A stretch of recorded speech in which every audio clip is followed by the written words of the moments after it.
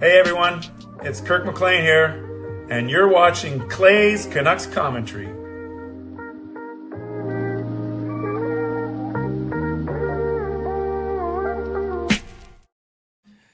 Hey everyone, we are starting hour number 17. So we are past the 2/3 mark of this live stream, and now we can keep going, keep pounding away. Hour number 17. For those of you that are here with me, shout out to all of you. Thank you for being here. Thank you for, this is basically the turning point. If I get through these next 2 hours, 4 o'clock and 5 o'clock, then we're back to almost normal hours, and then we are in the home stretch, the last 6 hours, which will go by very quickly. So let me just tweet this out real quick. I don't know who's on Twitter at 4 a.m., but I am just going to share that what we are doing here. Gosh, I see some people posting pictures of, or just one picture of me with my makeup on. So I'm not sure if I'm going to retweet that. Give me a second, guys, and we will get going with our third hour. Here we go, part 3. Actually, let's go. We'll go like this. I say, join me for part 3 now. For part 3 now. We are in our final third. That's what I'll say for that. And then I will share the link, and then we can get going. Where is part 3? Here we go. Okay. Should I do this one more time? Quote, come join us for the final third. Come join me for the final third. Okay, friends, we are almost here. Thank you for being here. I appreciate, but let's do this. We got a minute here. Put in the chat if you're still here and where you are watching from right now, and what time it is if you want to share that. If it's not 4 a.m. where you are, let me know what time it is. You can subscribe to the channel so you get active in the chat session. You can like the video. You can leave a donation. You can gift a membership. You can buy your own membership. You can upgrade your membership, or you can use your monthly membership message. We are into our final third, and everything has reset once again. Right now, the experience points are as so. We have Fangirl at 825 points. We have Skytrain Alfred at 450. We have Swervin Irvin at 375. We have Gerald at 275. And then a bunch of people tied with 75. So this one is wide open for the taking. Yes, Carol, you made it. Carol, you made it. You are in the right spot for sure. So where are some of you watching from? Yes, indeed, it's the home stretch. Thank you, Seattle, for taking care of Carol. Hey, Dino, you're up, or maybe you never went to bed. Time flies. I almost missed your live stream since I came back from the Jays playoff run once in a few years. Interesting. YouTube says Clay has 11.6. Well, that's right. PD is 11.6, and I am 11.6. K, not million. Carol watching from the Okanagan. Tom Clayman is at home.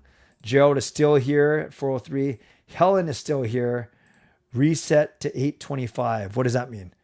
What does that mean, Erwin? Raymond, after watching game 1 of Jays, I'm in Victoria, and yes, you're in the same time zone, Shannon.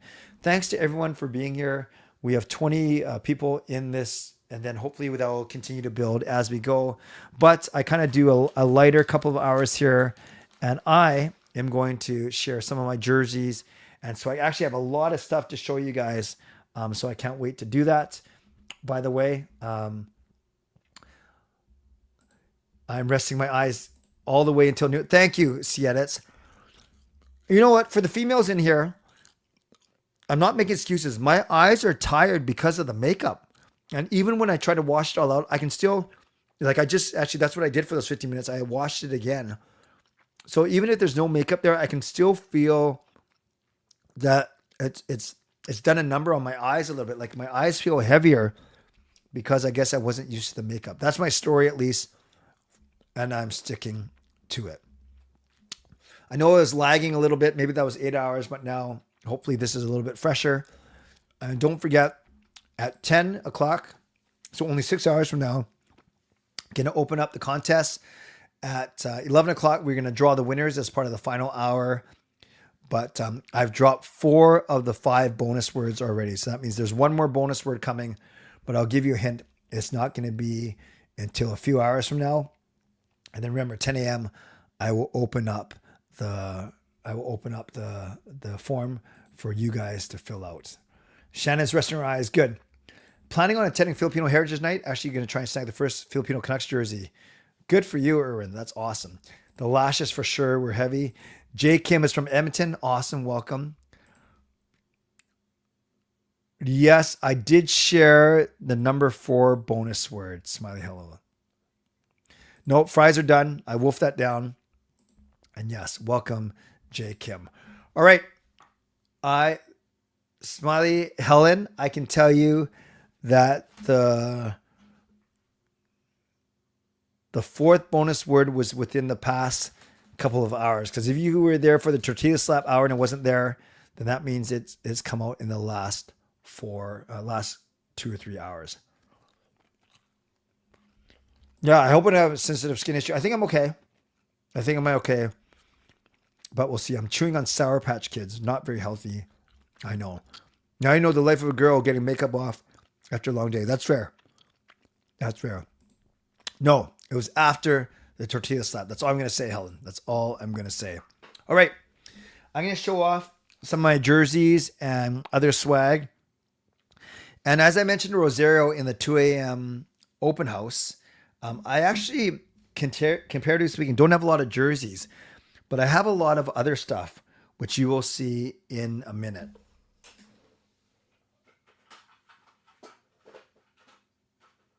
Okay. So we'll start off with jerseys. This is my only jersey that I have that of the current alternate. And this is one given to me by the team.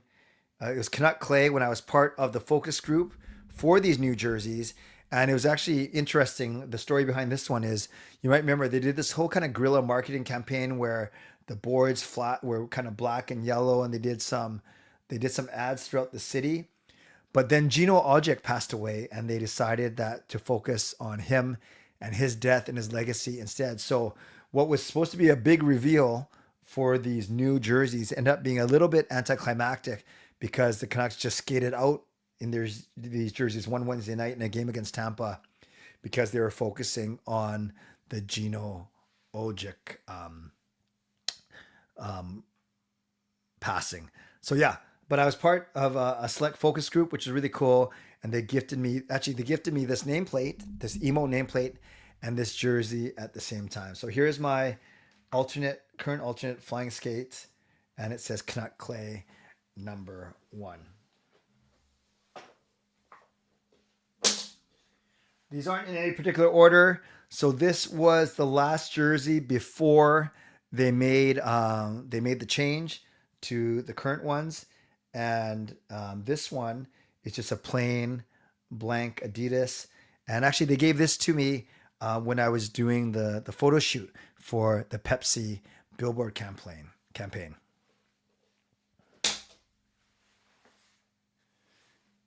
This one is my white Adidas one, shined by Kiefer Sherwood, number 44, right there.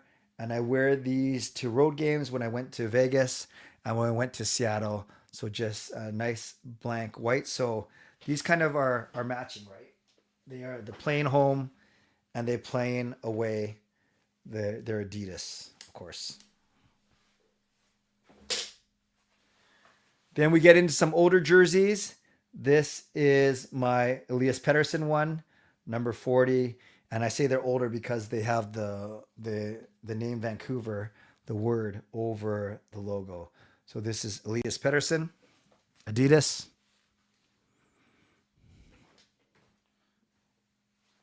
This is Daniel Sedin. Now this one, I think this one might be not legit. Just the way there's something about these number. I think there's something about the number or the lettering that looked off to me. It might be the lettering. It was given to me. I'm not complaining, but this is a Daniel one. But I'm gonna hold on to this to compare it to my Henrik one in a second.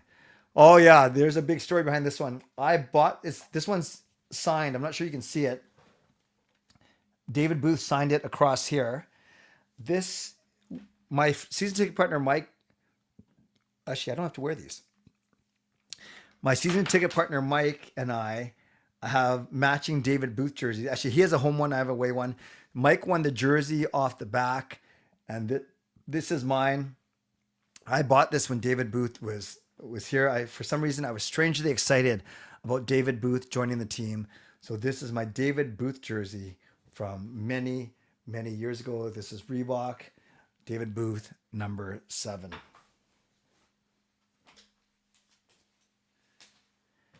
Here's my Ryan Miller, also signed by Ryan Miller. So this is cool. This is his Reebok jersey when he was here. Good goaltender, U.S. goaltender for the Vancouver Canucks. This is my favorite jersey. It's a little bit beat up. The NHL kind of decal has fallen off. But this is my 50th jersey from a few years ago.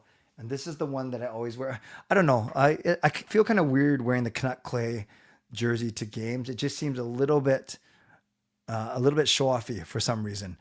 So this is the Quinn Hughes one that I wear during black skate nights. And sure, it's the old school flying skate. It's the 50th anniversary flying skate, but this is still my favorite jersey, both because of how it looks and the player that is indeed on it.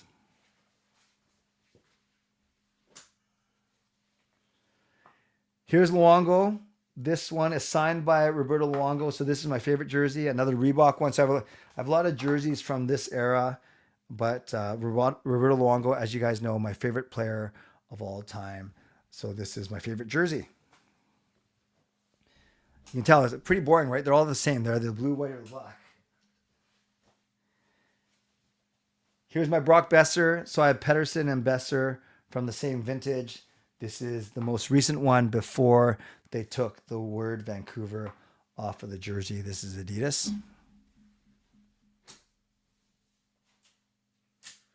And you know what? I don't have my Henrik to compare it to because I think one of my kids or my wife borrowed it. So I have this Daniel one, and I certainly have a Henrik number 33 one that I can't find right now. And I thought I had a Hamhuis too. I must be missing a couple of jerseys, you guys, because I thought I had a Hamhuis in white as well, but I don't see it. Booth.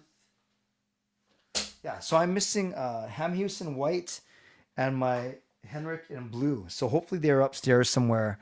But yes, for sure, Siedets. I want to add more jerseys now, especially under the new design. But haven't done so just yet. I get pretty cheap when it comes to those kind of things, actually. Okay, so let's move to some other now non-jersey apparel. And now I'm confused as to where those other 2 jerseys are. Now it's not bothering me, but I'm kind of curious. So we start off. I have 3 Canucks Christmas sweaters. Not sure why I have 3. Hey, Selena. Oh, no, I have a Horvat as well. You know what? I'm missing a bunch of jerseys. This is weird. My kids must have brought them. I have a Horvat, I have a Henrik, and I have a Hamhuis. All 3 H's. But now, obviously, I didn't do a good job of parsing them before I just whipped up through my closet last night and found these. So yeah, I have a Horvat. Someone must have borrowed it. I have a Henrik. Someone must have borrowed it.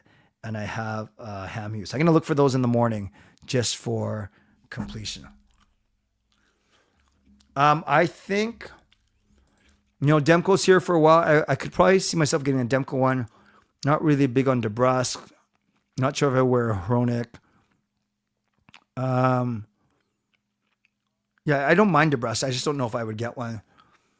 I have Besser, Hughes, PD, maybe Demko. Although he's only here for 3 more years. But I could, or maybe a Coots, but I think of the current players, Demko for sure.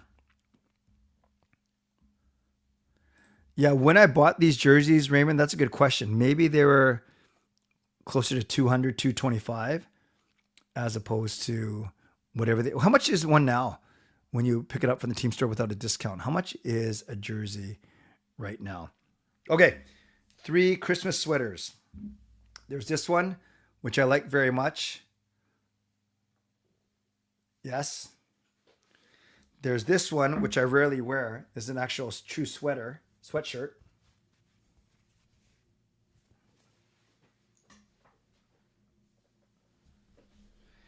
And then there's this one, which I wear a lot. I've worn this in music videos, quite a few music videos for the Canucks. So this is, actually, I'll do it like this. That's better. And this one is thin material, a little more easier to wear. It's $298 plus tax now. Okay. Actually, Garland's a good one too, actually. Okay. The one thing I have many of are jackets, hoodies, and pullovers. Probably over a dozen. So this section may take a bit of time.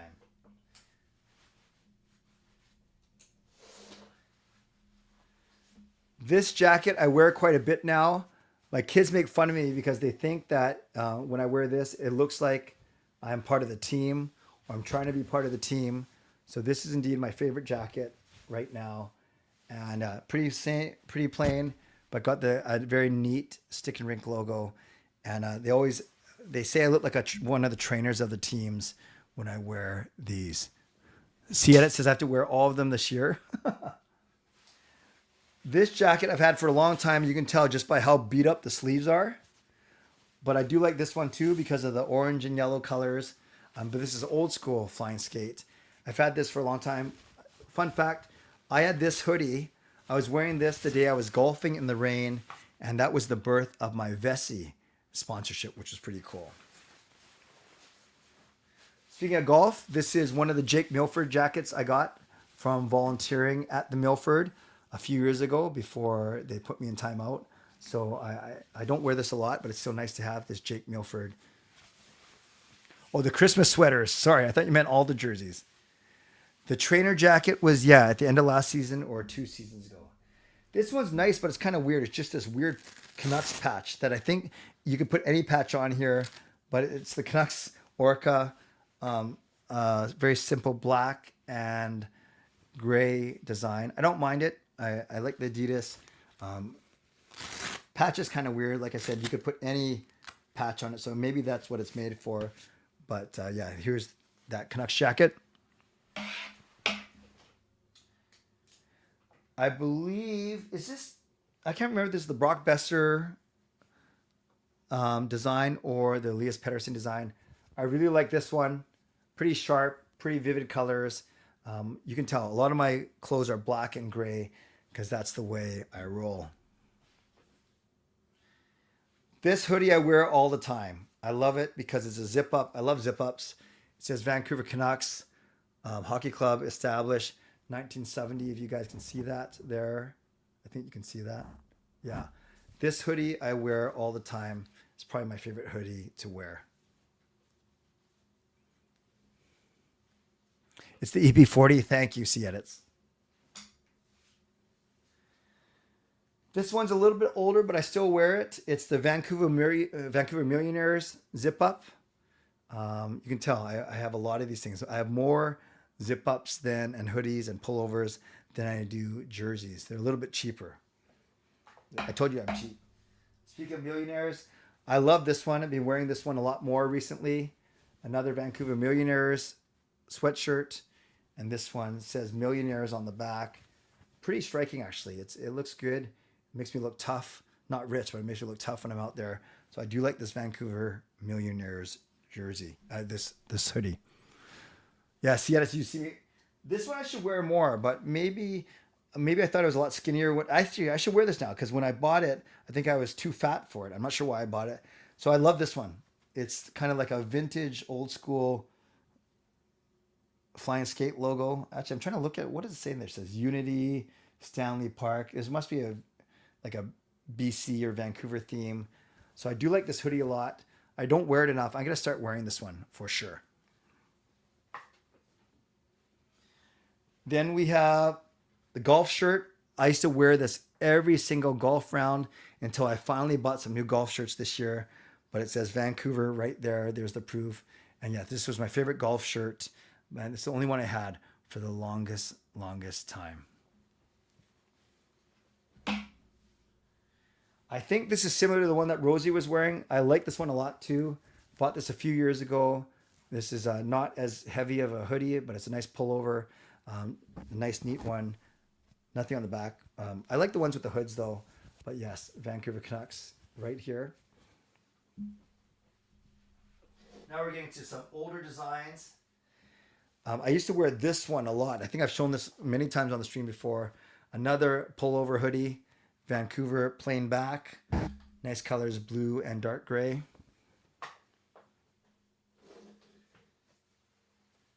And this one is quite old as well. Don't wear this one a lot. I used to though. Vancouver with the Orca dark gray. What do you call it when it's only like this? Is that a pullover, a hoodie, or half hoodie, half pullover? Obviously, I'm not very cool, but there's this one as well. You guys have heard me talk about before that I rarely wear hats because they make me look like I am like 5 years old. I'll show you what I mean. So here's my one Canucks hat. And there, now tell me, let's take a break here. How old do I look when I wear this? Be honest. I'm actually 51. I think this hat, I don't think I look 51 where I wear this, but I think I look like I'm a little kid. So everyone type in the chat right now, how quarter zip, thank you. How old do I look when I wear this hat? And I will not be offended if you, so Erwin says, Sean. I'm not sure how happy he'll be. Fillmore said, hey, Fillmore, he says 35 years old. How old do I look when I'm wearing this, you guys? We got a 35 from Fillmore. We got 20 years younger from Raymond, so that makes me 31. Gerald says, I still look 51. Burns says 22. I'll take that. Carol says, I look 40. I'll take that as well. Some good ages there. Good range here from 22 all the way up into 51. But yes, you can probably tell why I don't wear hats. I don't think it's the most flattering look. Maybe because I have such a big head or whatever it may be. Q22 by Taylor Swift. Very good. Gold Canucks Go says 12. And then he says, just kidding. I'll take it. I'll take it. So yes, I do not wear hats for a reason. Okay, here are some of my t-shirts. I have a lot of t-shirts as well. So I have my CCC merch first. So not really Canucks swag, but they count. This is GLCPC, obviously for good looking Canucks Positivity Club. A small thumbs up. Then you saw the one that Jacob was wearing. He only wears it when he's going to get it messy. So this is the big thumbs up for the GLCPC right here. Then we have the big CCC. Clay's Canucks commentary, obviously.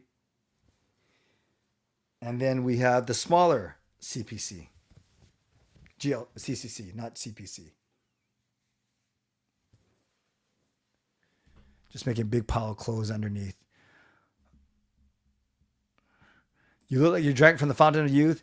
30 years younger with the makeup. A different style hat would look better for you. That's fine. That's fine. And no, you're not the only one having nightmares about the makeup, Selena. Then I have 3 shirts that basically look the same. We got this Flying Skate Canucks. We have this Flying Skate Canucks.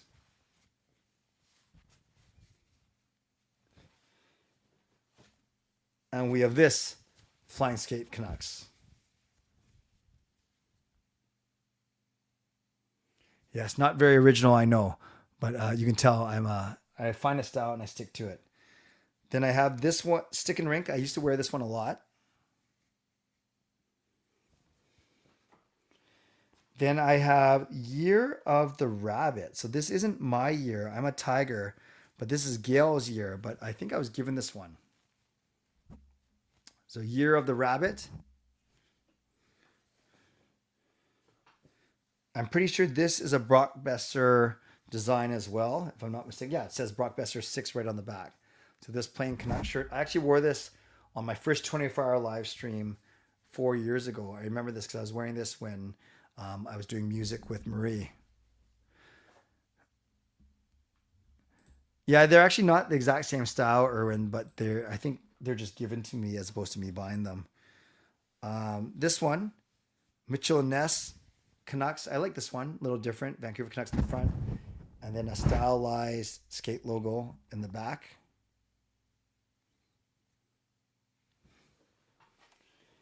This one's, who is this one? I know this one was pretty cool when I first got it. Vancouver Canucks. What's this one? CCM? Yeah, this one's Vancouver Canucks CCM.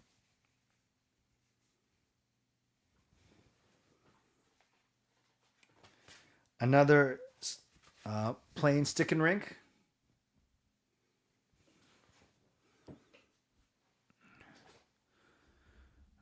I saw a Canucks fan when I was in Sydney. Hey, Micro, how are you? Happy Halloween with Clay's latest makeup. How many years ago did you buy the Year of the Rabbit shirt? 70. Year of the Rabbit is 75, right? So 87, 99, 2011, 2023. Yeah, must be 3 years, just 2 years ago now. Was Rabbit just 2 years ago? I think it was very recent. Retirement night. Thank you. Henrik and Daniel, or Daniel and Henrik, whatever it says. Daniel and Henrik.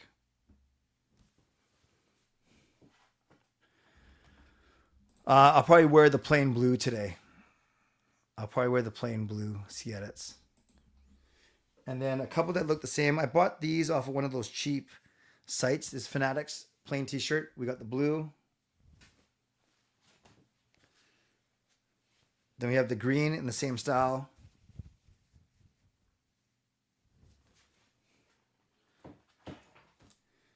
And then this is one, it's got to be, it feels like a giveaway shirt from the arena.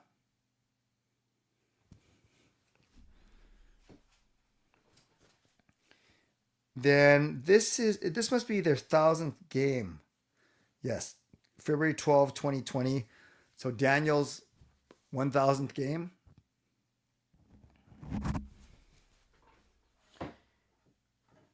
And then I have 2 shirts from other teams. One of them, I went to the game at this arena, and the person I was with bought me this shirt. And the other one is one of my favorite teams, but I got it at the arena, but not an actual game. So I was in the city. So that's too complicated.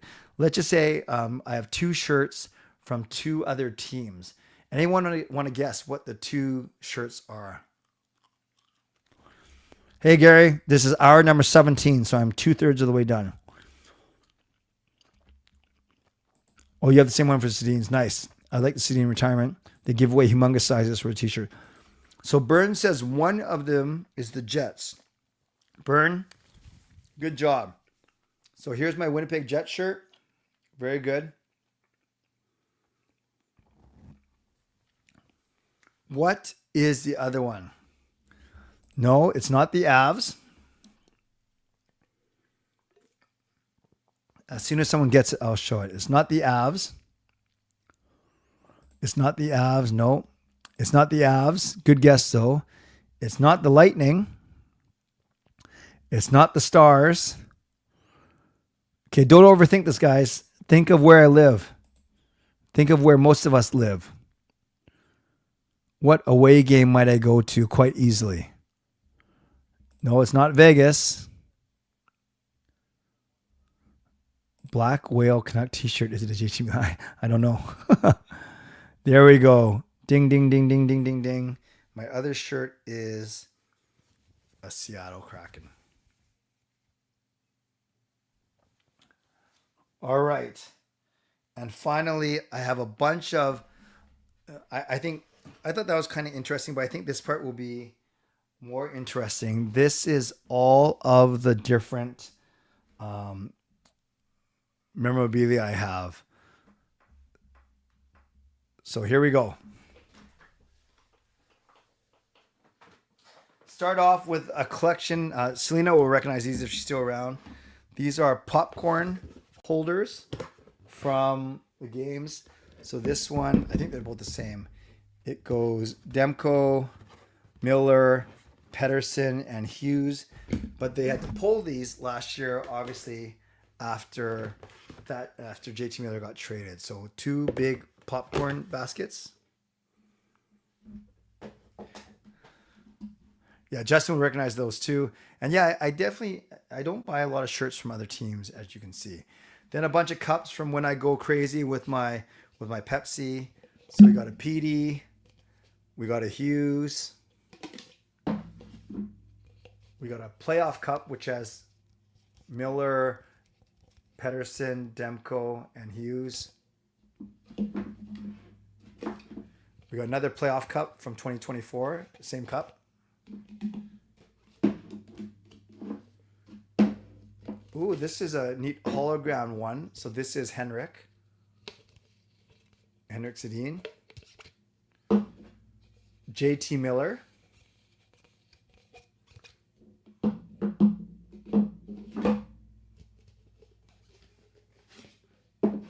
a Quinn Hughes,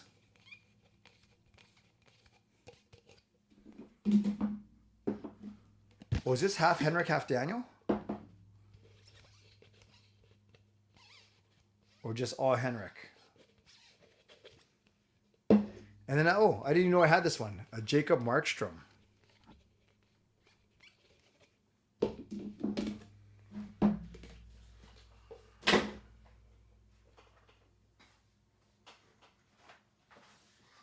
You guys have seen the Gassy Jack art, the PD, the Demko, and the Hughes behind me. And then I think I've shown you before as well. We have Grin Hughes right there.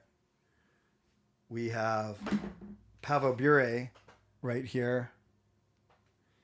And we have Brock Besser here. All courtesy of Gassy Jack.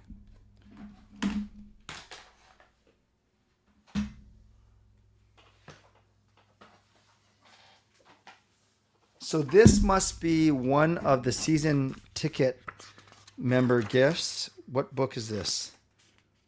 Our team. What year is this? Well, it's old. There's Bieksa in it. What year is this book? Does anyone know? I'll show it to you in a second. We Are All Canucks. Photo credits. Yeah, now I'm curious as to what year this book came out. Roger Nielsen statue. We Are West Coast. Our jersey. Our history. This goes up to what year?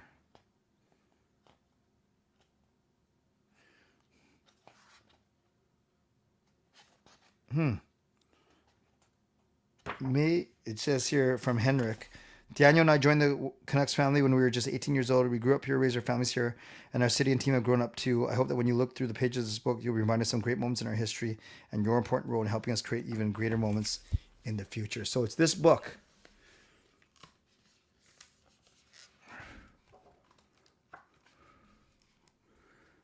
Yeah, so I don't know what year this book was, but I should probably try and find out. How much are the Canucks cups?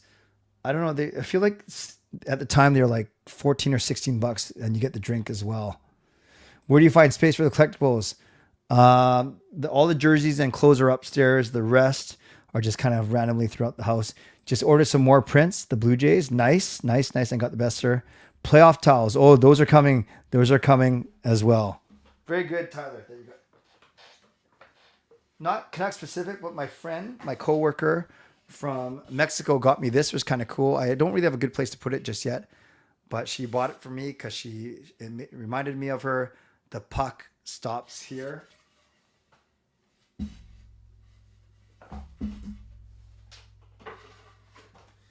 This one's my favorite, and it freaks the you-know-what out of Mickey all the time. My Bo Horvat doll. Hey, how are you? I'll tell you that much for free. Yeah, here's Bo. Bo Horvat. Bo Horvat, everyone. No, Raymond, I didn't buy those sets. I just buy them for myself, and then they all use them. It's fine. You guys have seen this. I use this around Christmas time. I put it up behind me. This is our Canucks Christmas ornament or whatever, Christmas lights.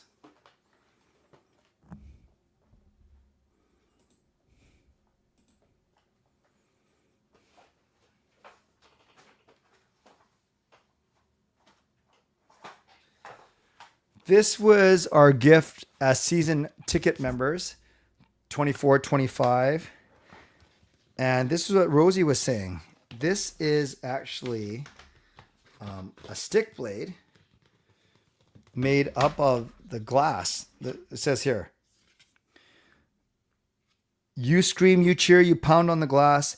Your enthusiastic support behind the boards is what drives this team. As a season ticket member, we know how much this team means to you, so we want to thank you with a piece of Rogers Arena, literally. Custom made from our arena plexiglass, this one-of-a-kind hockey stick has seen the crushing hits, epic goal celebrations, unforgettable playoff runs, and even the golden goal from 2010 Olympics. The passion for the Canucks fan base is simply incredible and something we will never take for granted. We hope that you enjoyed the 2023-24 season Canucks season, and we look forward to building new memories with you on both sides of the glass. To the team in the stands, thank you for your continued support of Vancouver Canucks, your membership team. So this is actually made from arena plexiglass. It's kind of cool. It's kind of cool. Yeah, former game plexi. Exactly.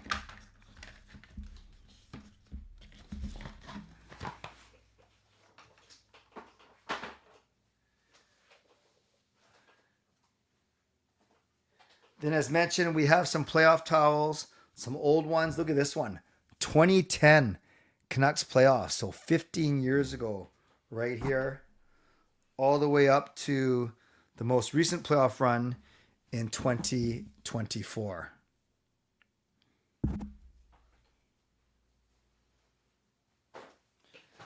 I wore this on my last stream. This is what we got at the game on Thursday night. Brand new scarf, except it's black, yellow, and red. Go Canucks Go on one side, and then part of the Canucks logo on the other side.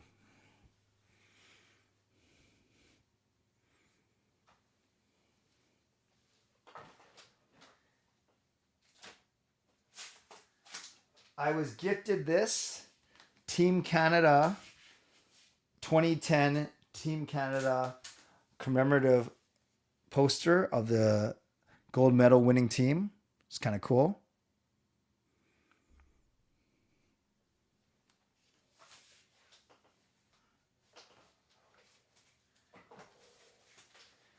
And then finally, Jason Lim gave this to me. This is the 50th anniversary picture, 1970 to 2020 commemorative plaque as well. 50 years of Vancouver Canucks.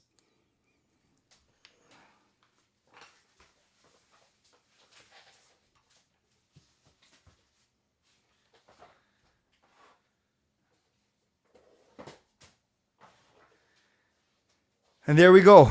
That's about a dozen jerseys, 3 of which I'm missing now that I recognize. Thank you.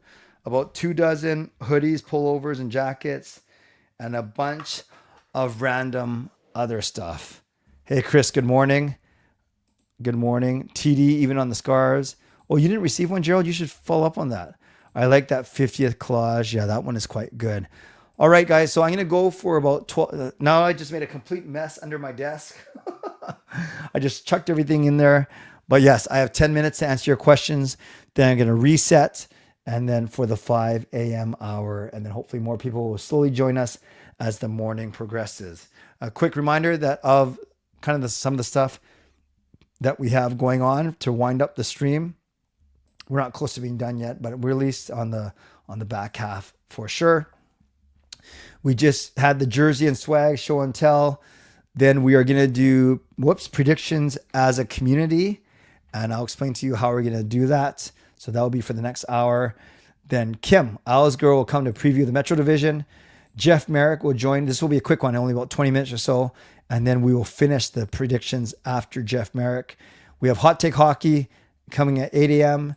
We have my brother coming at 9 a.m. And then if Parker can't come, we're going to have some combination of Kayla and my lovely wife, Gail, at 10 a.m. That's also, contest opens. Then we're going to do the ticket giveaway and wrap up at 11 a.m. And at 12 p.m., I'm going to take a 3-hour nap before I go to tonight's Canucks game.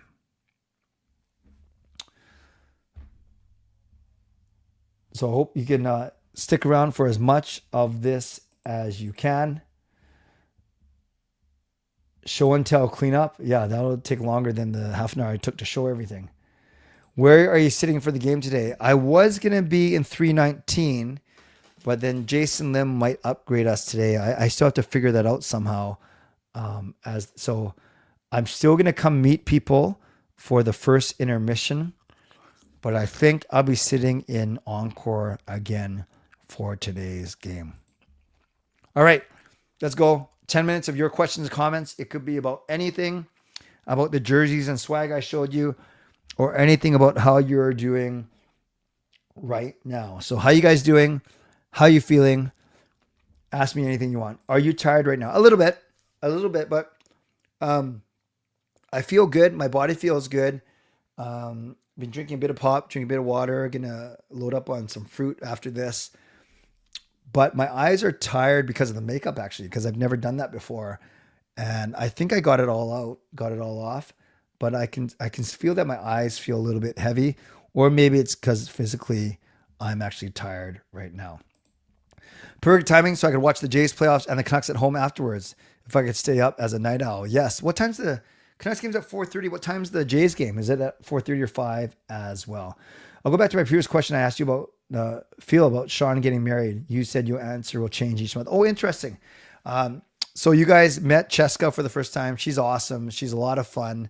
They are so compatible, and we are so happy to be welcoming Cheska into the family. And I heard Sean joking about her doing 99% of the planning. I wouldn't say it's 99, maybe 97%. But yeah, excited for them and really, really, really enjoy Cheska.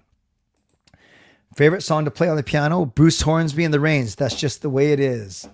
Dug-a-dun, dug-a-dun, dug-a-dun. That is my favorite song to play on the piano for sure. Oh, Jay's game's at 1. I see. So Jay's game's at 1. Oh, perfect. So you can finish my stream, watch the Jays game, then watch the Canucks game. Amazing. Do they still have that section under the stands where you can see the players go to and from the dressing room? Actual seating or part of VIP access? Yeah, okay. So the health, I can't remember the name of it. The health wellness, that's not the name of it. But the expensive section is, yeah, you can go down underneath and eat during the intermissions and watch the players walk out, basically a mini tunnel, walk out from the dressing room to the ice surface. So yes, they still have that section on the stands where you can do that. It's an actual seating section, but it costs a lot of money. It's like the highest tier of seats that you can go to. Sorry, I ate up a word in my head. It's late. I asked you about starting to get married. You said you answered. I asked you, what other games do you plan to go to? Are you going to the Avs game in November? No, I can't go to the Avs game because it's on. I have a big work event. Oh, I can tell you which games I'm going to, actually. The games I'm going to this month. Okay. So I went to a home opener. Then I am going to the St. Louis Blues on tomorrow night. I'm going to the Oilers on the 26th. Then I'm skipping a bunch because of work. And then I am going to Winnipeg on the 11th. I'm going to Stars on the 20th with Tyler. And then I am going to Calgary, then Utah, but not Minnesota. So I'm going to quite a few games, actually. But after the St. Louis one, I am not going to Montreal, but I am going to Edmonton. Then after the Edmonton game, I'm actually not there until the Winnipeg game on the 11th. 2 p.m. Gotcha. More economical to watch the Jays and Canucks on the same day. 2:03. Oh, it's funny. So usually puck drop is 8 minutes after, is first pitch 3 minutes after. Interesting. There's a tunnel to the captain's table through club section. What is the expensive section? Yeah, it's the it's the health, not health and wellness. It's the something health section. Still looking great. Boring noon game upcoming noon at Caps, or can Canucks change it? I hope they can change it. It's 4:30 here against St. Louis. Canucks on Prime. Hey, Cannabis. Nice, good selection there. Oh, you mean my games? Yeah, I'm excited. I'm excited for four as well. 3 to 7 minutes past the hour for the first pitch. Gotcha. All right, guys, 5 more minutes left. For the last 5 minutes, you tell me your favorite piece of Canucks memorabilia that you have, or jersey, or swag, or clothing. What is your one favorite piece of Canucks jersey, swag, memorabilia, paraphernalia that you have in your collection? I would consider going to Canucks game live if I got a free ticket. Well, I'm not just going to give you a free ticket, Raven, but if you win a contest or whatever it may be, then that is awesome. Yeah, that's going to be a lot of fun, Tyler, watching with you on the 20th. All right, guys, 4 minutes, and then I'm going to take a 10-minute break. What is your favorite jersey or swag item or merchandise that you own for the Vancouver Canucks? My signed jerseys from the Canucks players, which ones? Or do you have a bunch of jerseys that are signed by multiple players? See edits. 1994 starter jacket. That sounds sweet. A Besser jersey a decade ago. That sounds really good, Raymond. Very good. Very good. I like these already.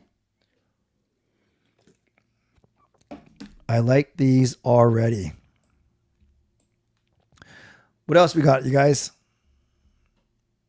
Signed jersey, starter jacket, Besser jersey. What is your favorite piece of Canucks memorabilia or swag or jersey that you have? Luongo jersey with the Luongo Ring of Honor patch on it. Nice, nice, nice.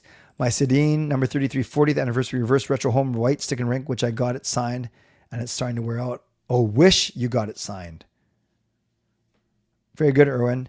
T-shirt, Western Division Champs 2024, brought by my son from Rogers Arena shop. Nice. That's awesome, Byrne. That's really good. You have Besser, DeBrusque, Ian Cole, Friedman, and Pete. Wait a second. You have those 5 jerseys, or you have those 5 names on one jersey? See edits. Zip-up jacket that makes me look like I work behind the bench. Oh, those are the best, Tyler. Those are the best. Cherish those for sure. I have a longer jersey, but it kind of coming apart, so I don't wear it often. That's fair, Micro. Signed Demmer jersey of the updated stick and rink. Also Canucks full leather jacket last year. Awesome. That sounds good, Gerald. That sounds really, really good. All right, 1 more minute, and then I'm going to clean up a bit and then get ready for my next hour. Kuz jersey, especially since he was traded. Wow, that's good. Black skate. Oh, that's probably looks really, really good. I have those names split up on 2 jerseys. They signed a picture. Oh, cool. So it must be one of those meet and greets where you get certain, because that is an interesting mix of players for sure. Besser, DeBrusque, Ian Cole, Friedman, and Petey. Those are some good players. Actually, you have the whole top line there: Besser, DeBrusque, and PD.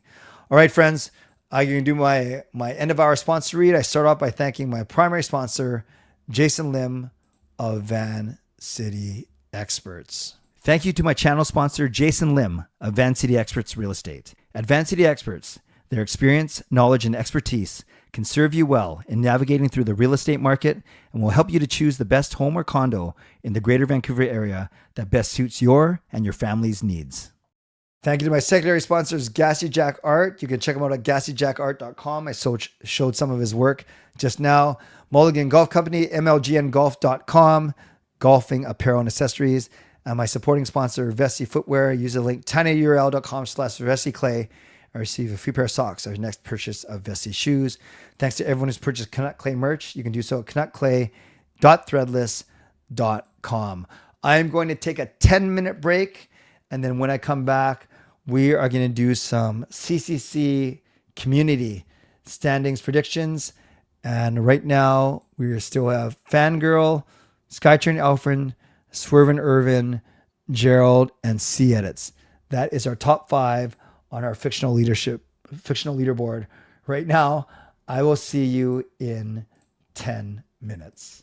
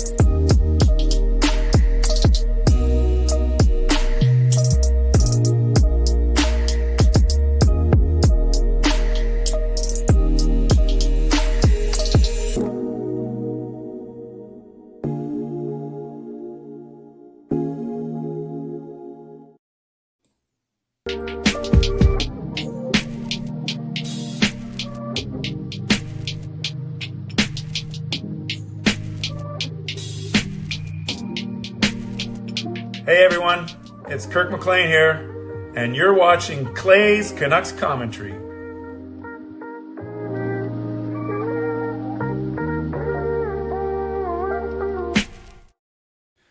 Hey Canucks fans, we are starting hour number 18, 19, 20, 1, 2, 3, 4. Yes, we have finished 17 hours. We are now on to hour number 18.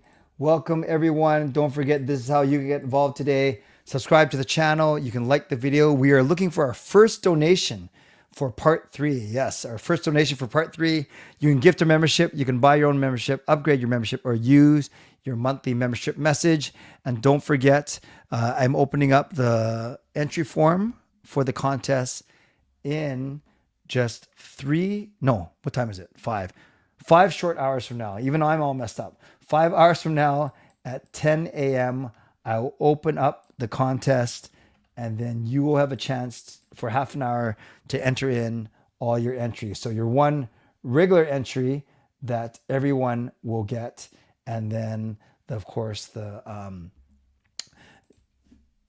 then you have an opportunity to earn 5 extra bonus words. And I've been dropping those throughout the stream. I've actually dropped 4. So there's only one more to come. And I can't wait for that contest to open in 5 hours from now. But in the meantime, oh, look at that. Look at that. We have our first donation for part 3. And it comes from Skytrain Alfred. Let's give Skytrain Alfred some love in the chat. And he got it!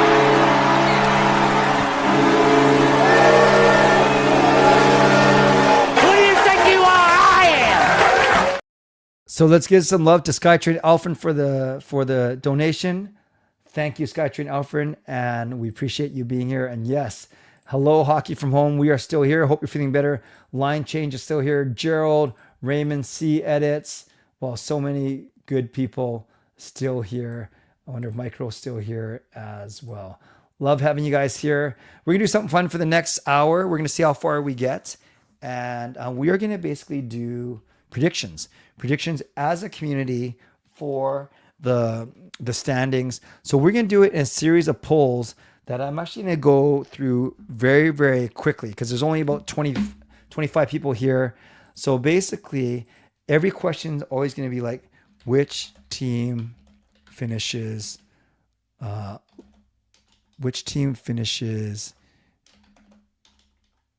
am I going to do this? Finishes in 8th. Okay. So this is how we're going to do it. For each one, so we're going to start with the Atlantic Division, and then I'm going to give you 4 options, and then all you got to do is vote. And you can only vote once, and we're going to take about only 2 minutes per vote, or even 1 minute per vote. And it's probably going to,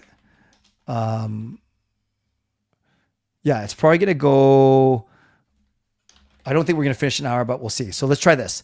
Atlantic Division, which team finishes 8th? I'm only going to give you 45 seconds to vote because I think that's all you need as long as you stay on top of this. And then we're going to kind of go 7th, 6th, 5th. I'm going to see how long this first one takes. So I'm going to give you 30 seconds to vote. It'll probably actually take me longer to type in the options than actually, it's going to take me longer to type in the options than it is going to take you to vote. So let's try this. Who finishes 8th in the Atlantic Division? So, and of course, whatever it comes to, then I remove that one, and then we go 7th, so on and so forth, all the way down to 1st. So this is pretty simple. That is done. So I stop the poll as this is done. And then we see what the final thing is. So you have that. I'm just gonna wait for the poll to actually come up on my thing. Why is this so slow? Why is this so slow? I stopped it like 2 seconds ago. Okay, so we have Buffalo Sabres coming in 8th. Perfect. So then I go, who finishes in 7th? And now obviously Buffalo is off the table. So then I have to go Boston, Detroit,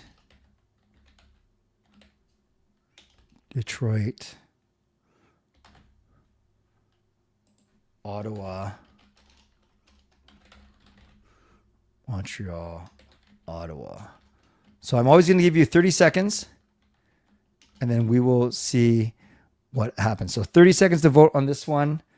Actually, yeah, we'll do that. I'm going to put this up here as well. NHL standings 24-25. I think this will be faster if I look at it over here.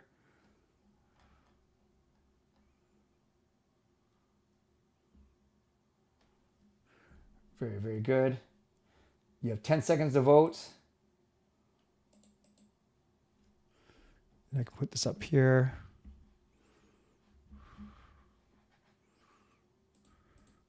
So it's going to go fast.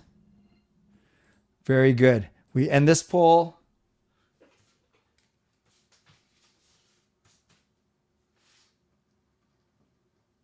So the loser of this poll is Detroit. You have Detroit finishing in 7th. Okay, I like this. I like that. This is good. This is good. So the next one is obviously who finishes in 6th. And it can't be Detroit or Buffalo. So that means we're going to give you Boston. We're going to give you Montreal. We're going to give you Ottawa.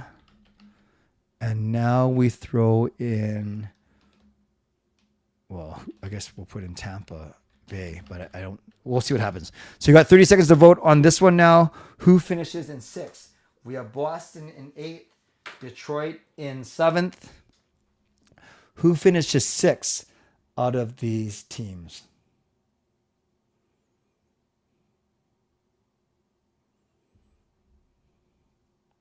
Can you add a screen with all the teams per division? Yeah, I can do that in a sec. That'll help, I think. Give me 1 second. Let me just end this poll. And then, yeah, we want to be as efficient as possible so you can see. Okay, let's do this. Let's do this. I think that's fair. If I do 2020 NHL 2024 25 standings. If I do this, and then if I do this, oh, a lot of pop-ups here. Okay, so maybe I will share screen.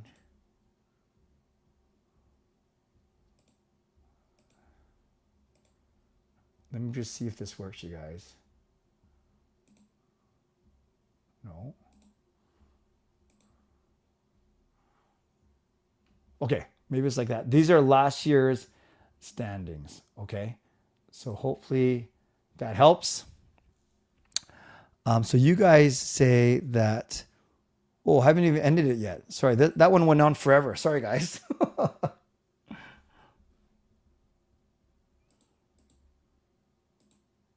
So you have finishing 6th is Boston. No, I screwed that up.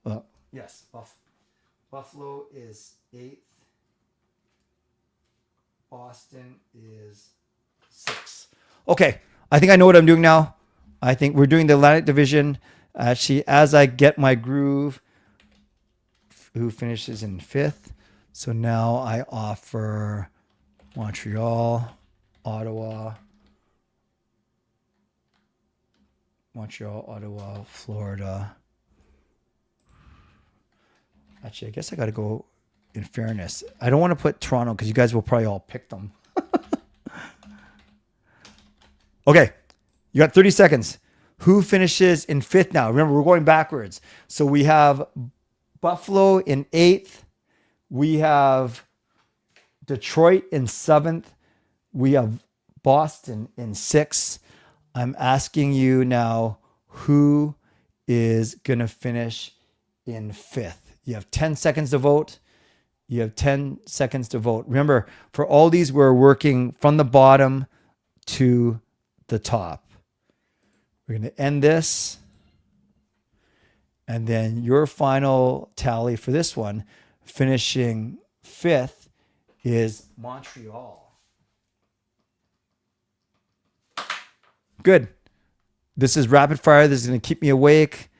Now we are going to who finishes in 4th. Remember, we're going 4th all the way to the top. So this is Toronto, Florida, Tampa Bay, and Ottawa. So this is your top 4, you guys. Who finishes in 4th in the Atlantic? Vote now. Remember, this is who finishes in 4th. You have 20 seconds to vote. I'm doing fine, 2B. Thank you for asking. Remember, this is the Atlantic Division completely. Hey, just call me R. Nice to see you. Happy Thanksgiving.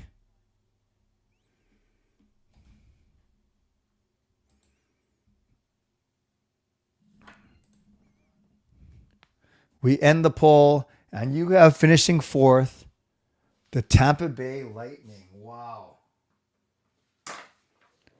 Okay, now that we have top 4, I should have gone backwards because that makes more intuitive sense, right?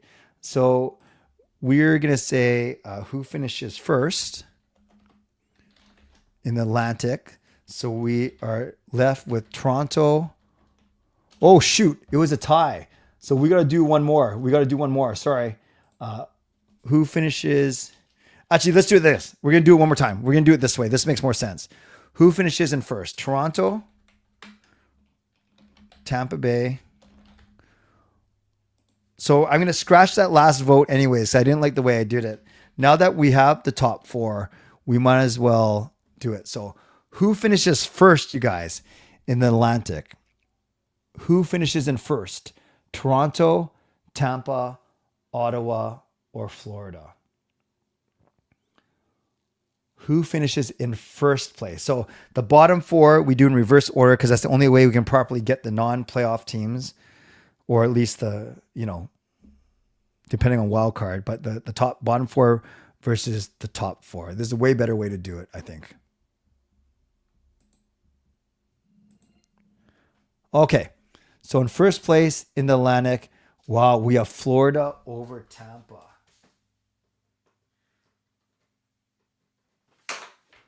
Sorry, Florida over Toronto. So then I can't just presume, though, that's the order. So we have to say now who finishes in second. Is it Toronto? Well, you guys still have Florida winning the division. Is it Toronto, Tampa Bay, or is it Ottawa? Who finishes in second, you guys, behind the Florida Panthers?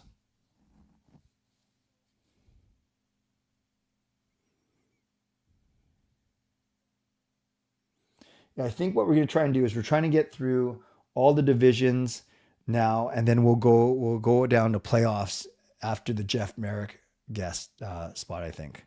10 seconds for this one, you guys.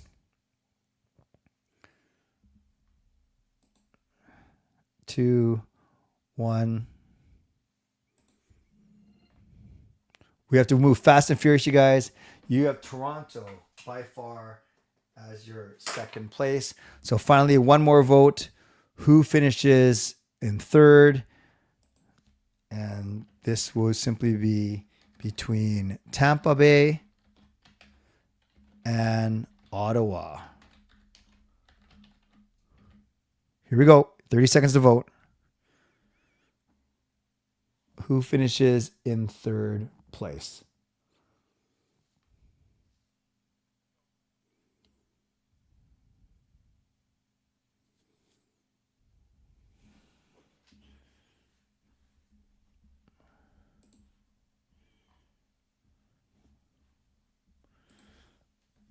We're going to move to the Metro next.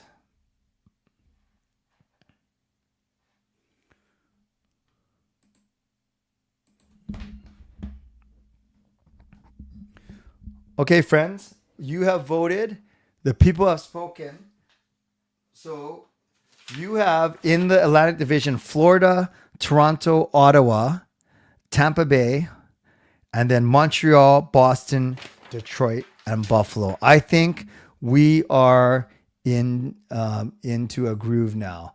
Well, so let's go now. This is the Metro division. You see them on your screen, the 8 teams. So we start by going from the bottom first to eliminate the bottom 4. Who finishes in 8th? Is it Philly and Rick Tocchet? Is it Pittsburgh? And is it the New York? Is it Islanders? Or is it Rangers? All right, 30 seconds. Metro Division. Who finishes in dead last in 8th? Tubi says, do you think the refs has anything to do with last? No, against the Oilers? No. The Oilers were the much better team.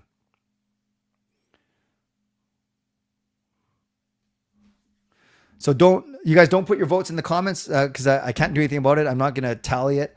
We are going to go with what is in the poll. It's the most scientific and it's the easiest for me to figure out.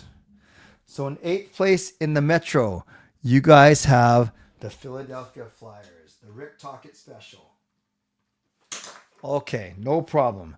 Now the question then is, who finishes 7th in the Metro? And the choices are Pittsburgh, Islanders, Rangers, or Columbus. Remember, this is who finishes 7th, just ahead of the Philadelphia Flyers. Who finishes 7th in the Metro?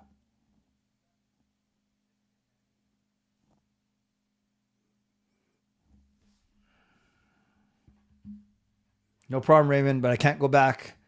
Got to keep going.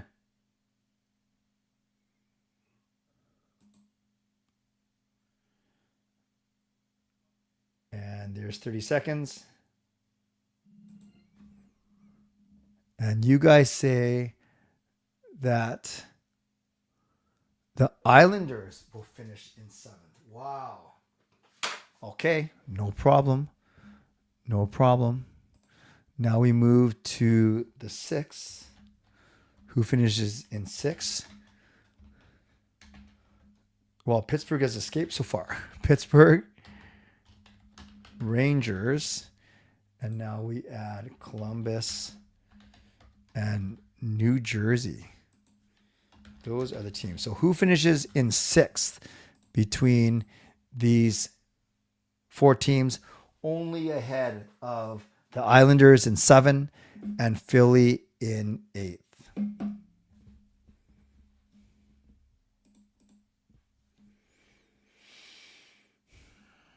You got 15 seconds. Yeah, I'm not sold on the Islanders though.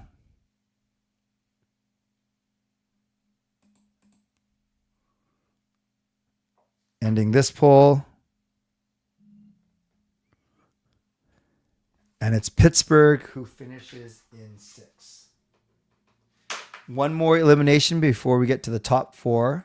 So now the question is, who finishes in 5th? And we have Rangers, Columbus, New Jersey, and Carolina.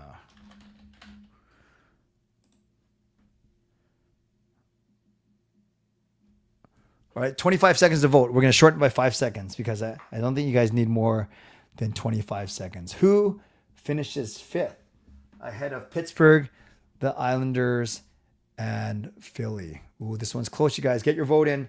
You got 10 seconds. I need every single vote. Every single vote counts. Get it in there. I need it. I need it. I need it. And we end it now. And it looks like it is Columbus finishes in 5th. Jackie won't be happy to hear that. Okay, now's the opposite. Now, to make this more intuitive, who finishes in 1st? So who wins the Metro? Is it Washington? Is it Carolina? Is it New Jersey? Or is it the Rangers who are sneaking up in this poll? You got 25 seconds to vote. Who wins the Metro Division? Who wins the Metro Division?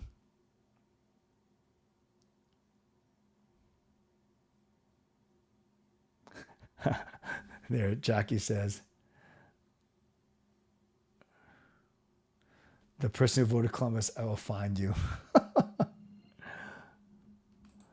Let's end this poll.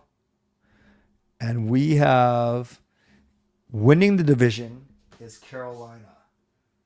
No surprise there. Only have 8 votes, you guys. There's more than 8 people in this chat. Come on, we need more. We need more.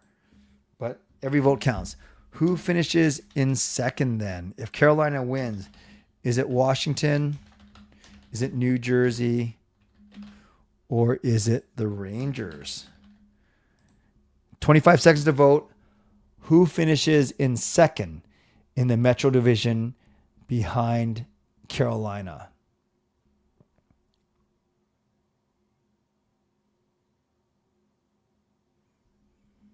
This is interesting. Yeah, we'll see how far we can get. We'll at least get through the divisions for sure. And then we'll see if we get into playoff matchups.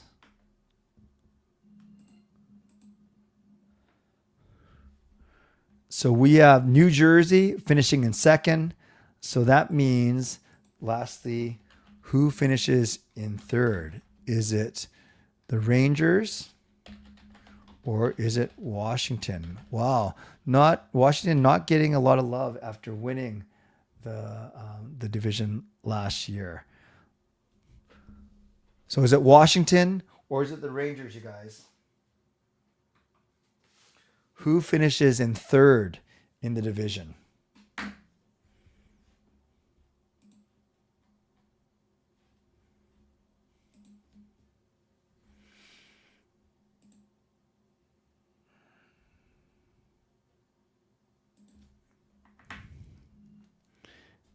People have spoken, and is Washington in third. So, according to you guys, the Metro Division will be Carolina, New Jersey, Washington, the Rangers, Columbus, Pittsburgh, the Islanders, and Philly. Okay. Now we go to the Central Division. I like this. I like the way we're doing this. It's kind of cool, and it's fast, which is nice. Okay. Now we are moving on to the Central. So I have the Central Division standings up for you from last year. You can see it there. So we're starting at the bottom again. Who finishes in 8th in the Central? And remember, this is the one that Liz Hood helped us preview already. You might remember what she said. I don't know if it's going to affect your vote, but this is a very tough division. So who finishes in last in the Central Division? Vote, and vote quickly. You got 25 seconds to get your voice heard. Who finishes last in the Central Division? Maybe the toughest division in the entire NHL.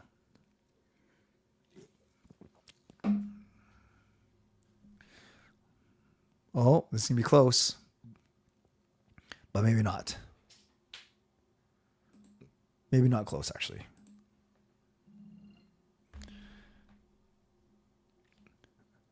You have spoken, and you're saying Chicago will finish 8th in the division.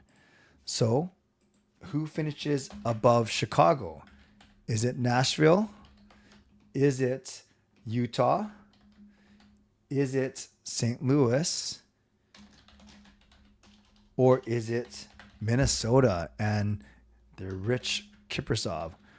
Who finishes in 7th in the division, just ahead of Chicago? Go ahead and vote.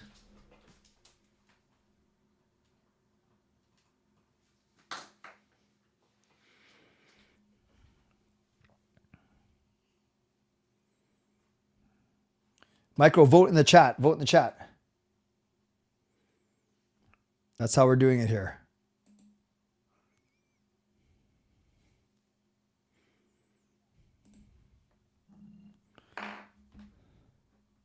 And Nashville wins that one with the same split, 60-20-20. So the question now is who finishes in 6th ahead of Nashville and Chicago? Your choices are Utah, Minnesota, St. Louis, and technically, if we're going by last year's standings, we are going Colorado. So who finishes in 6th ahead of Nashville and Chicago?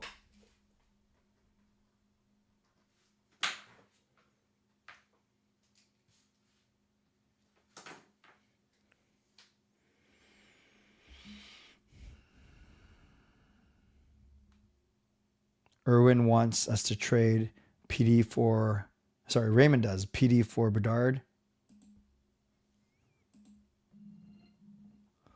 Oh, this one's close, you guys. But it is St. Louis that you guys are saying coming in 6th. Wow. Wow, wow, wow. And who comes in 5th? Dallas, Colorado, Minnesota, and Utah. So remember, you have St. Louis as 6, you have Nashville as 7, you have Chicago as 8. Who finishes in 5th between these 4 teams? Now we're getting to the upper echelon of the Central Division.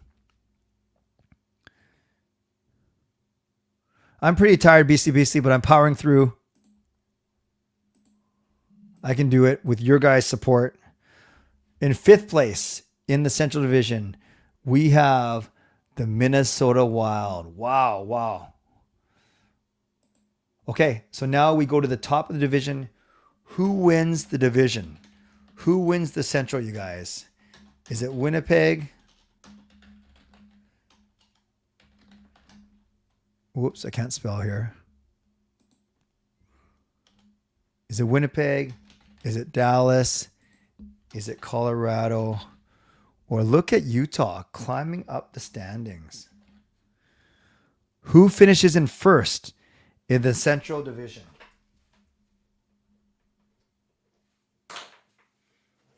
Who finishes 1st in the Central?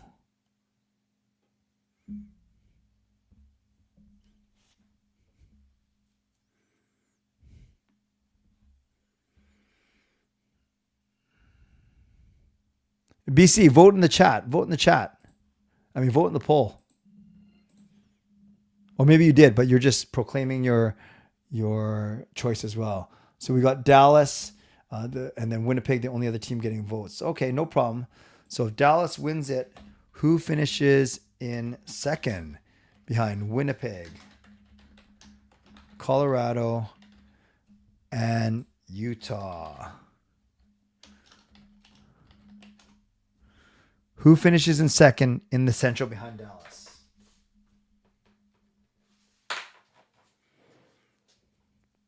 Make sure you vote, guys. Keep the vote going. Need your vote.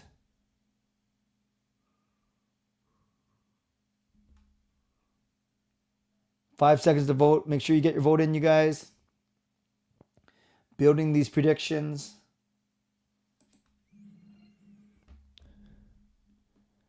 You have Colorado finishing in 2nd. And now we have in the poll, if Colorado finishes in 2nd, then we just have between Utah and Winnipeg for 3rd.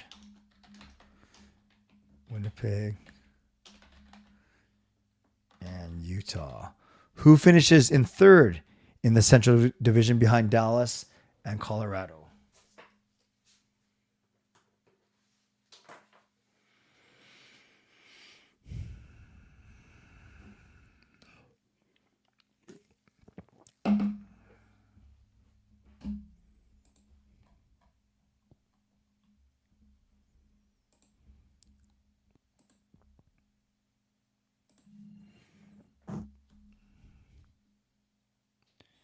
And then in a very close vote is Winnipeg over Utah.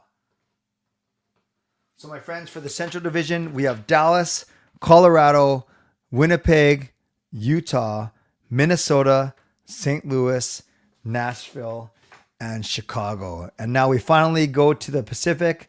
I would ask you to be as unbiased as possible. Which team finishes in 8th? You see it in front of you. We'll go San Jose. We go Seattle. We're going to go Anaheim. And then we go Vancouver. So which team finishes in 8th in the Pacific Division? Dead last in the Pacific.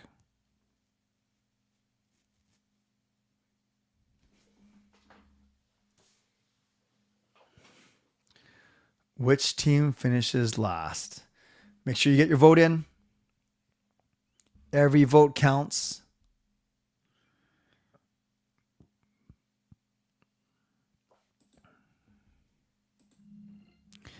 Votes are in. And it is San Jose who wins, if you call it that, worst in the Pacific. So then who finishes in 7th? Is it Seattle? Is it Anaheim? I'm very curious to see how far Vancouver rises, if at all. So who finishes in 7th in the Pacific Division ahead of the San Jose Sharks?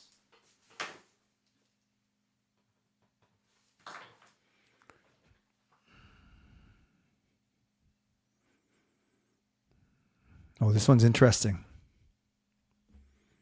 10 seconds left.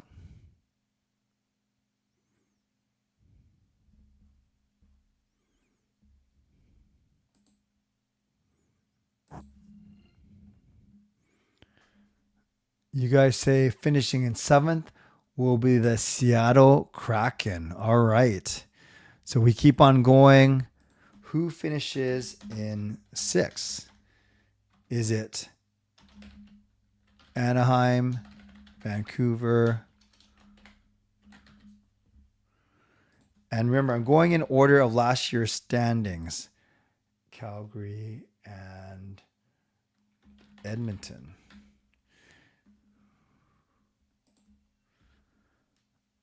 So who finishes in 6th ahead of Seattle and San Jose?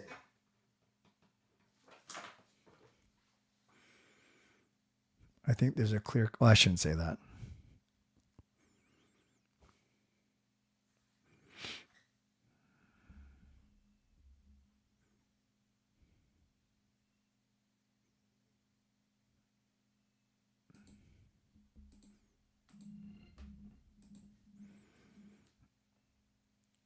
And it is Calgary who's going to come in 6th. And here's the tricky one then. Which team finishes in 5th?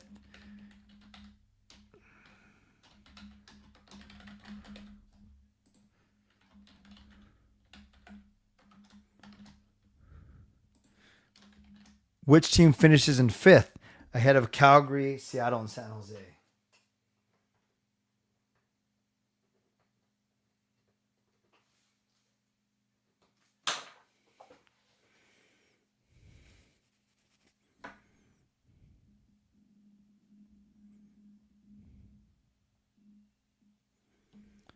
Five more seconds to vote. That's the end. And you guys have Anaheim as finishing in 5th. Okay, let's flip it. Let's flip it. Which team finishes in 1st in the division? Is it Vegas? Is it LA? So here's your top 4 according to you guys. Which team finishes in 1st in the Pacific?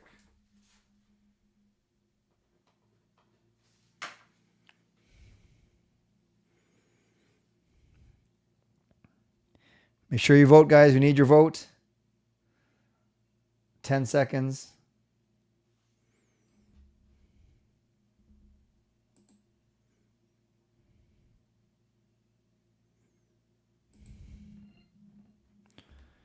winning the division. You guys, wow. You have Vegas winning the division. So let's see who comes in second in this division. Is it LA? Is it Edmonton? Or is it Vancouver?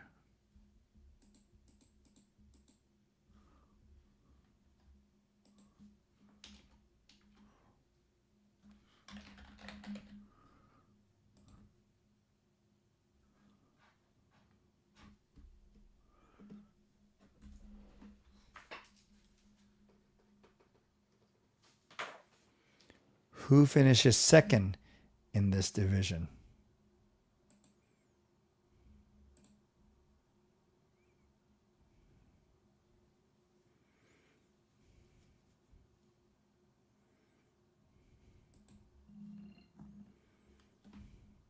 It is the Edmonton Oilers.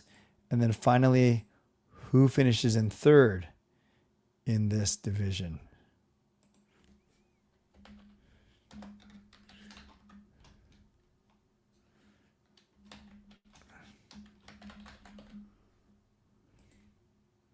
So Vegas and Edmonton, no surprise there.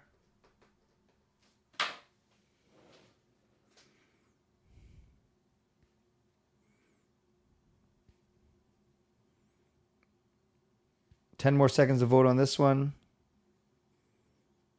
Very intriguing result, to be sure.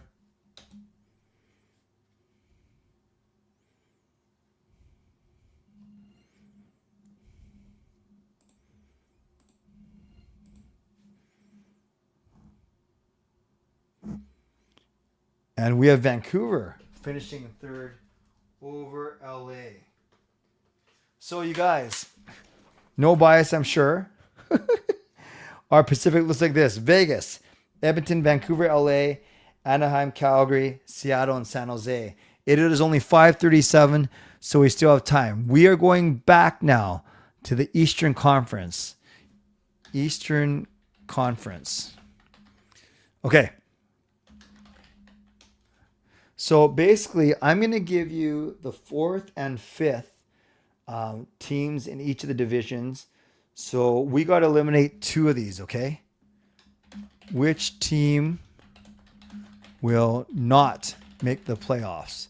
So basically, I'm giving you 4 and 5 from the two divisions, and we got to eliminate two of them, okay? I think that makes sense. So of these 4, which team will not, actually technically, no, I gotta do it like this.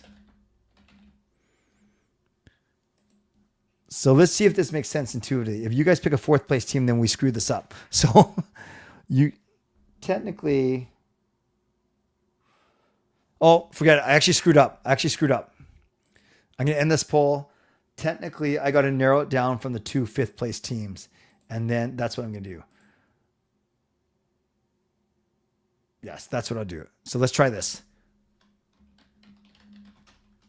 Eastern Conference. So I'm doing the 5th place team search. Which team will not make the playoffs?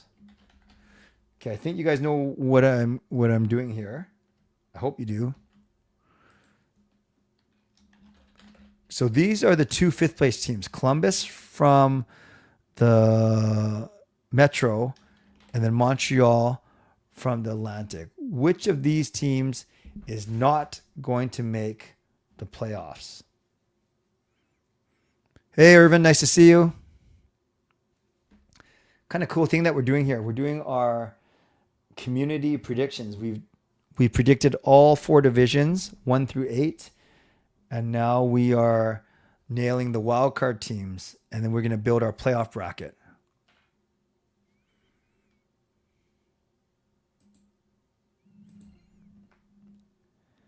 So you guys are saying Columbus will not make the playoffs out of those 2 teams.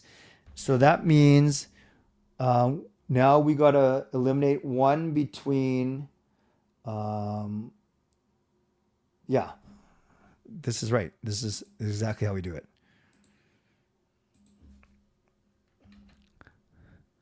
So now it's New York Rangers or the Montreal Canadiens. So this one is, you got to listen, you got to read. Which team will make the playoffs? If you pick the Rangers, that means it's going to be 4 teams from Metro, 4 teams from Atlantic. If you pick Montreal, it means 5 teams from Atlantic and only 3 teams from Metro. So which team will make the playoffs? Yes, positive. Which team will make the playoffs? Again, which team will make the playoffs? Not which team won't. Which team will make the playoffs?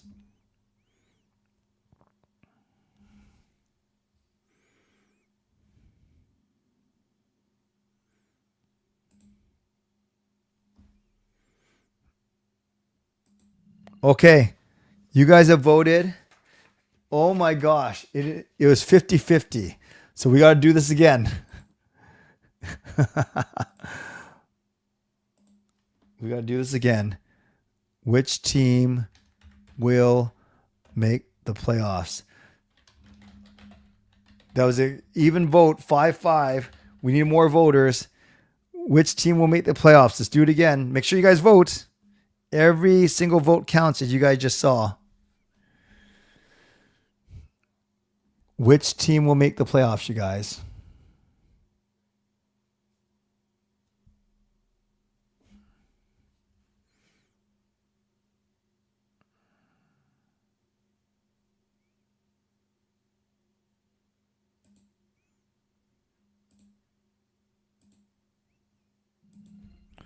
How did the votes change?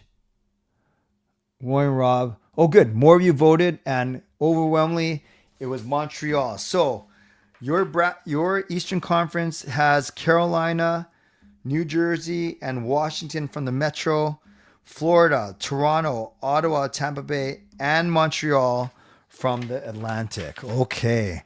Now this is where it gets interesting. We are moving to the Western Conference. And we're trying to determine the wild card teams. So which of these teams will not make the playoffs? I'm taking the 2 fifth place teams first.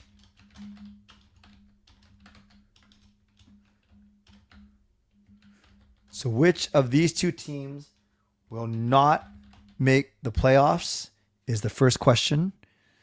Remember, not make the playoffs. Which team will not make the playoffs? I know I sound like a broken record, but I keep changing between will and won't. But intuitively, I have to do it this way. By the way, Vancouver's safely in a playoff spot because you have them as 3rd.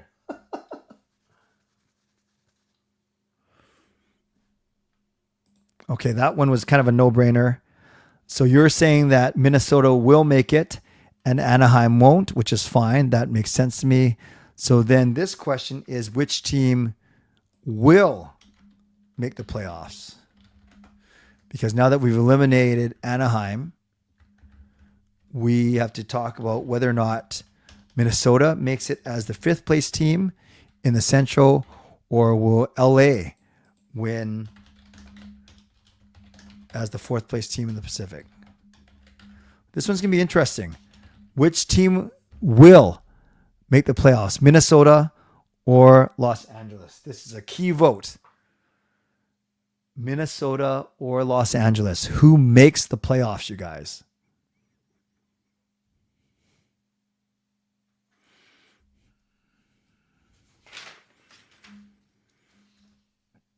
Make sure you vote.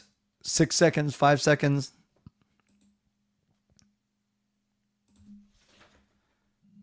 All right, the people have spoken. And it's Minnesota. It is Minnesota. So you have only 3 teams make it from the Pacific: Vegas, Edmonton, Vancouver, and 5 teams make it from the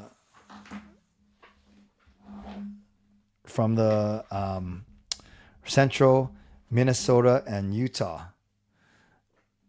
Dallas, Colorado, Winnipeg, Utah, Minnesota. And now, actually, this is perfect. We can actually get this bracket together before the break. Which team will finish with more points? And this is going to determine who the wild card have to play, right? So let's go Eastern first. Is it Carolina or Florida?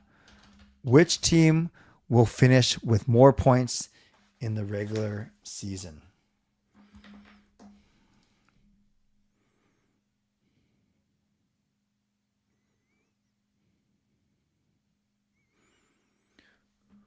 Oh, wow. Even vote. Come on, guys. Make sure you vote.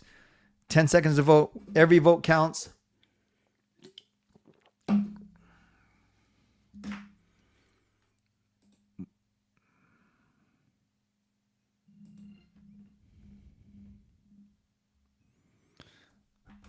Carolina over Florida. Just 7 votes, though. Not a lot of votes, but it still counts. And then finally, of these two teams, your 2 division winners, which team will finish with more points of these 2 teams? And then now we can get our playoff bracket together. Dallas or Vegas? Make sure you vote. Who finishes with more points?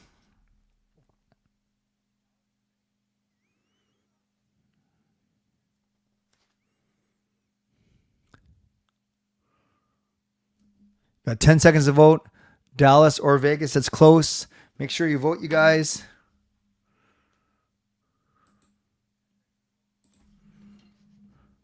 You guys have voted. Oh my gosh, it is 50-50. So we are going to do it again. I implore you to vote. That was close. It was a 50-50 split. We're going to do it again. Dallas or Vegas? Who finishes with more points? That was exciting, you guys.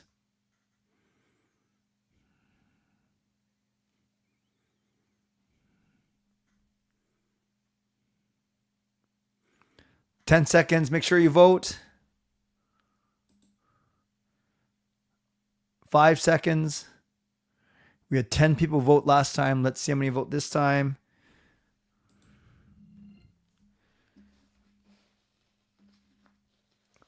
We had more people vote, and it looks like those people voted for Vegas. So we have Vegas as our Western Conference champs. All right. So our matchups will be Vegas versus Minnesota, Dallas versus Utah, Edmonton, Vancouver, and Colorado, Winnipeg. And then in the East, it's going to be Carolina versus Montreal, Florida, Tampa, New Jersey, Washington, and Toronto versus Ottawa. Very exciting. We will continue these predictions a little bit later, and then I'm going to keep these for the entire year. Very, very good. Let me do my end of our sponsor read, and that was quick. I don't know if it's quick for you. That was very quick for me. That is our number 18 in the books. Thank you to my primary sponsor, Jason Lim of Van City Experts. Thank you to my channel sponsor, Jason Lim of Van City Experts Real Estate. At Van City Experts, their experience, knowledge, and expertise can serve you well in navigating through the real estate market and will help you to choose the best home or condo in the Greater Vancouver area that best suits your and your family's needs. Thank you to my secondary sponsors, Gassy Jack Art. You can check them out at gassyjackart.com, creator of this wonderful artwork. There's Mulligan Golf Company, mlgngolf.com, maker of golf apparel and accessories. And my supporting sponsor, Vessi Footwear. Use the link tinyurl.com/VessiClay and receive a free pair of socks off your next purchase of Vessi's shoes. And thanks to everyone who's purchased Canuck Clay merch. You can do so at canuckclay.threadless.com. Okay, friends. Hour number 18 down. So we have moved quickly from 2/3 done to 75% done. Yes, we are there already. This is amazing. We are going into the final 6 hours of the show. Shout out to everyone who is with me. Next up is Isles Girl 3 from New York. She's going to help me break down this Metropolitan Division. Can't wait. Going to take a 10-minute break. As the stream gets longer, I need these longer 10-minute breaks than the 5-minute breaks. So I'll see you back in 10 minutes, and we'll welcome Isles Girl. See you then.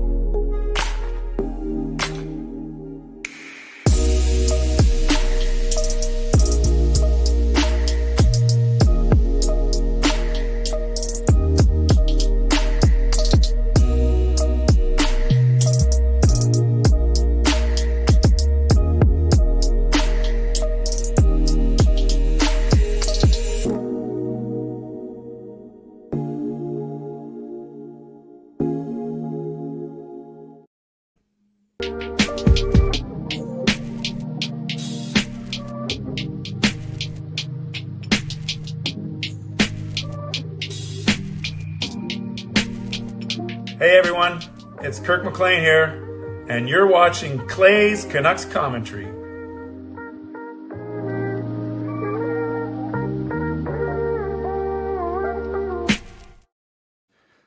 Welcome back, everyone. We are starting hour number 19. Yes, that means we are officially 75% done. We are almost there. And oh, my light just went out. I wonder if the battery, give me a sec. Oh, I can see it's not plugged in. Oh no. My plug is busted. It must have fallen on this. Okay.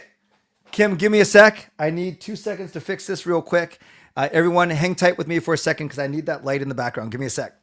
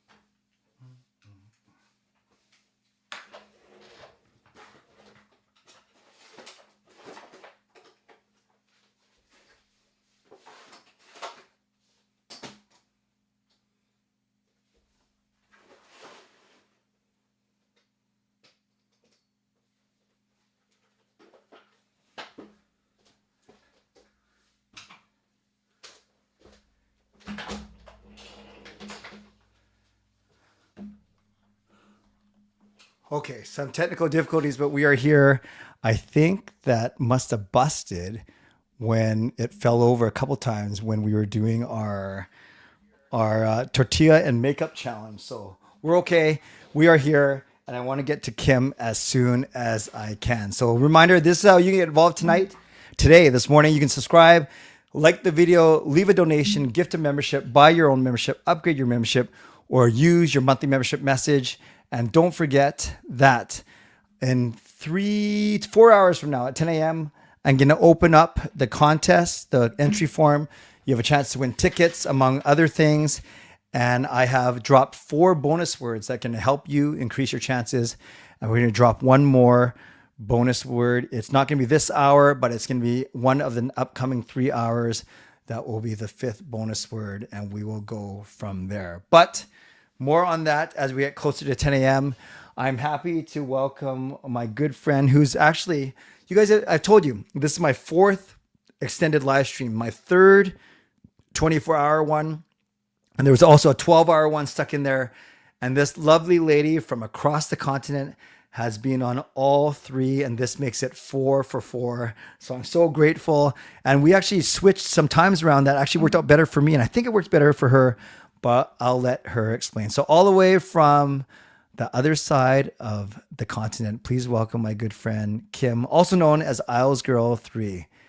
Good morning. Good morning. How are ya? Oh man, I feel so bad.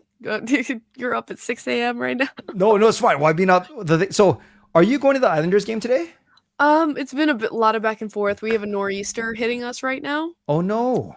So we have a big storm. I was like, should I go? Should I not go? Yeah. This is my one day off, and then I have to work 3 in a row. Yeah. So I'm kind of like, it's a 1 p.m. game. I'm like, yeah. How bad's the storm? Very windy. I can hear right now. Very windy. Okay. Like, So- I just out my window, I just hear. Whoosh. So the fact that the game's at 1, does that make it more likely that you go or less likely that you go? Less likely. Because why? Just because it's an afternoon game? Just or? because afternoon games and things like that.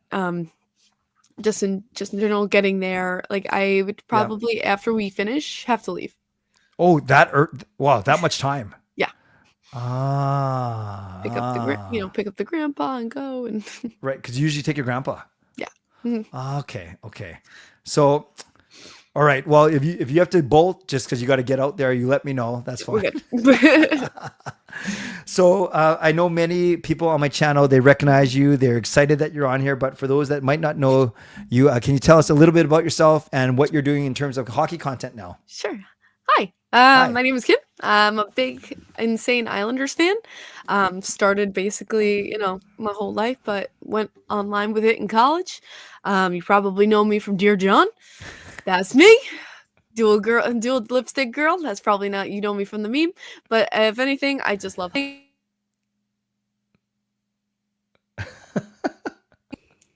you go. off my mic. But I love hockey. I love the sport, and I just do everything Islanders, basically focus on Islanders content. But I try to do I'm trying to try to do every other weekend podcasting now that I do nursing. So on my off weekends from nursing, I'm going to try to do podcasting on my off weekends. So this way I'm not burnt out. So you're a full-time nurse, right? Yes. That's awesome. Can you say off again? Oh my God. When I'm off. Yeah, no, I love it. I get that all the time. And what you don't have to give the address or the street, but what town are you in? Comac. So is that on Long Island? It's on Long Island. Yeah. I'm in a town called Comac. Awesome. It's Suffolk County, so it's like the island, and then it's split in half. We have Suffolk, and then we have Nassau County. Awesome. So I live in the Suffolk part of the county. And I've told you this like 25 times, but I almost took a job in Lindenhurst. How far is that from you? Lindenhurst. I think a good half an hour. Okay. I like it when I'll make you say anything. I love listening to you talk. Explain to everyone quickly what Dear John is for those, like I know very well, and that's how I got to know the legend of Kim Girl 3. But Dear John, it refers to Dear John Tavares, right? Yes. And it was, I'll let you fill it in, but basically a video when he was made the decision to leave the Islanders, correct? Yes. I got hit up by my local news station for that. They were like, we want to do something for John Tavares. Would you be in? I went, yes. Like, absolutely. So they grabbed a bunch of us and they put us in front of a camera and they said, go. Go what? Say anything. Just say anything. I'm like, okay. So I was like, kind of like, I was like, like if you were the Island, like we're Islanders fans, we are strong without you. Like we are, let's go Islanders. And like, I'm like, we don't fucking need you. We don't need you. That was the big part everyone loved. And, and we were expecting like Islanders fans, and then they edited it, and the parents. So this is what I heard from the news station themselves. Yeah. They edited it, and was supposed to be like that big like let's go Islanders kind of thing, and then they at the last minute they switched it to be like sad music, said Dear John, and I'm like, everyone's like, what the hell is this? Yeah, so almost a parody, like almost kind of goofing it up a little bit, or just changing. We were all like, what the hell? Yeah. We were like, and that was not the plan. Yeah. So, then you get memed. I mean, it's bad when you get to the, everyone knows it. Steve Dangle's reviewing it. I got memed. That was a fun time of my life. But I've accepted that meme. I have fun with it now. Toronto fans still bring it up to me, and I just have fun with it now. I mean, then I was like 18. Yes. I'm 26 now. Yes. Well, I was going to say, I know you to be very strong. I also know you to be a human being, and that kind of thing affects people in different ways. So this is something, Kim, I've never asked you. Did it actually affect your mental health at all in a bad way, or were at yes. 18 years old? It did. Oh yeah. I was in my dorm room crying really, really hard. I was getting messages how of embarrassment, how I got death threats. I got Toronto fans coming into my DMs. They found my Facebook. Wow. They found my private Facebook. I was getting DMs from my private Facebook, everything. Just telling me what a shithole Long Island was, like you are complete trash, Johnny Hockey's in better pastures, and just like all these things. I mean, like, but I felt it took some time. Islanders fans are the ones that really helped me. I went to games and people like obviously knew me. They put a hand on my shoulder and said, hey, what you said, you didn't say anything wrong. They're like, you're absolutely fine. We're behind you, kind of thing. Islanders fans took me in, and from there, I found two things from it. One, everyone was coming after me. Yep. And I knew other people in that video. Yep. Very, very well. And I said, you know what? They're left alone. Come after me. Yeah. I'll come after me, leave them alone. Right. And two, nowadays I'm like, I look back on it, it was a cool experience. It was like you live and you learn kind of thing. Yes. Maybe like, ask more questions, go more in depth if you're doing something. It's a life learning experience, but now I have fun with it. Now I have fun with the meme. Now I'm like, instead of, I put like words over it, and I just, if we beat Toronto, I say we just beat you, and I have fun with it nowadays. You live, you learn, you grow, and nowadays I'd probably be fine with it. Wow. Well, thank you for I've known a lot about it. Obviously, that's I guess one good thing from it is that's how I got to know you. But I'm sorry, I didn't know it had that big of an effect on you. That's nuts, and. Yeah, no one should have to go through that. So I'm glad you came out stronger on the other side of it, and look at you now. Awesome. That's wow. How are the rest of the people that were in that video? Do you still talk to any of them, or are you running the same circles? Oh, you're on mute again, Kim.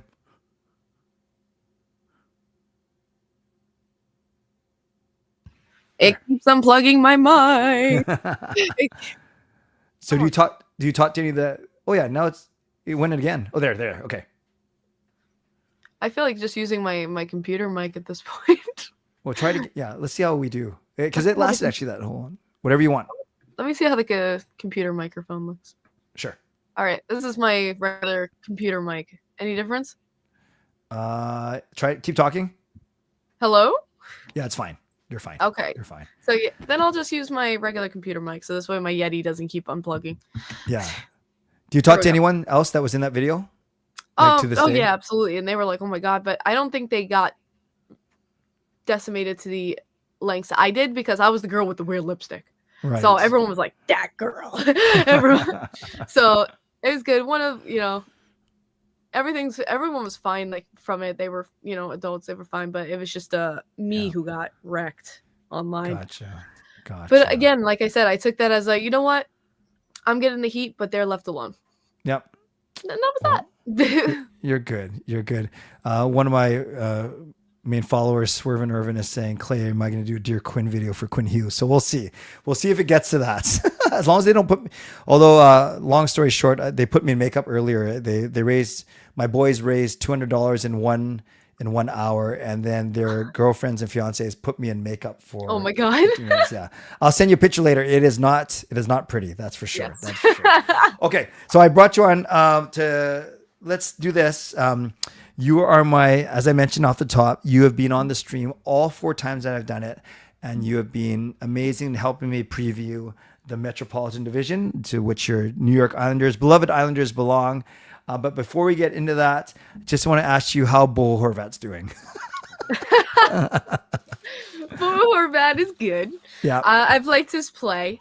Definitely, I feel like he could I wish he had more line support. Him without Barzal is a little sad, but he's been doing great. He's got a lot of assists so far, and he's on my fantasy team. So good. Who's he playing with? Who's he playing with now? They've mixed up the lines so much. I think he is. I gotta look at lineups because they've mixed them up. I know Barzal's line. He's like technically second line center. Right. And they have they don't have him with Shabanov, I don't think. Here, I'll look it up and you tell me if it's right. This is what Daily Faceoff is saying. You can get Stefan Rosner too. Okay. So they have it as right now. They have Horvat between Duclair and Heineman. For today? They just have it as standard. And then, unless this is really old, is Palmieri and Duclair still on the team? Palmieri and Duclair, yes. Yeah. Palmieri. Palmieri. Calamari. I love your accents too, man. Sorry. So they have Horvat, Duclair, Heineman, whoever that is, Barzal, Duclair, Palmieri, Pajot with Lee and Shabanov, and then Suzuki with Holmstrom and Oh my gosh, Saplakov. Okay, so let me give you because I have the lineups from last game. Okay, let's hear I it. just got to go to Stefan Rosner, and Okay. we'll go from there. Perfect. Man. You got hard names to. We have a lot of Russian names. Shabanov, we just got off on the off season. Yeah. Stiplikov is the one you were Siplakov. trying to Yes, pronounce. that guy. We got him last year from the KHL. Oh, okay. So KHL and Shabanov was also KHL. He was the Rangers thought they were going to get him, and they did not. Gotcha. So we got a lot of different names coming at you. Let me see if I can get to the lineups. I have to kind of scroll back a little bit on his, but he always gives pre-game lineups. Okay, that's good. Who are they playing today, by the way? They are playing the Jets. Oh, you should go. I would, but it's just like here we go. Yeah. He is playing with Duclair and Heineman. Oh, he is. Okay. Yeah, so he's actually Anthony Duclair. Emil Heineman is actually a prospect of ours who made the roster. Yeah. Then Lee Barzell Palmieri, Shabana Pajot Holmstrom, and Gatcombe Cizikas Sipilkov because Druin got suspended. Oh, that's right. Okay, that makes sense now. Gotcha. Okay, thank you for sharing that. Okay, I will practice those names, so I'll be better next year. I promise. You're good, man. I don't expect you to be like pro Islanders names. But all right. I have to get used to the line still myself. Yes. This is only their game in, with these different lines because it's so different. It's so different now. No, I can imagine. With Wah because he's allowed to because we have because Lou Lamoriello said bye bye. And Darsh said you can do what you want as a coach. Awesome. So you probably have in your head, Kim, what number the Islanders are, and then what number. If I walked you through, if I asked you to go 8 through 1, can you do that in your head, or do you need a minute to write it down, or do you think you got it already? Like bottom of the division to the top, or we can start at the top and go to the bottom, whatever is easiest for you. I mean, I know where we are right now. Yeah, but I want your gut feeling. Obviously, I'm not going to hold you to it, but it just because 1 through 4 are playoff positions. Exactly. You want to start with that? I mean, I could see us maybe it's like 5 or 6. Okay, so let's start at the bottom then. If you say the Islanders are 5 or 6, who's below them? I'm guessing it's some mixture of the 2 Pennsylvania teams, correct? Yeah.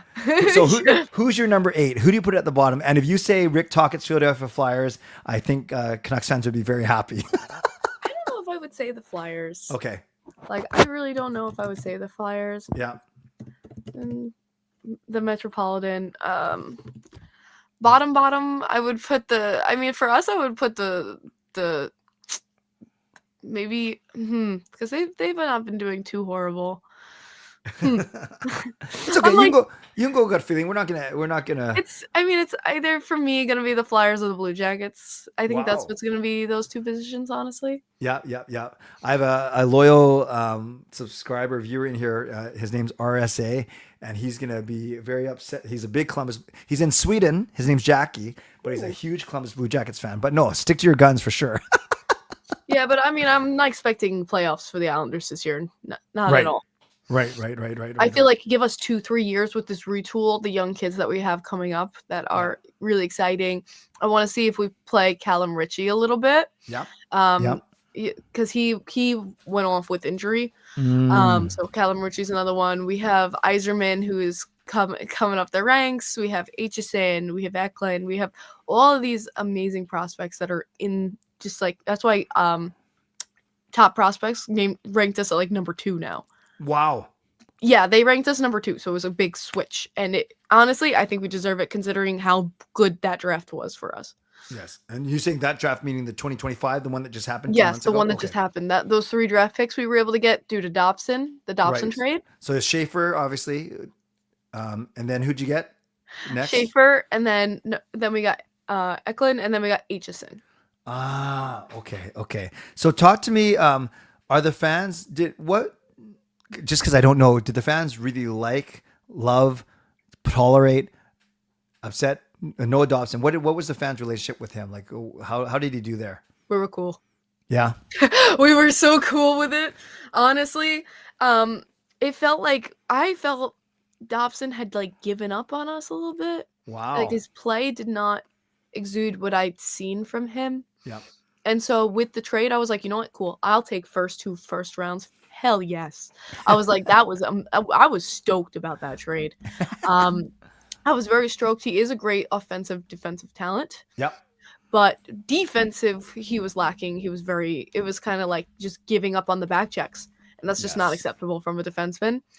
Canadians fans, I remember Canadians fans going like, we won the trade. And then we were like, guys, like, there's a reason we traded him. Like, he's not been stepping up to the plate. And we were haters. Yes. We were haters on the trade because we Yes. lost. And then did you see the first preseason game he played? No, what do you do? Montreal fans were complaining about him. What? Montreal fans were complaining about Noah Dobson trade. They were like, what is he? I was like, did you think you were getting Cale Makar over here? Like, there was huge articles that about Montreal fans being upset with Noah Dobson. Wow. And I'm like, we told you. Yeah. Really? Yeah. I don't know how they're thinking about him recently. I haven't asked any Montreal fans, but I found it like Islanders fans, we were a little like giggling over here because their first game they were like, what the hell? They were like that was a big trade. Wow. The Montreal Canadiens have acquired Dobson from the Islanders in exchange for Heineman and the 16th and 17th pick. Wow. And we used them. So the Islanders actually, we got a behind the scenes look. Yeah. And they were like, if these two kids are still available, we are going to pick them. We are not going to trade. Yeah. And so Dars did try to trade for Higgins. Yep. He did try. Yep. But we still got two amazing picks, which I'm super stoked for. Good. And we also had the Brock Nelson trade last season, which is the reason that we have Richie. Yes. And when the Avalanche gave up Richie, I was like so stoked about that. As much as I miss Brock Nelson, Yep. I was so stoked to have Richie. So I felt like that was a win in itself right that's there. true. Nelson's a good player, but Richie will be as well, for sure. Okay, so let's go through this real quick. So you said you had Philly at 8 or Columbus as your bottom two. Is that correct? Pretty much. Okay. Yeah, the Philly one's interesting because, as you probably know, Rick Tocchet did not choose to return to the Vancouver Canucks. No. So he's over in Philly. And people liked Tocchet when he was here, but you guys know, it was a dog's breakfast in Vancouver last year with Miller and Petey. And it wasn't Tocchet's fault, but it was just a bad year. And I think there's a shock that Tocchet left, but now we're kind of over it. We're going to see what happens. So you got Philly and Columbus at 8 and 7 respectively, and then you got your Islanders at 6. Is that correct? Pretty much. I'm setting low expectations for this year. I'm not even gonna lie about it. Like, usually I am like, Islanders playoffs, we can do it, we can make it. Yeah. I'm setting low expectations for myself this year. I'm not expecting. I feel like there's a lot of change. There's a lot of new players. There's a lot of things that we have to work out the bumps. If they would pleasantly surprise me making playoffs, honestly. Right. They would pleasantly surprise me this year to make playoffs. So I'm not going into this year, and I don't think any fan should, of the goal of we have to make playoffs. Yeah. And I think Barzal even said himself, give us like 2-3 years. Oh, interesting. So I think it's good to be a little bit on the patient side with this team right now. And I'm glad to wait. We definitely, though there are much more positives on the ice that I'm seeing than last year that I could say from the team. Everything with me, I was like, everything to our play, I'm not happy with. Even though we were scraping out wins here and there, I'm like, there are some things I'm not happy with, especially when we faced the Capitals just recently. Yes. Definitely things we can work on, but definitely things that I think are better, but it's going to take some time. Okay, so before we get to your top 4, then who's the team you have at number 5 who may or may not sneak in as a wild card team? The may or may not sneakers. I think it's going to be Rangers to me. Yeah. I think the Rangers are going to be the sneak in team. I mean, they've been up and down. They lost Chris Kreider, which was a huge forward scoring asset for them. They've been struggling. Their last 2 home games have been shutouts against them. Which has been rough. I mean, and I'm not blaming Shesterkin. That's another thing. They've been blaming Sorokin and Shesterkin. And I'm like, have you been watching the games? How many 2-on-1s or 1-on-1s did we give them at the goaltenders? You know what I mean? Like, I know Islanders wise, but I can tell, like, with defense wise, I don't think the Rangers there are the greatest. Shesterkin can't be the lifesaver all the time. To rely on your goaltender for everything is absolutely nuts to think as a fan. Yep. No, that's true. So I would put maybe the Rangers or the sneak-ins. Okay, so let's go. Let's flip it now and go from the top. Who do you have winning the division this year? Hurricanes. Yeah, why? You say that very with a lot of authority, Kim. Hurricanes. I mean, they've been and are still a strong team. Yeah. They just have it everywhere. They have great forward depth. They have great defense, and their goaltending's been up to the plate. Honestly, like I just feel like they're the most complete team in my opinion. Yeah. That there's not a lot they're lacking in. While it's like I'll tell you, like my number 2 would be probably Capitals. Yeah. Well, because I feel like as well as Logan Thompson's plays, I don't feel he's as good. But I don't feel like I feel like the Capitals lean more towards on Ovechkin carrying them sometimes. But Prost, I mean, he's also fantastic up there, with the team. But I say those are 2, but I would say it would be Hurricanes and then the Capitals. It's pretty crazy that Washington won the division by just looking by 12 points last year. That's nuts. Yeah. They 12 points over the Those Hurricanes. those two are very, but I feel like the Hurricanes are the more complete team, but Capitals can definitely take it. Yeah, Hurricanes got Nick Ehlers too, so that's going to be a huge a huge benefit to them. Okay. And then I give it to the Penguins. Wow, you got Penguins as high as 3. I'll give Penguins as high as 3. I think, with the I feel like the Penguins are coming in strong this year. Yeah.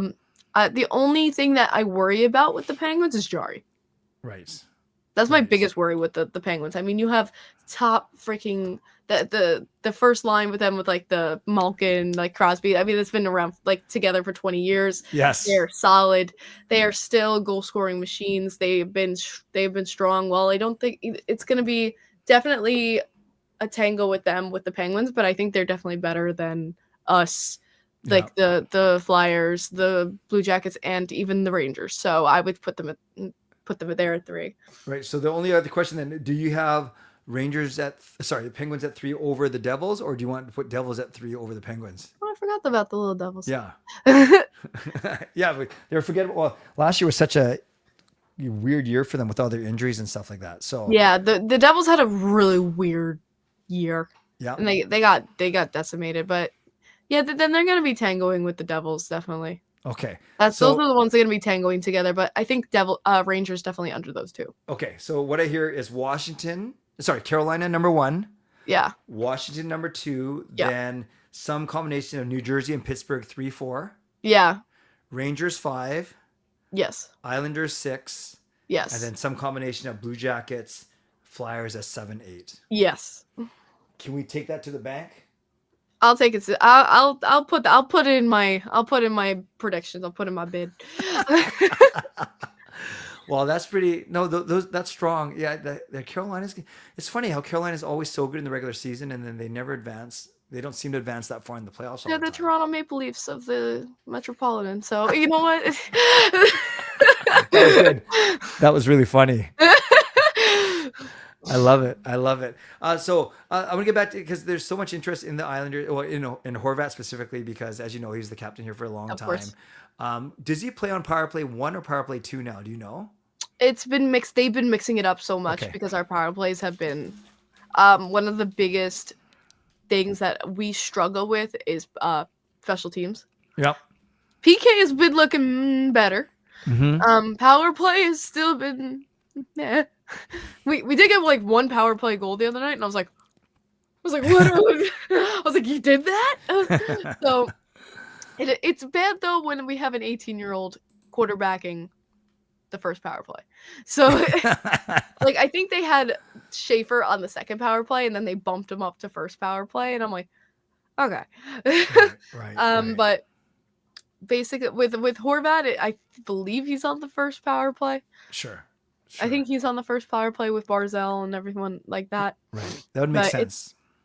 They've been changing up the lines even still during regular season with our special teams. Yeah, that's fair.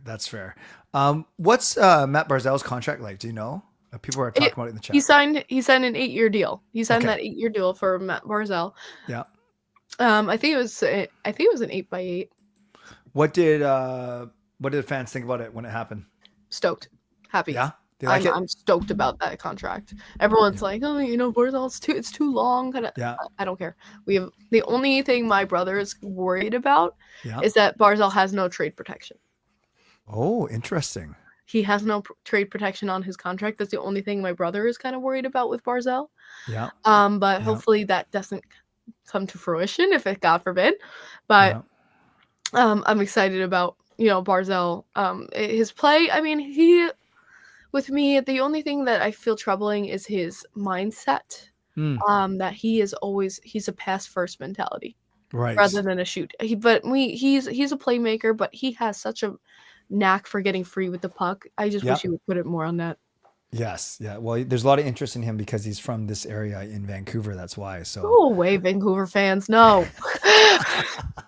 We took Horvat. We don't want anything else. Go away. Yeah. So, so a little update for you on Atu Ratu, who was he was the prospect, as you know, and he was only 18 when that trade happened. Yep. So he won a Calder Cup, the AHL championship with Abbotsford last year. And he is basically our 13th, 14th forward right now. So he's on the main roster, and this is the year that they're hoping that, because he's not waiver exempt anymore. So now that he's made the team, he's got to stay on the team kind of thing. Right. So high hopes for him. And then I want the best for him. Yeah. Buvili came over, but we jettisoned him for like a draft pick. So, and then we played him on the Caps.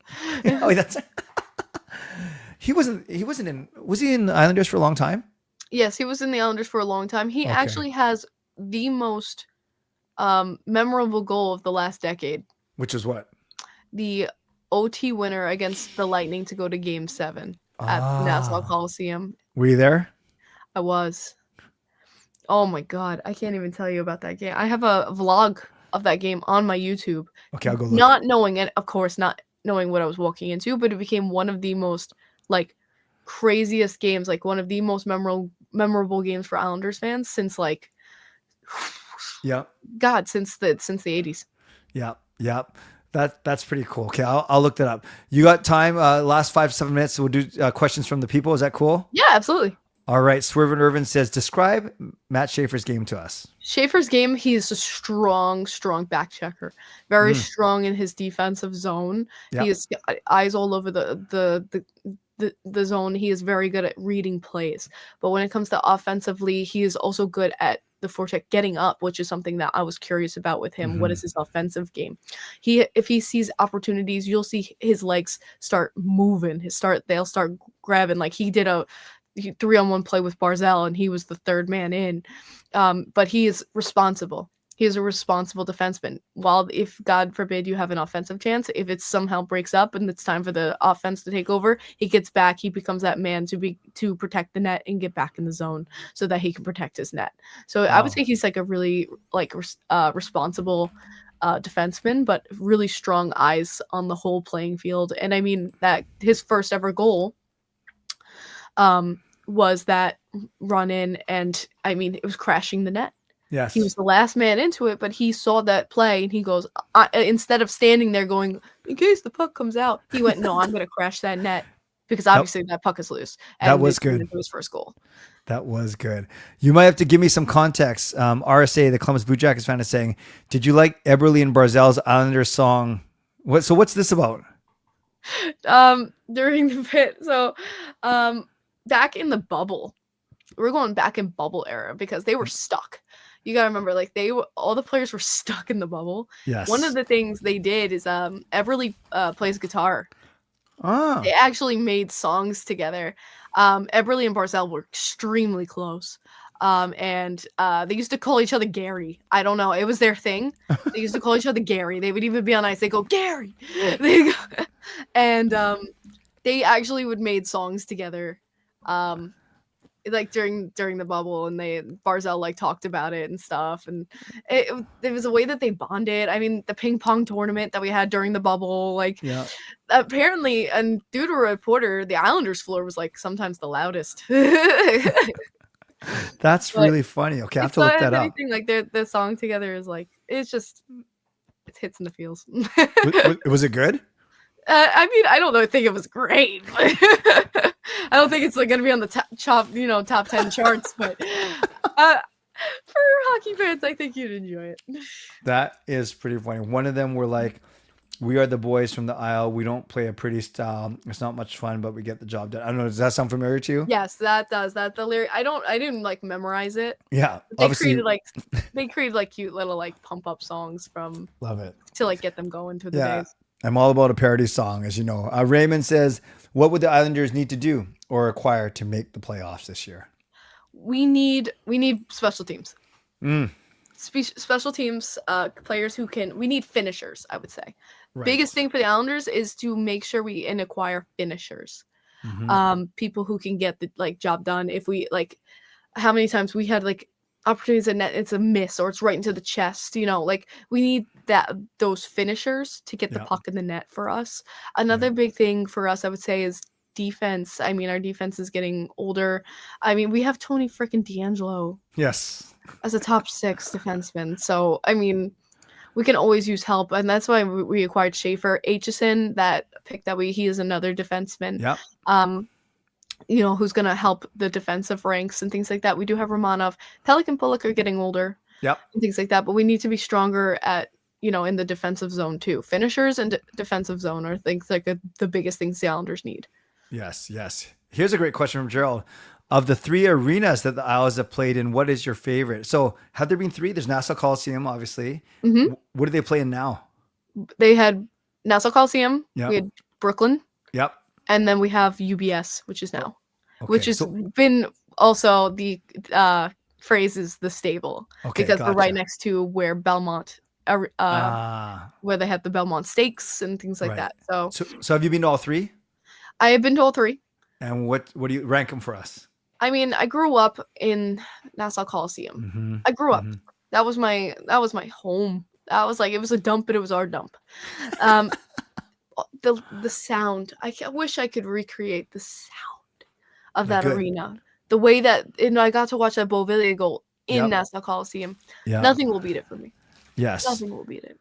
Second would be UBS, obviously. State-of-the-art arena. There is Yep. not a bad seat anywhere. I will say that there is not a bad seat anywhere in that arena. You will not have a skewed view anywhere. You'll have a good view of the ice. And it does get loud in there if the Islanders give us a reason to. Yeah. And it seems like everyone's been happy with the new arena, which I'm stoked about. And then we have Brooklyn, because that's Yes. not even a hockey stadium. It's a basketball arena. It's for the Brooklyn Nets.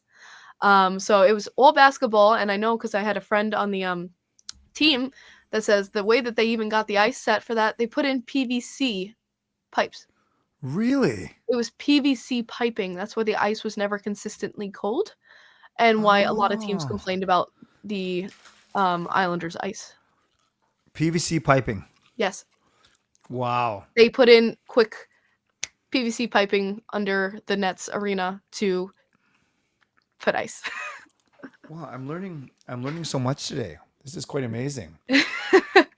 PVC piping, Dear John, Beauvilliers, how to pronounce Russian players' names. This is really, really Can't good. pronounce Russian players.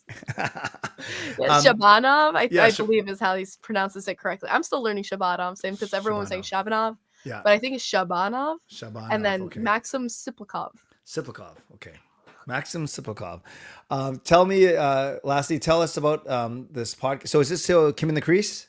Yes. That's awesome. And you're hoping to do it every 2 weeks, you said. I'm hoping to do it every 2 weeks now, just because Yeah. I was doing it every week and I work every other weekend with my job. Yeah. So doing it every Sunday, and I just worked a 7 to 7 Yes. to come back at night and then do a whole, I was actually burnt out. Yeah. I actually had a burnout.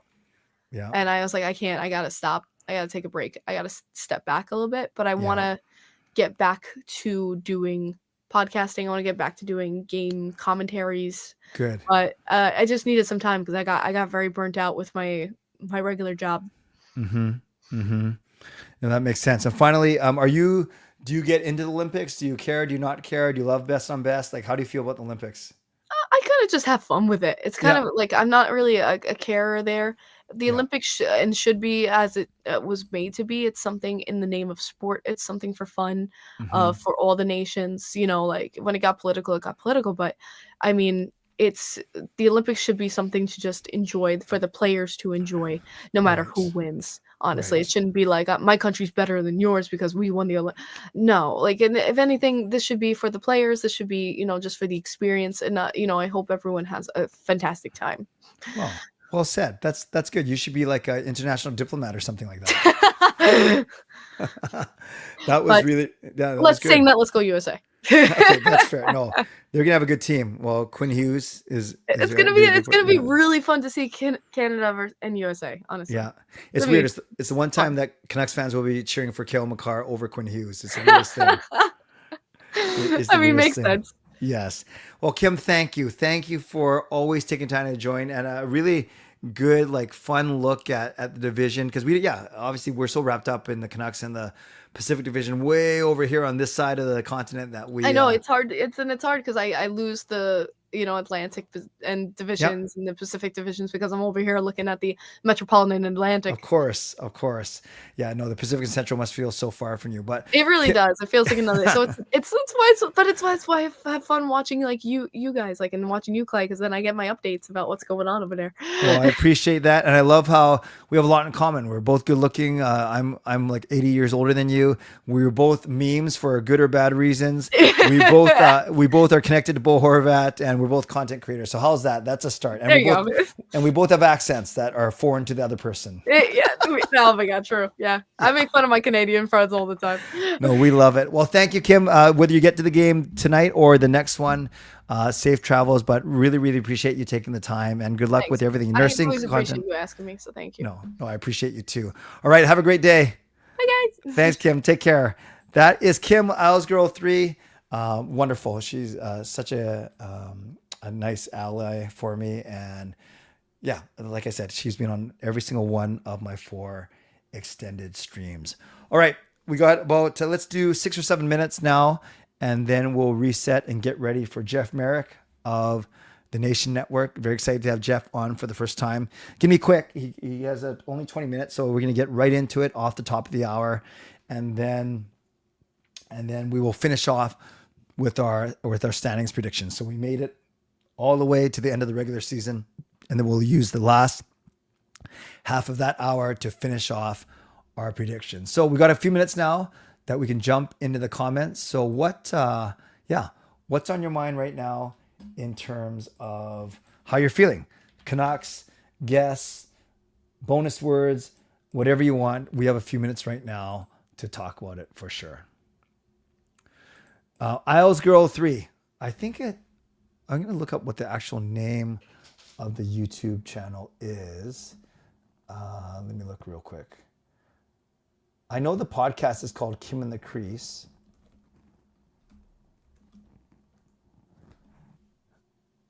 Isles. Whoops. I spelled Isles wrong. Yeah, Isles Girl 3. ISLESGIRL 3. Let me see if I can put it in the chat here. YouTube. ISLES Girl 3. Okay, here she is. Whoops.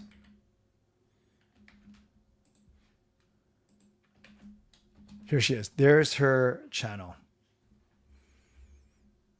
On your way to work, have a great day at work, Swervin' Irvin. Will we be able to ask Jeff some questions? No, he is the one, actually, out of all my guests, where he has the least amount of time because he's got to get ready for his own show. So we only have 20 minutes. No disrespect at all. I like Jeff Marek a lot too, but we can't. We won't have time to take questions for him, only because he has 20 minutes. So I'll take his 20 minutes and we'll pick his brain for as much as we can. PD Revenge isn't looking so great. Yeah, it's only been 2 games. I get where you want to see it, but no. We all want more, but we can only do I guess, go to the next game, and which is today, which is later today, which is great, as the Vancouver Canucks.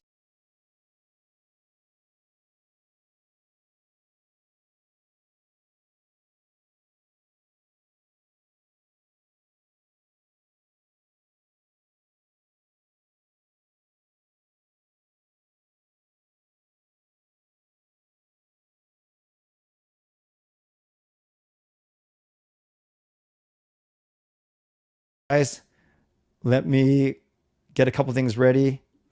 I accidentally clicked on something. I got way too excited, but I am back. So I'm here. Can you guys still hear me and see me okay? I just have to set something up because, yeah, I got so excited trying to find something on my computer. So I think we're okay now. I think we are okay. Yeah, what happened? Yeah, I exited out of the stream. So hopefully I'm back, and I think we are. You guys can hear me okay? Yeah, I'm here. I'm here. Very good, Tyler. Yeah, I love her accent. Off the hook, indeed. I love how I was talking about her accent. She was talking about my accent, and we were doing it in the most loving way possible. You'll still be with me while working. That is awesome. Canucks After Dark. What player do you think Coots will remind you down the road? Yeah, I'm not completely sold on the Horvat comparison. I get it. Center. I get it. Good leadership.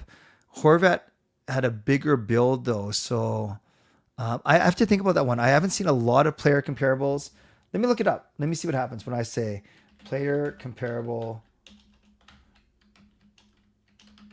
Braden Coots. Shane Wright. No. Oh, Ryan O'Reilly. But what does it say that?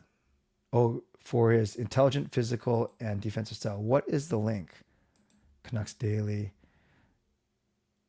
He'll let his brain, his body defend, kind of like Ryan O'Reilly defended like that for a long time. People in Colorado were concerned about O'Reilly's feet, and I'm not saying Coots is slow. I'm saying, give an example, he defended with his body, his brain, his positioning. Coots is pretty smart. Okay, so a small comparison by, I don't know. I guess Ryan O'Reilly wasn't the biggest guy ever, and Coots still has to grow into his body. Okay. A few big checks. You mean against St. Louis to set the physical tone? I'd be all for that for sure. Horvat was an elite power play. Yes, we have. He was so good, especially as he worked on his release, and he had that really good snapshot for sure. All right, I'm going to do my end of hour sponsor. Believe it or not, we are down to our final 5 hours. 7, 8, 9, 10, 11. Yeah, we will be 18 hours done. No, 19 hours. What? We're 19 hours done? Hour 20, 21, 22, 23, 24. Yeah, we have 5 hours left. That is crazy. I was actually a little bit worried about basically the 2 a.m. to 7 a.m., but that 5 hours has gone really quickly. I don't know if it has for you, but it has for me. We have 17 hours down. We have 5 hours to go. I want to do my end of hour sponsor read, thanking Jason Lim of Van City Experts. Thank you to my channel sponsor, Jason Lim of Van City Experts Real Estate. At Van City Experts, their experience, knowledge, and expertise can serve you well in navigating through the real estate market and will help you to choose the best home or condo in the Greater Vancouver area that best suits your and your family's needs. Thank you to my secondary sponsors, Gassy Jack Art, maker of this great artwork. Check him out at GassyJackArt.com. Going to give away some prints of his at the end of the stream. Also to Mulligan Golf Company, MLGNGolf.com. Golfing accessories and apparel. Going to give away something from them as well in the final hour. And then my supporting sponsor, Vessi Footwear. Use the link tinyurl.com/VessiClay and receive a free pair of socks off your next purchase of Vessi shoes. And thanks to everyone who's purchased Canuck Clay merch. You can do so at canuckclay.threadless.com. All right. We are going to take another break, 10-minute break, and then we'll come back with Jeff Marek of the Nation Network. Can't wait to talk to Jeff, but we're going to bring him in right at 7 o'clock. You're not going to do any of the opening hour stuff because I want to maximize my time with him. And then that way you kind of know that next hour is not going to be a bonus hour as well. We'll see you in 10 minutes.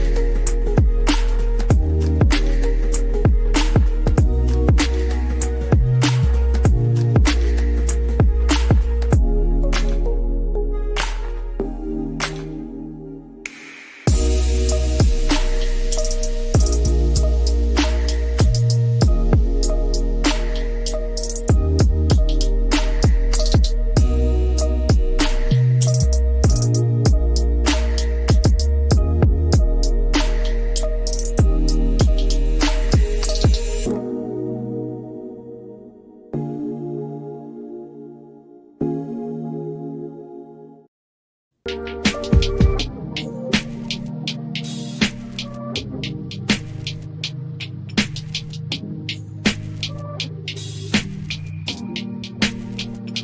everyone, it's Kirk McLean here, and you're watching Clay's Canucks commentary.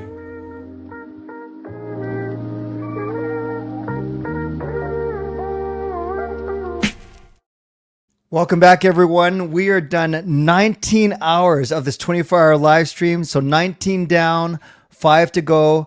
And I'm going to skip all of my top of hour pleasantries and announcements because I want to get right away to our next guest because he's got limited time. And then I can do all that stuff later because it's more important to welcome him to the show for the first time ever on Clay's Canucks commentary. Please welcome Mr. Jeff Marek. Good morning, Jeff. How are you holding up, bud? Now, how much caffeine have you injected into yourself to pull this off, Clay? Jeff, I don't drink coffee, but I've been known to drink a few of these in my day. So this is number 5. So 5 over 20 hours. That's not bad, right? You know what they say about either coffee or soda? You don't buy it, you just rent it. I don't know if you have like a squirt counter for your show today, but how many times you gone to have a squirt so far? If I could be a little bit crass to kick off the conversation. No, that's why I leave those 5 or 10 minute breaks at the top of every hour. That's awesome. Yeah, well, thank you for doing this. Awesome. I appreciate no how problem. busy you are, and I appreciate you giving me 20 minutes this morning. So problem. let's use it. Jeff, I've been following your career all throughout hockey, like live audio wrestling, Hockey Night, Sportsnet. Oh, no way. Yeah. You were back in the live audio wrestling days? Yeah. Okay, yeah. Oh, I don't have it down here, but you know what book I picked up? I was in London on the weekend for my kids' hockey tournament. Yes. You know what book I picked up this weekend? No. The Solomon book about the original Sheik, and started reading. It's awesome. Okay, It's fantastic. It's really. It's about old school wrestler, but like Yes. it's really good, Clay. If you're still down, if you're still into it, I am. The Sheik book is excellent. The Sheik book is fantastic.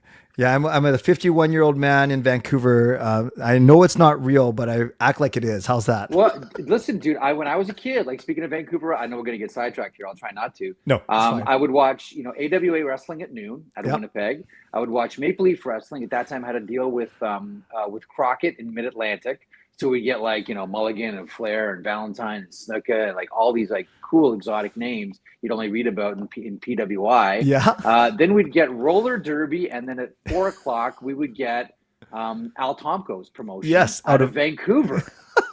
And I look back on it now, and it was like it was awful. But like I'm 11 years old, I think this is the coolest thing in the world. There's Al Tomko smashing a beer bottle on his head. I'm like, this is crazy. And then you had like the Piper and Buddy Rose feud. Yeah, like they would just like sell that feud all over North America. You learn later, and the sheep herders who turned into the bushwhackers, where they're like, it was a cool promotion, man.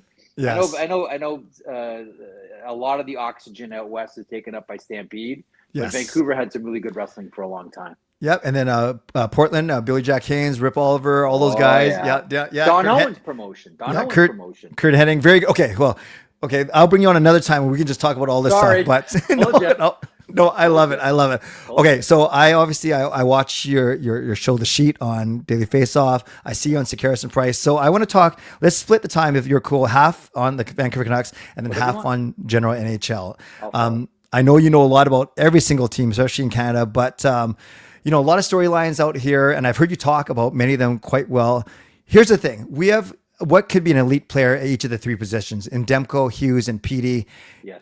Is that enough for this team? Yes, health. Yes, second line. Yes, everything. What do you think as a seasoned broadcaster and someone who's followed this game for decades? What do you think about this team? I think this team, provided they stay healthy, does have enough to be a playoff team. After that, all bets are off. Yeah. I always have a hard time sort of predicting, and I really don't like doing predictions to begin with, because that's why we play the games. Yeah.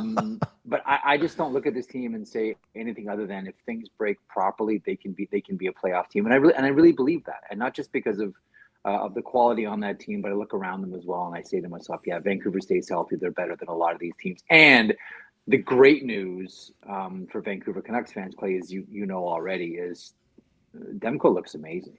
Yeah.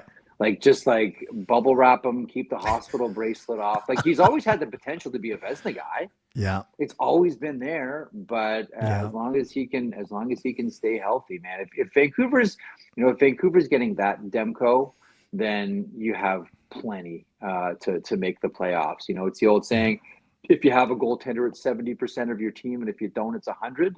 Yeah. Vancouver's got not one but two. Right. Let's not Yes. forget about Kevin Lankinen here. But the early returns already on Demko are fantastic. He looks tremendous. He looks great. Really does. And I know he can play himself ahead of Joy Decord, but can he do enough to get ahead of? And I'm not sure if this is even what Canucks fans want, ahead of Swayman and Ottinger, sneaking in behind Hellebuck for number 2 for US. I mean, I think so much is going to depend on momentum going in. Like I say the same thing about Canada with Jordan Binnington as the presumptive favorite here, and I keep saying to myself, I could see Sam Montembeault being the goaltender for Canada, and I can see the goaltender for USA being Thatcher Demko. Wow. But can you not? I mean, it all depends on who's having the great season and who's going in. Now, maybe the default setting is going to be, Binnington for Canada based on Four Nations and Connor Hellebuck based on past performance as well for the United States. But if you're getting this Demko, and again, I know we're only a couple of games into the season, but he looked really good in the preseason too.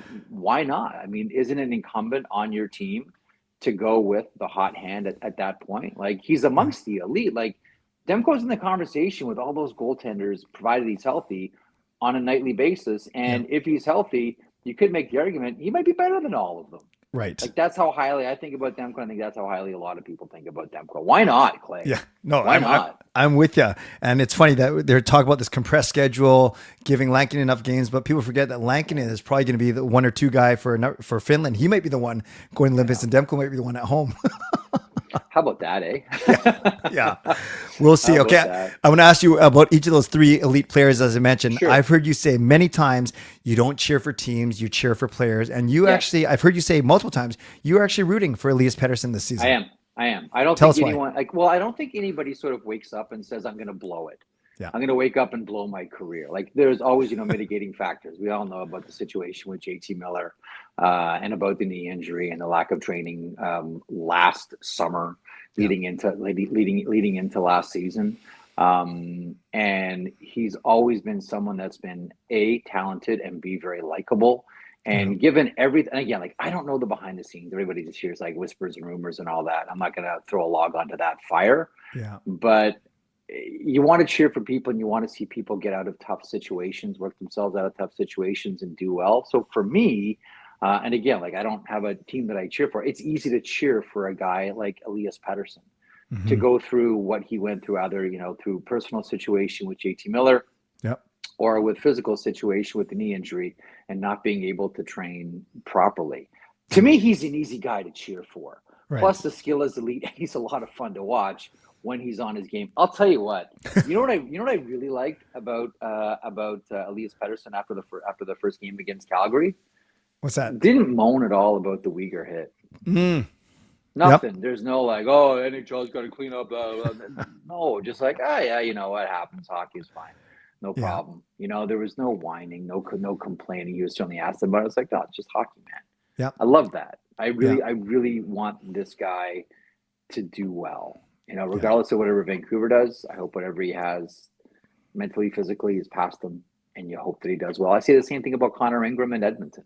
Yeah. While playing with Bakersfield. I cheer for that guy to do well and put whatever he has in his own personal life behind him. Petey's an easy guy to cheer for. For me, anyhow. Yeah. No, you? What do you think, I do like him, and it's funny. We had throughout this whole show and throughout the last 2 seasons, as you can imagine, in Vancouver, there's been a lot. That's the biggest talking point, and it goes without saying, if he does well, that means the team is doing well. But it's almost like it's weird. Some people almost want him, or they're tired of making excuses for him, or it's almost like they almost want him to not succeed. Which they've never said that, but it just feels like that, and I don't get that. I don't get it. I don't understand. I mean, I guess everybody had. I'll tell you what. Okay, so want to hear a quick story? Yeah, of course. Quick story from Jeffy. So some of the best advice I ever got in my life was from a yoga teacher, and we were talking about criticism. It was after a yoga class, and we're talking about my career and how I handle criticism. And I say, well, look, I've decided to live my career publicly, and I think if you choose to put your head up above a crowd, you got to expect that people are going to throw stones. That's somewhere. It's just like the cost of doing business. Yeah. And she said, well, I'm going to give you some advice. I said, great. Could always use advice. She said, in your life, you're going to meet people who love you and you're going to meet people who hate you. And your job is to understand none of it has anything to do with you. That's just where they are in their life at that moment. Right. You just happen to be standing in front of them as they're in this moment in their life. Yeah. That was some of the best advice I ever got. Listen, everybody gets flamed. Everyone gets torched. That's fine.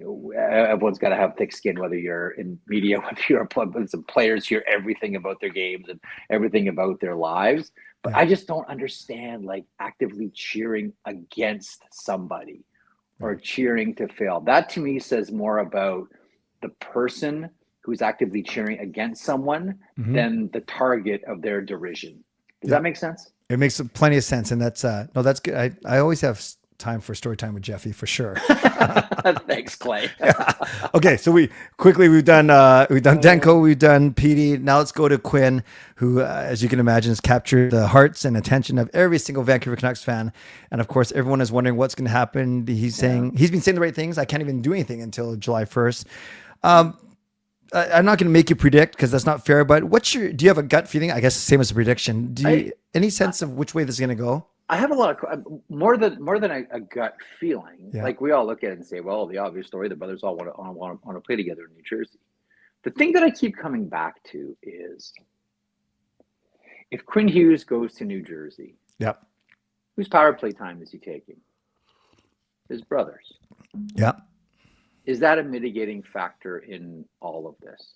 It's not like one of them plays net, one of them plays defense, and one of them plays forward. Yeah. Like Quinn Hughes goes in, it's going to be like his playing time and his power play deployment is going to be at the expense of his brother. Yeah. We assume. Is that a mitigating factor here? Because I don't want to draw the straight line just because of what Rutherford said. Right. Last year. I don't. And I legitimately, believe Quinn Hughes. Like that's a smart family. That's a hockey family. Yes. Like they're highly intelligent. And Quinn, as tremendous a player as he is, and he's a top 2 defenseman in the NHL and maybe the top defenseman on any given night. Yeah. I don't think that he does things frivolously. I think there's probably an emotional pull. I get it. How many chances do you get to play with all your brothers, right? Keep mom and dad happy. That's awesome. But I just don't think it's as simple as, just gonna let his contract expire and then sign with New Jersey. Yeah. I wonder, would he still do that if it means his brother has a lesser role on the Devils? Right. I just haven't really heard that side of it discussed, mainly because we're getting ahead of ourselves. But sure. I do want to make sure that remains part of the conversation here.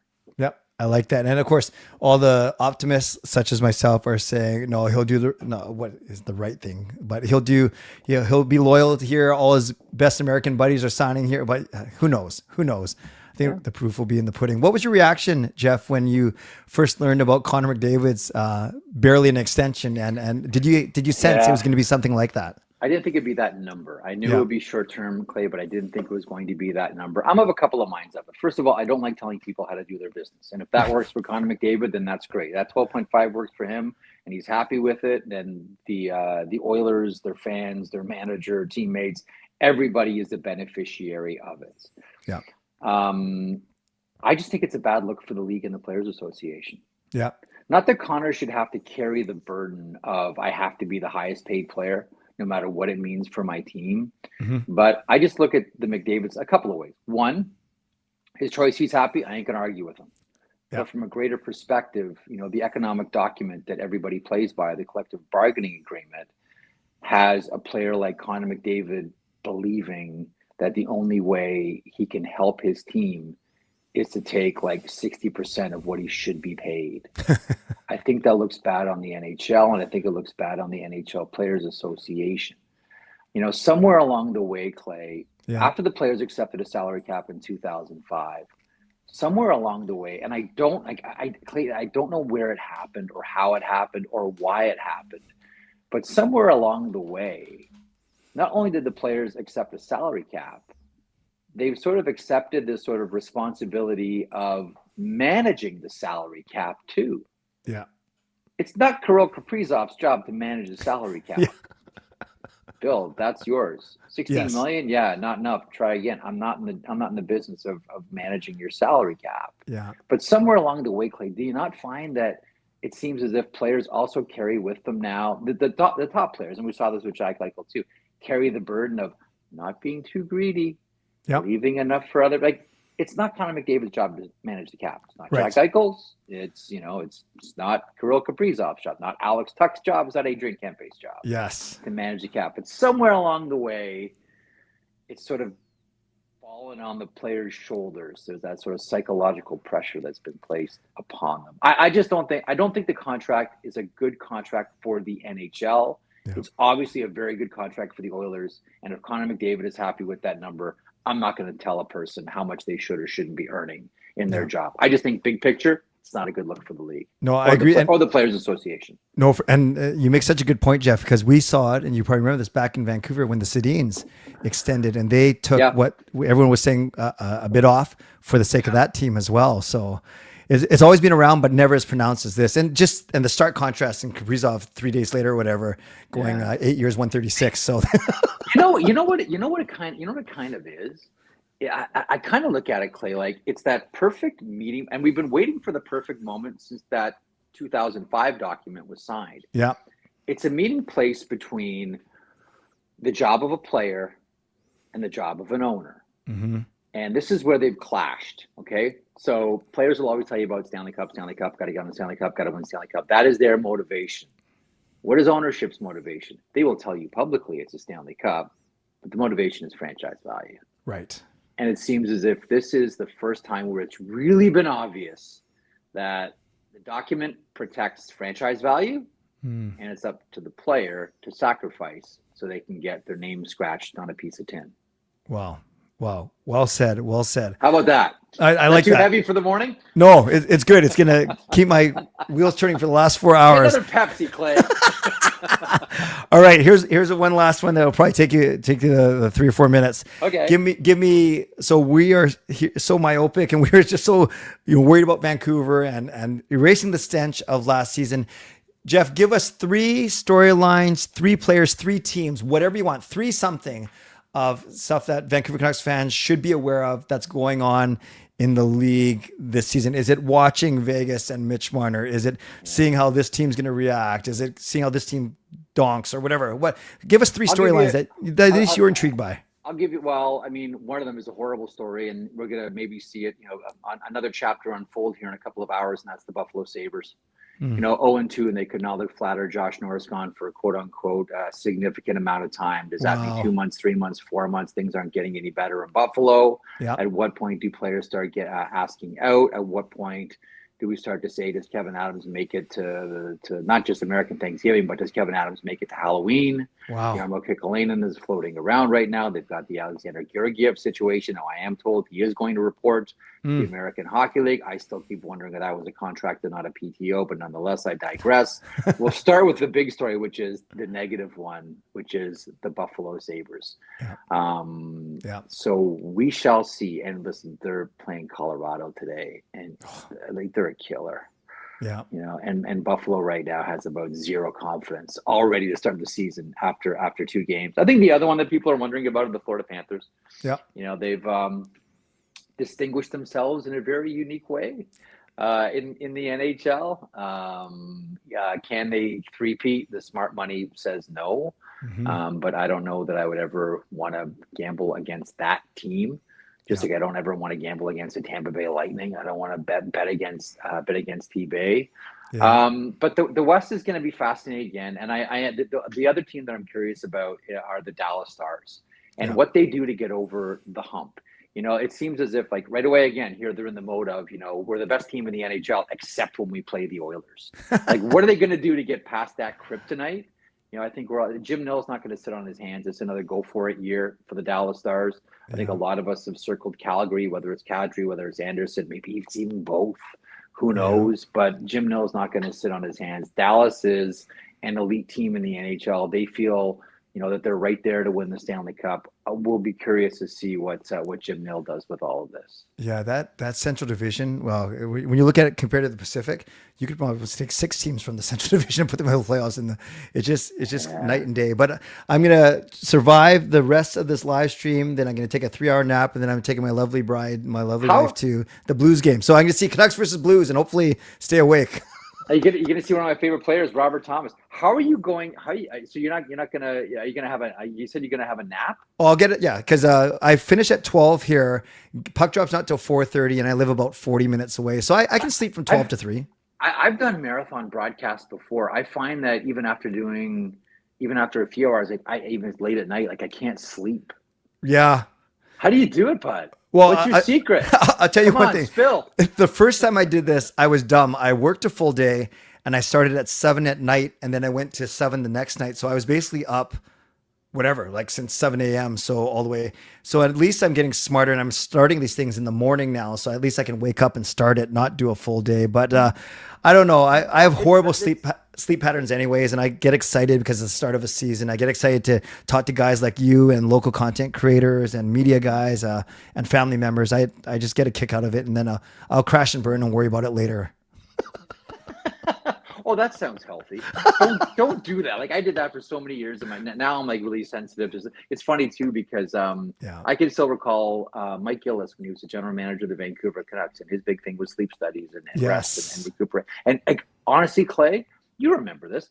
He was laughed at. Yep. In the NHL, he was the smartest guy. He was the smartest guy in the league.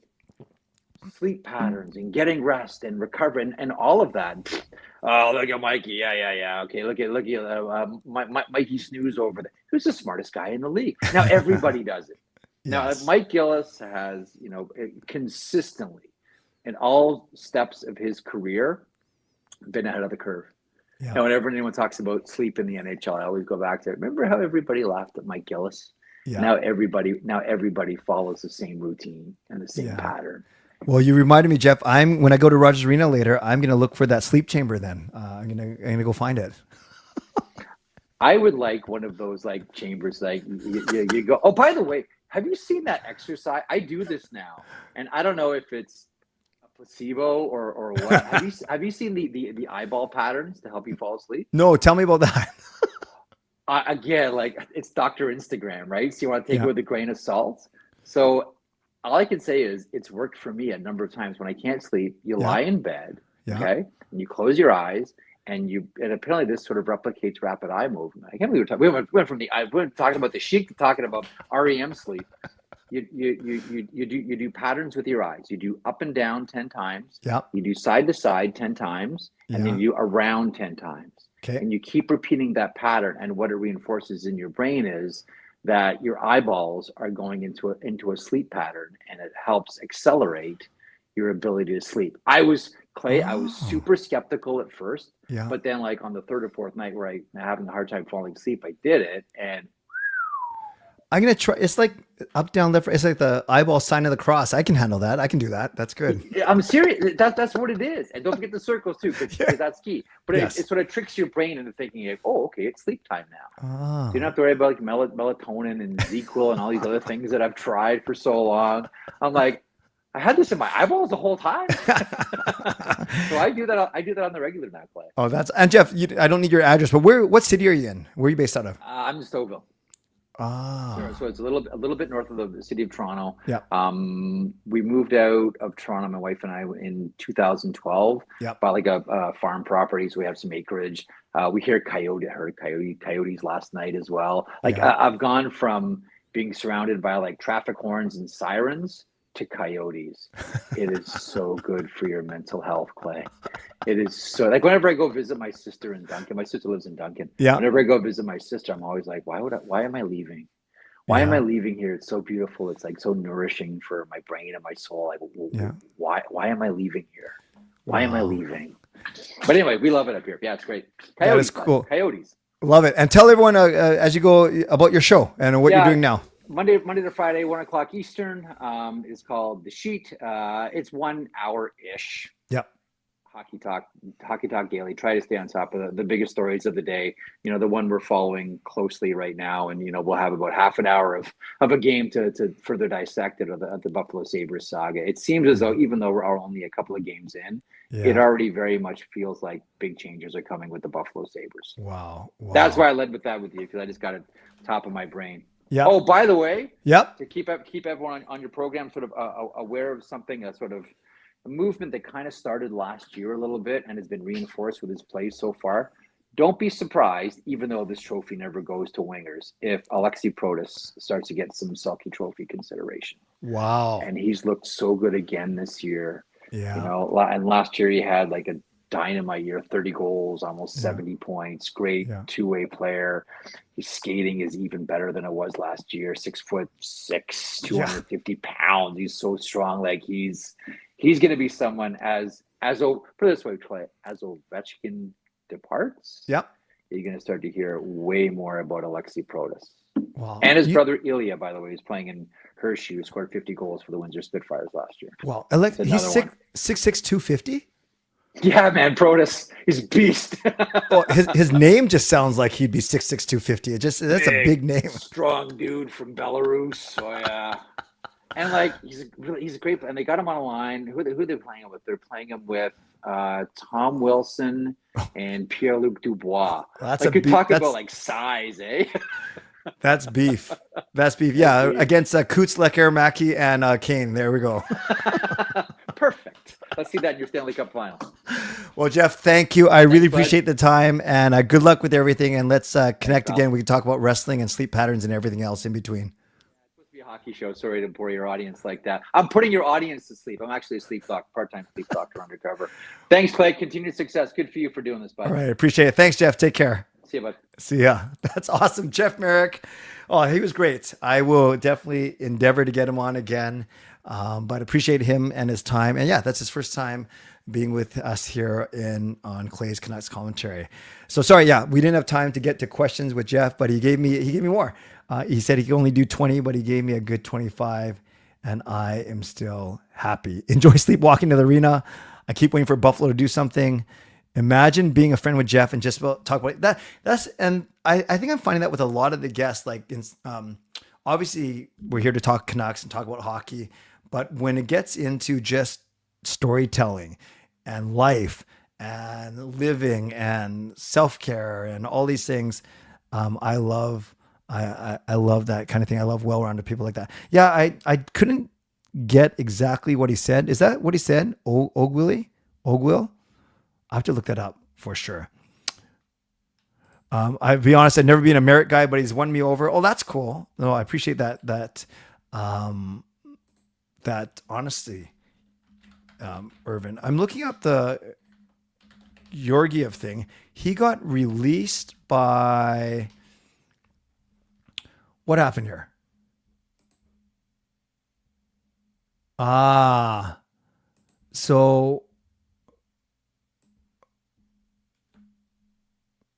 Okay. Georgiev signed a 1-year deal with Buffalo on September 12th after finishing the season with San Jose after he was traded from Colorado. So Colorado to San Jose.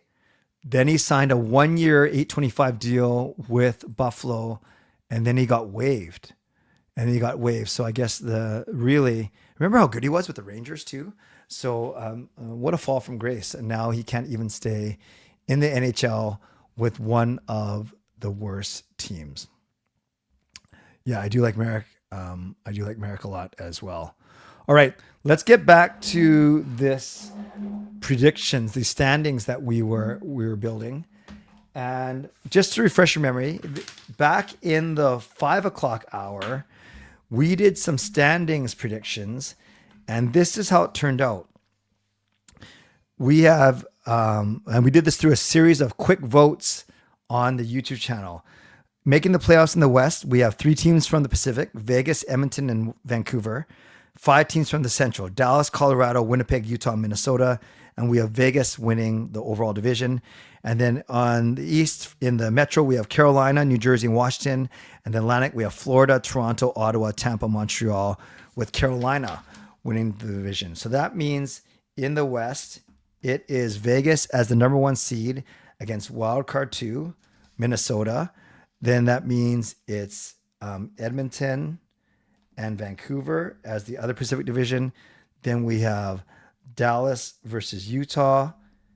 And then we have Colorado versus Winnipeg. So that is one bracket that we got to set up. And the other one on the other side is Carolina as the top team. They get Montreal as the crossover. Then New Jersey versus Washington. And then it's Florida versus Tampa. Nice. And then it's Toronto versus Ottawa. Nice. So we are going to continue to build these. And yeah, Marek was great. I really like him a lot. Jeff Marek, not Marek. Jeff Marek. So let's continue this for the next 20 minutes. Let's see if we can nail this. And what we're going to do is I will type in a series of poll questions. We have more people to vote now, which is awesome. So we are continuing to build our CCC community predictions. So basically, you have to tell me who's going to win, who wins this series. So each of these is going to be who wins this series. Going to give you 25 seconds to vote because that's all you need. So let's start with this. Vegas versus Minnesota. Minnesota comes over as wild card 2 to play in the Pacific Division. Actually, I just want to check one thing. If we did wild card 1 versus yeah, we have the second wild card playing against the top team, and then the first wild card playing against the second team. So Vegas versus Minnesota. Who wins the series? You have 25 seconds to vote. Vote in the poll, and that's how we're gonna do this. Yeah, I know. He told me he only had 20 minutes, and then he stayed for 25, which is cool. I would have loved to keep him for longer. That would have been amazing, but he's got stuff to do. Same with me. I'm just kidding. I have nothing to do.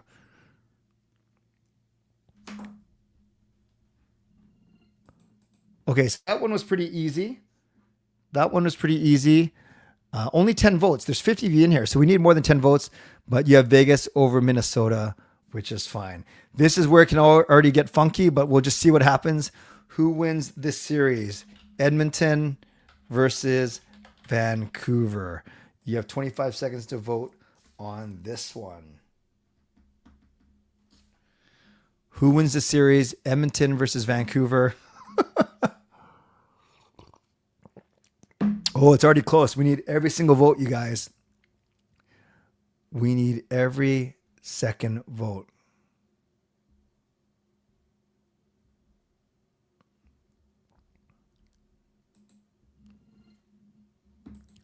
Okay, friends, you guys voted, and you voted 62% Vancouver, 38% Edmonton. This is what our community is saying, so we will go with it.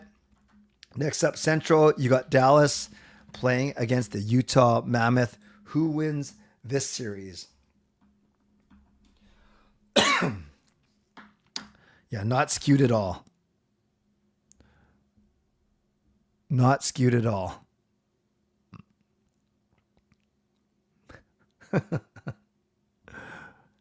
Five more seconds. Make sure you vote as we march towards 8 o'clock.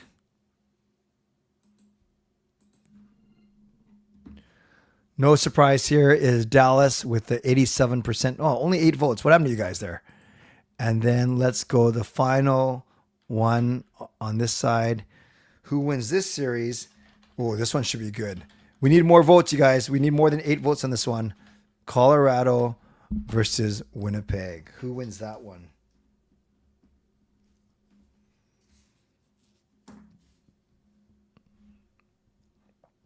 Colorado versus Winnipeg.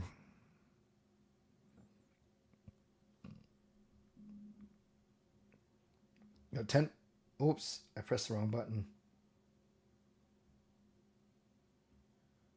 5, 4, 3, 2, 1. Wow. Colorado whips Winnipeg. So you got Colorado winning that one.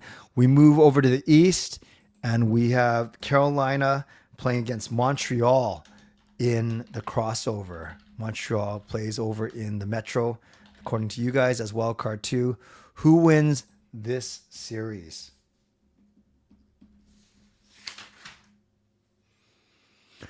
This one should be interesting. It should be Carolina. I'm not skewing it, but it should be Carolina given the way we laid out this bracket according to your votes. But we'll see. We'll see.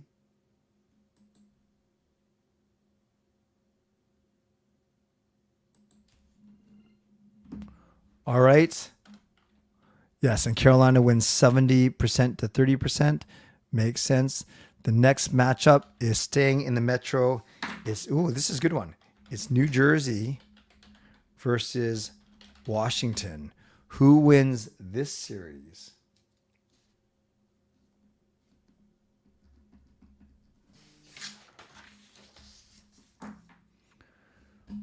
Make sure you vote. Oh, this one's close. Need all your votes. 10 seconds left.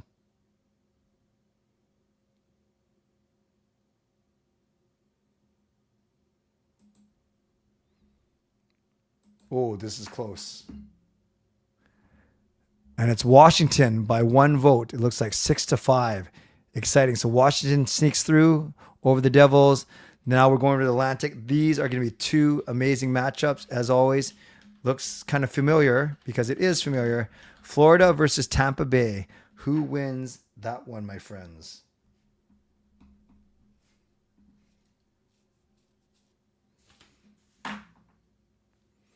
Florida versus Tampa. And I can't wait for the next one.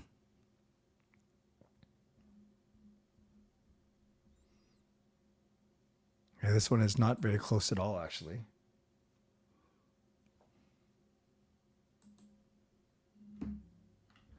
And then the last, Florida smokes Tampa.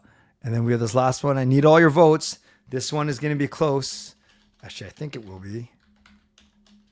Who wins between the Toronto Maple Leafs and the Ottawa Senators? One more.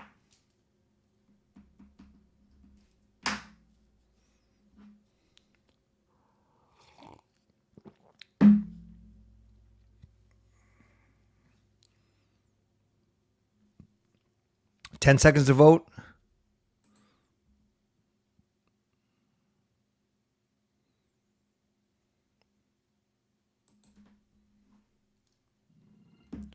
And you guys have Toronto easily.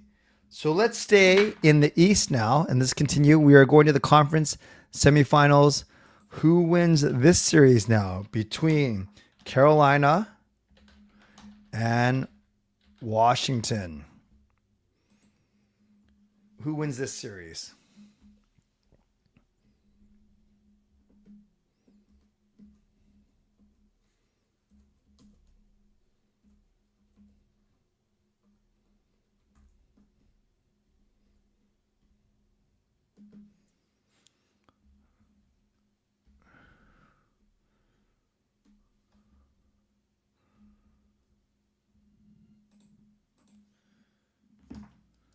Well, it's funny. This is almost exactly what happened last year.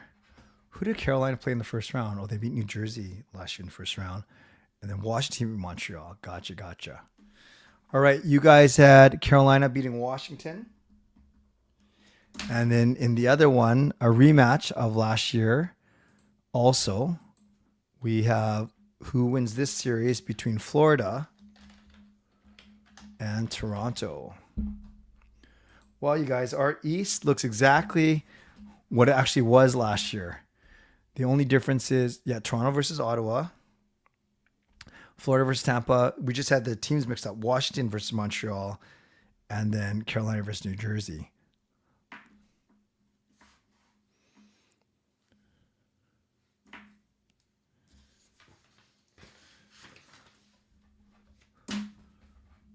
And just like last year, we got Florida advancing over Toronto. Now we go over to the West, and this is different from last year because the Canucks didn't make the playoffs last year. So who wins this series between Vegas and Vancouver? This is the Pacific Division final.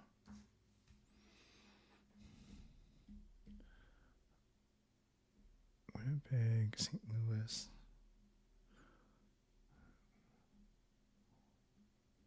yeah, Minnesota crossed over. Okay, guys, I'm not sure if I'm going to publish these predictions.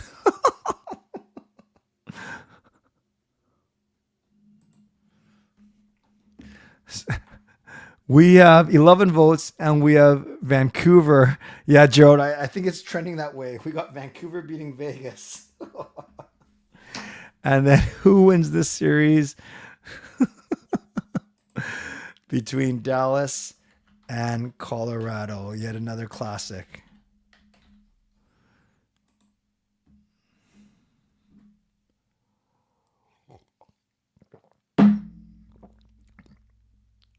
Who wins between Dallas and Colorado?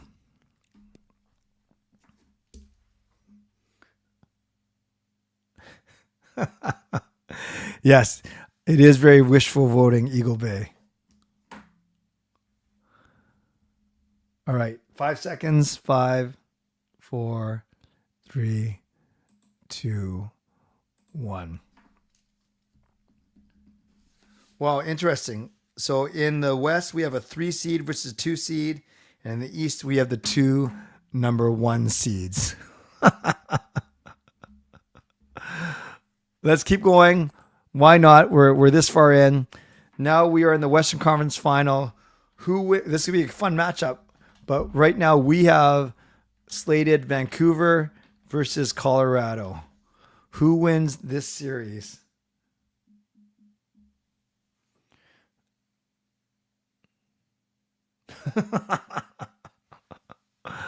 You guys are funny. You guys are funny, but whatever.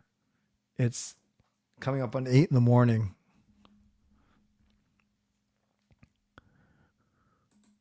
Gosh, I thought we were taking this very seriously and realistically, all the way to the end. But we have Vancouver beating Colorado.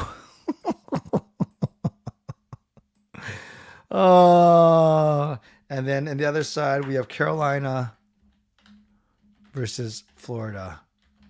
Who wins this series? Does it even matter anymore?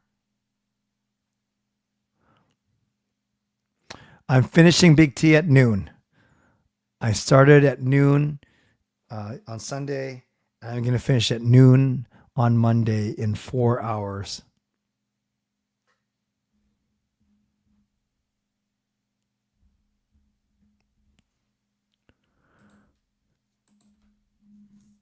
Wow. And you guys voted Carolina over Florida. Okay.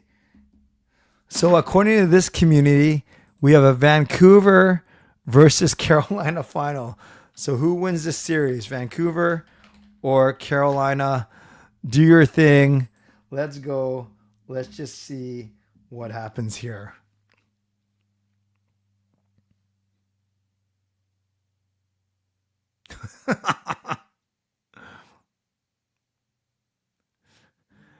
Come on, let's get everyone to vote. 15 seconds.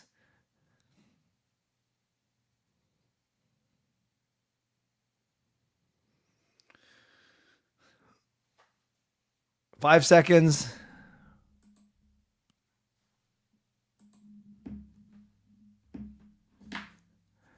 And there we go. Vancouver beats Carolina in the final. You guys, our standings predictions look so good. And then I'm not saying that our playoff predictions don't look as good, but it kind of breaks down a little bit from there. Welcome, Kenny, brand new franchise member. That is awesome. Let's give some love to Kenny in the chat. So if we were doing the high five over all 3 parts, this would actually be the culmination of the high five.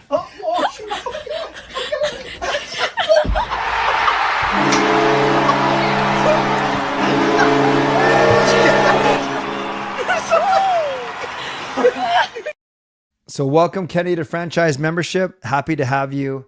And let's give some love to Kenny in the chat. All right. We are nearing the end of hour number 5. No, sorry, hour number 20. What am I talking about? We only have 4 more hours. How did I say 5? What was I thinking? We only have 4 more hours to go. But before that, Yes, I know you guys are all diehards for sure.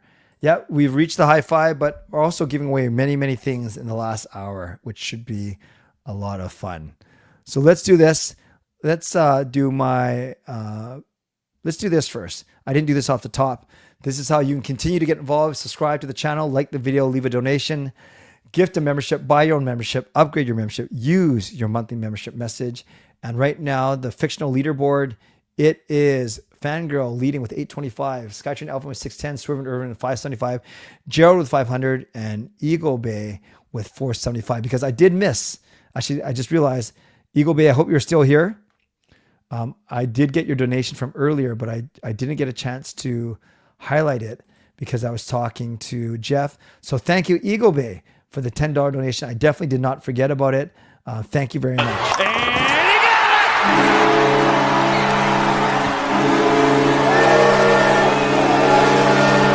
Who do you think you are? I am. So thank you, Eagle Bay, for the $10 donation. Let's give Eagle Bay some love in the chat.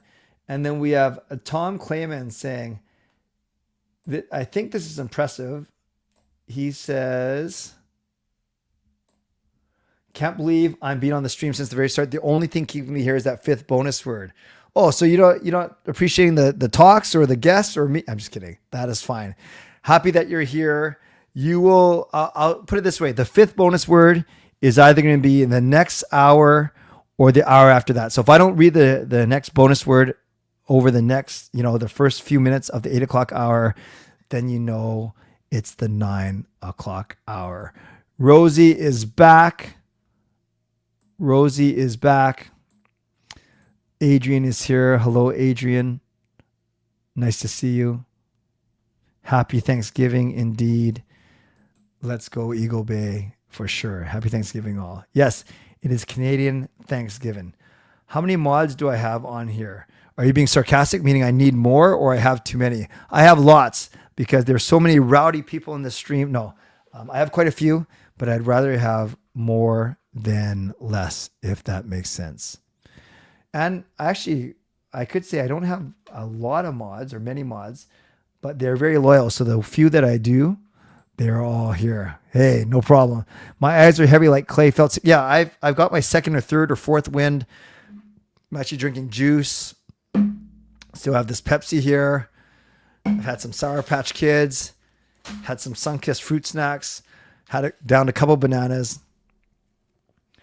Sure, promote your channel. That's fine, RSA. Promote your channel. You got 2 minutes to do so. May I use my 2nd channel and promote it? That's fine. That's fine. What does Sam's mean? What does Sam's mean? Next up is Hot Take Hockey, John, who's also been on all 4 of my streams, and he's going to help me preview the Atlantic Division, the division that we've come to know and love. NHL standings. Yeah, Atlantic Division is going to be it's always a lot of fun. It's always a lot of fun for sure. Lane Hudson just signed 8 years, 8.85. Wow. Sour Patch Kids, why don't you just book your dentist appointment right now? Imagine if the Hudson thing happened like 5 minutes before Jeff. That's true. That is true. That would have been fun. Still going, Major. Does it get easier the more you do this? Yeah, it's never been difficult, to be honest with you. And I take pride in that I run my own tech. Maybe sometimes it shows when I mess things up. But yeah, this one was harder because, Adrian, I'm not sure if you were here for the crazy 12 o'clock to 2 o'clock time. The kids put makeup on me, and the eye makeup and the eyelashes actually made my eyes feel very heavy. Cut me some sack, Clay. Eyes are getting heavy. Why? What did you say? Oh, same, Gerald. Gotcha.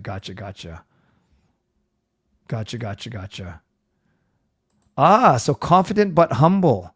Welcome to franchise. Well, welcome to franchise membership. Confident but humble. 3, 2, 1.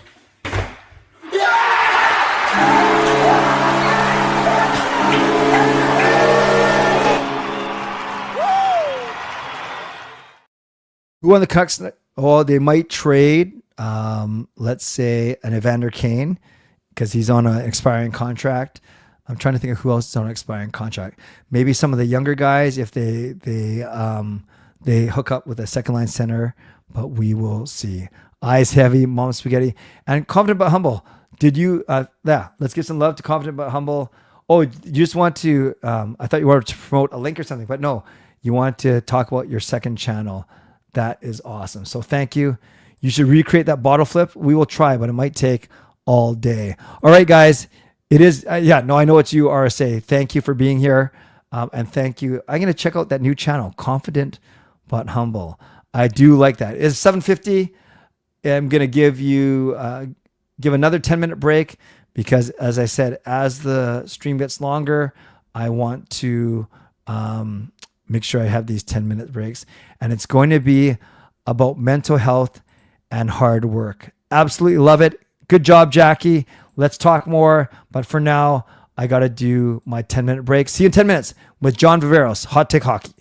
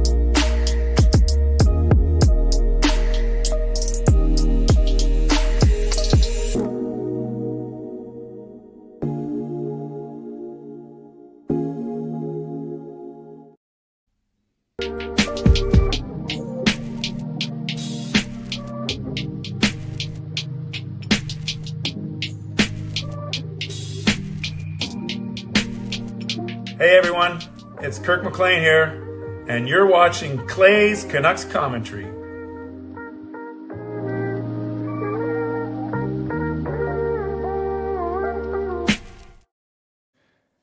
"20 hours down, 4 hours to go.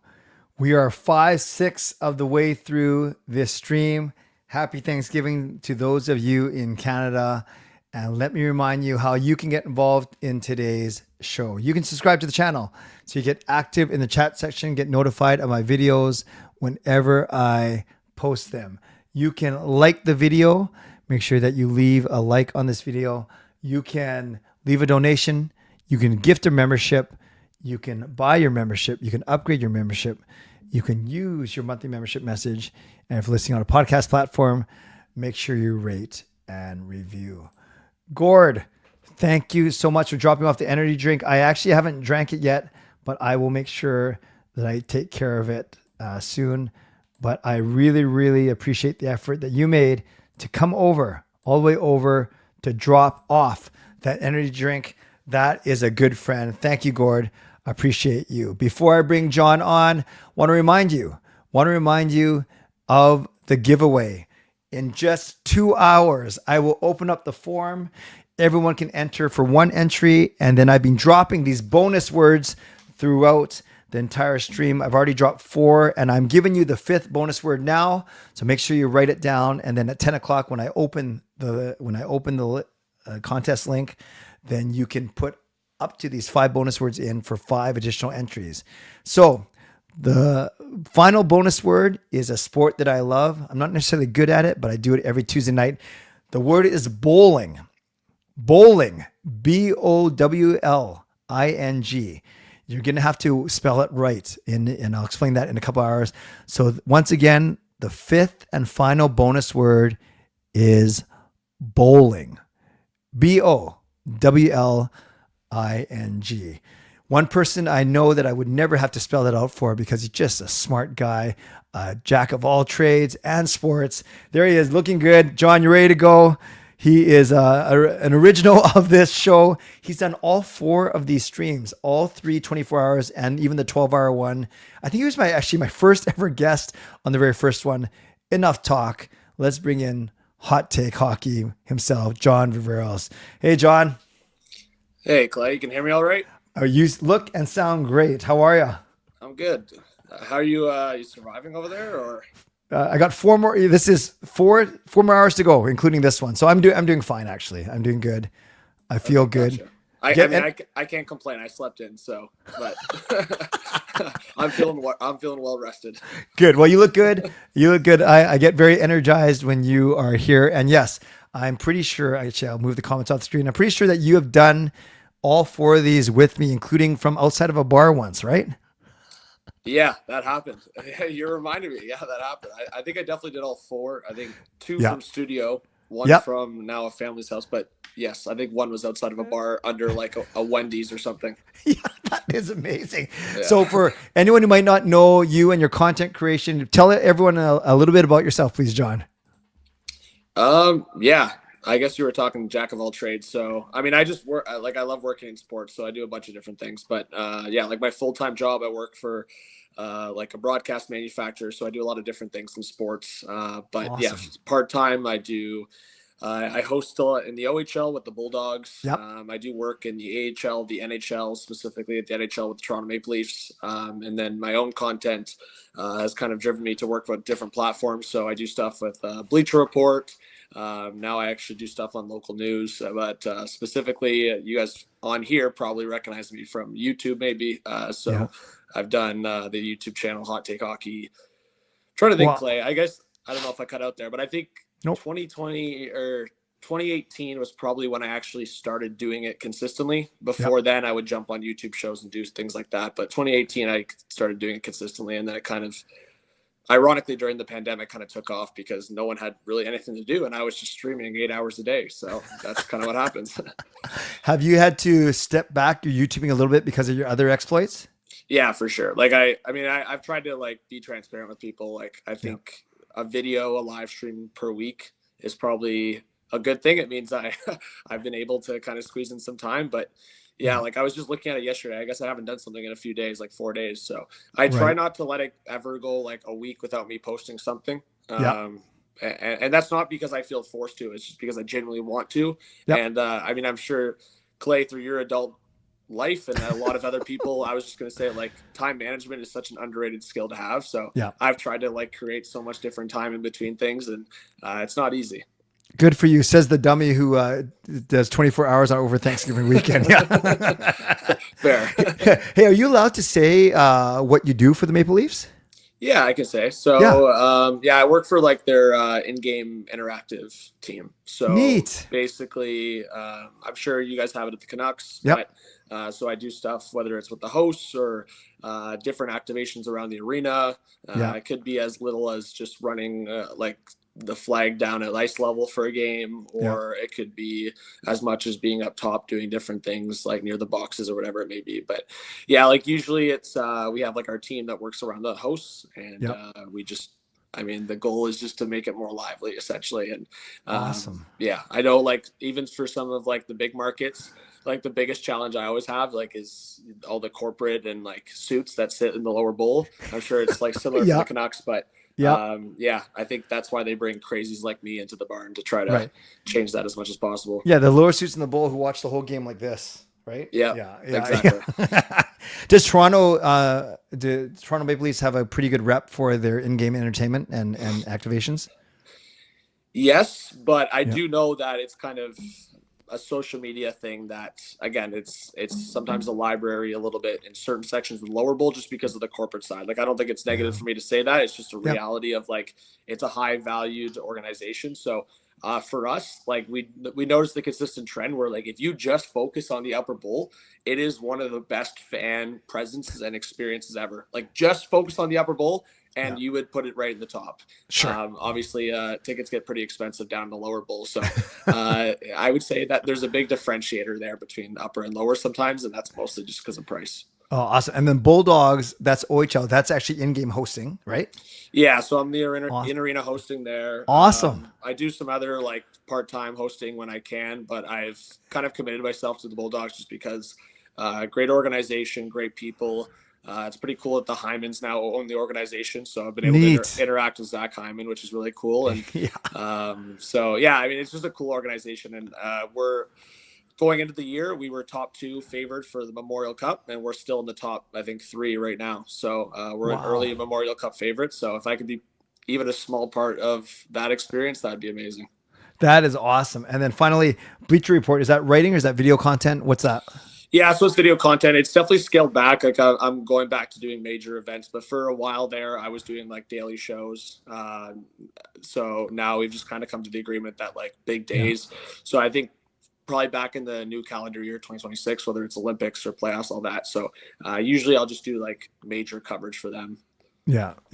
Ego Bay, what are you talking about? I sit in the nosebleeds at Canucks games. Come on now. Anyway, it's okay. I can handle that. Well, that's awesome. Well, congrats, John. And I always bring you on because obviously I was introduced with your very passionate live streams, knowledgeable. You engage a fan base like no other. You're not afraid to yell with them, cry with them, laugh with them. And I've been a big fan for the past 7 or 8 years now. So thank you for that. And thank you for always agreeing to join me. So I love, obviously I know you work with the Leafs and you have a good understanding of not just Toronto, but hockey overall, because your whole, by the way, my son, Jacob, he's my middle guy. He's our championship bowler.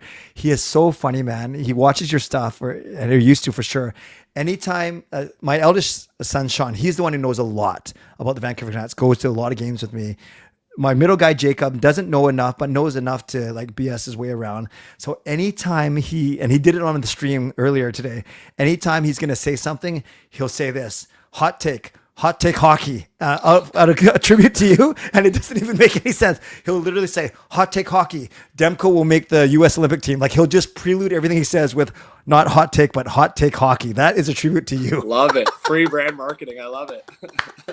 All right. So I know you know the teams. If we went 8 through 1 in ascending order from the bottom to the top, can you do that? Do you have a kind of a ranking in your head, or do you need a couple minutes to figure that out? For the Atlantic, like you want me to go through my preseason predictions or like based on what I've seen so far? Both. I actually, you can combine them. I would love for you to tell me when the end of the season ends. It doesn't mean who's going to go further in the playoffs, but what is the season standings going to be for the Atlantic Division? I'd love that. Yeah, let's do it. All right. Who's at your bottom? Who's number 8? Who has no chance in heck?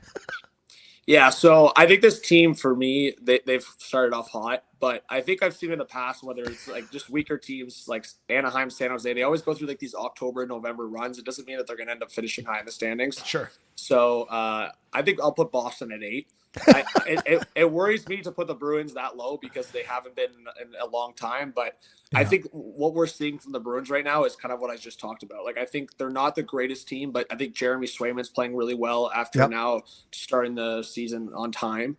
And I think that David Pastrnak, we know what Pastrnak can be, right? Like he's one of the best wingers in the game. And we're seeing impact plays from both those guys I just mentioned and some other guys that are contributing. So I'll put in the long run Bruins at 8, but honestly, Clay, like I've been saying, and I'm not trying to knock your division there with the Canucks, but I do think there's a massive gap this year from the Central and the Atlantic down to the Metro and Pacific. I think I agree. Totally fair. Totally agree. To me, I look at even like the Central and I'm like, okay, maybe I could rule out the Blackhawks, maybe. And then after that, I think all the teams are competitive there. And then with the Atlantic specifically, it's like the same thing. I could maybe rule out the Bruins to actually make the playoffs this year, but then they started off so hot. And then I look at all the other teams and I'm like, everybody's going to be in it this year. I personally, I don't want to spoil, but I personally don't even think the Leafs will be like up there in terms of a gap anymore. Like I think it's all going to be kind of mishmash together, but I'll go Bruins at 8. No, I hear you. You got it, man. 5 teams are going to come from the Atlantic. 5 teams are going to come from the Central. 3 teams are going to come from the Pacific and Metro. Like there's a good I chance agree of with that for sure. Yep, I agree with you. And it's funny, there's always a weird. No, it's not even love hate. There's a hate relationship between Vancouver and Boston from 15 years ago, but Boston has never ever fallen off until last year, and it's crazy. And then they still have Lindholm, and they still have Zadorov, like still connections to the. It's just crazy. It's just crazy.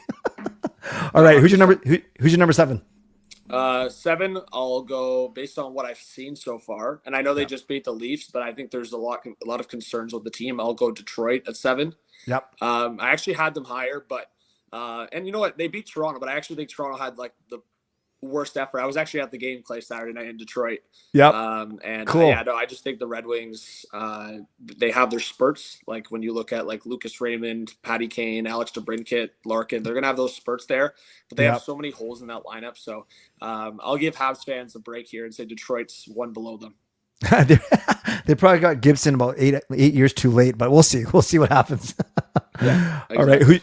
So you hinted at it. Your number 6 is Montreal. So wow. I think again, I know they made the playoffs last year, but with a massive goal differential in the negative side, and I just think when you look at the 4 teams or 5 teams ahead of them, they're just to me a little bit closer right now. So I'll go. We're at 6, Montreal, I guess. Yeah, and would you? I guess you heard Lane Hudson just signed that big contract just now.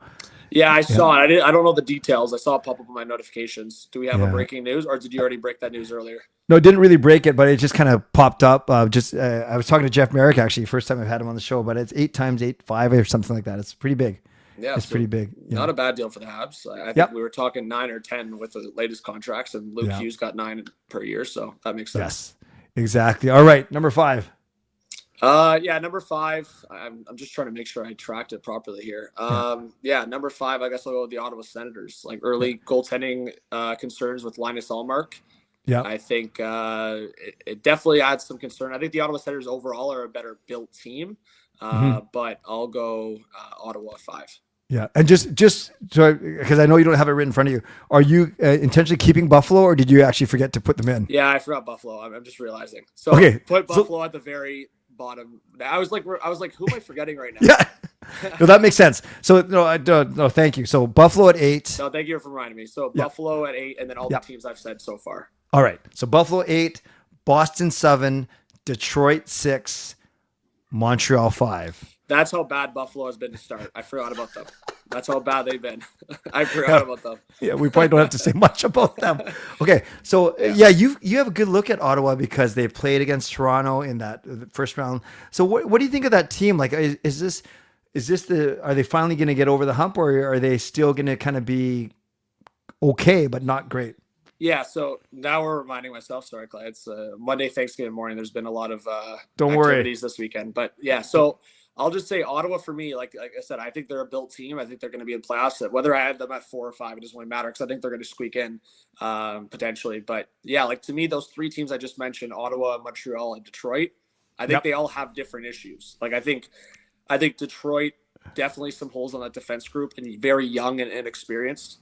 Montreal for me, like I think they have a lot of depth in their forward group, but do they have really like the star power beyond Suzuki and Caulfield? I guess we'll see with Demidov. And then with Ottawa, I mean, I thought Ottawa was actually going to be one of the more complete teams this year in the Atlantic, but with early goaltending issues with Allmark, it's not a positive sign. So then I think the 3 teams after that, and even with the Panthers having all those injuries, like I think they're still going to be in the mix.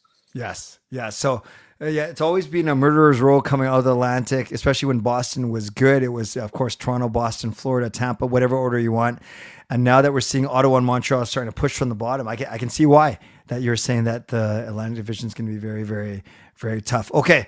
So we have those 3 teams, Toronto and the 2 Florida teams. Who is number 3 for you, John, ahead of Ottawa?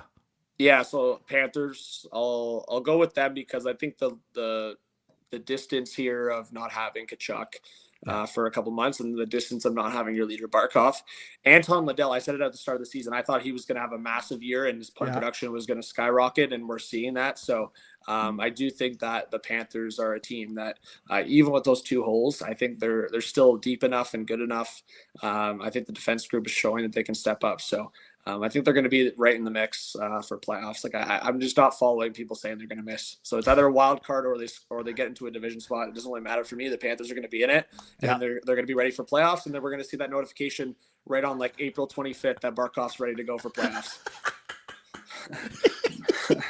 Sorry, that was pretty funny. The way you set that up, that was good. Yeah.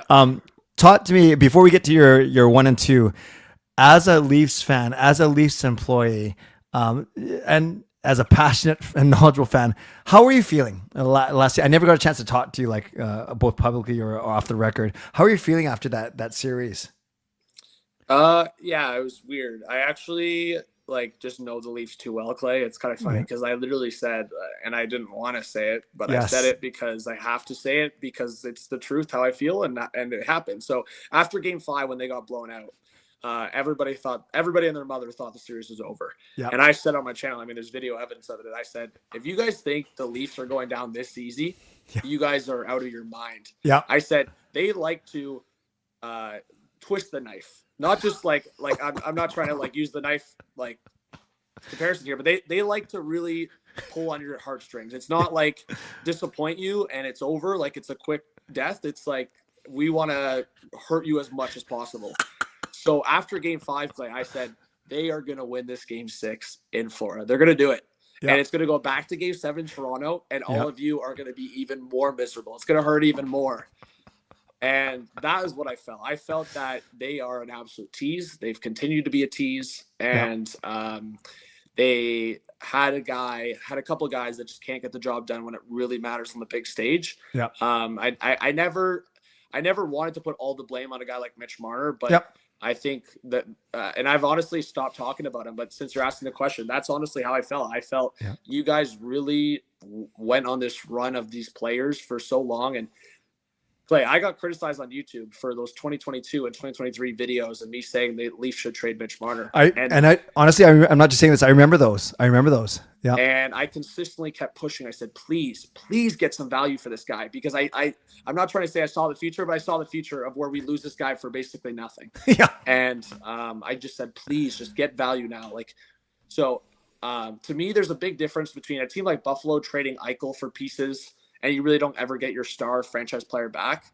The Leafs were never losing their franchise player. It would have been so much more beneficial to trade a guy like Mitch Marner and build around a guy like Auston Matthews and build around William Nylander. And they had the opportunity 2 years ago and they didn't do it. So that was kind of, honestly, Clay, I wasn't even like pissed about the series itself. I was pissed about all those ideas and thoughts and the messages for like 3 years of being like, why are we going to let this guy dictate what he does with this team when we could have controlled our own destiny somewhat. No, it's so funny, man. You read my mind, because after we went through the rankings, I was going to ask you, but since we're talking about him right now, do you actually, in your heart of hearts, want him to not succeed? Do you want him to succeed? Are you completely neutral because he's playing now in the other conference? Like, how do you feel about Marner, truly? So let me just plug my phone in here. No problem. And then I'll answer your Sure. question here. Sure. I think it should be good once I. Oh, okay. We'll see. We'll get John back in as soon as he's ready. All right, let's bring him back in. I think I'm good What now. happened? That sounds way better. What happened? Magic, Clay. Magic. That's why you're a YouTube pro. Okay, Mitch Marner. Want him to succeed, not yes. succeed, irrelevant, Honestly, indifferent. I want him to succeed to an extent.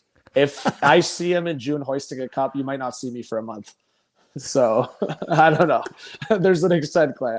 I want the guy to be happy. I want his family to be happy. I don't necessarily want him to have great hockey success per se, but no. Here's the thing.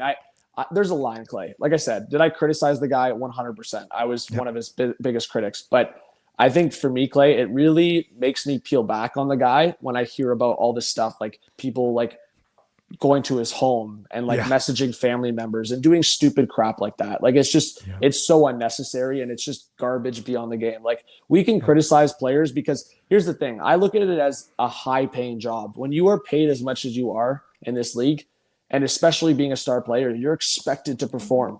Yep. And Clay, I always have people push back on me going, like, these guys, like mental health, all this stuff. I get it. I understand mental health, and I understand there's certain aspects of this game that's really tough. But Clay, in any high performing job, ignore hockey for a second. This is what I related to. Yep. If I'm, whether in my sales role or other people are in their role, and you have once a year your biggest sale, or you have your biggest corporate meeting, or whatever it may be, and you crap the bed in that meeting, do you really think that your boss should give you a raise or should reward you for that garbage meeting that you put on?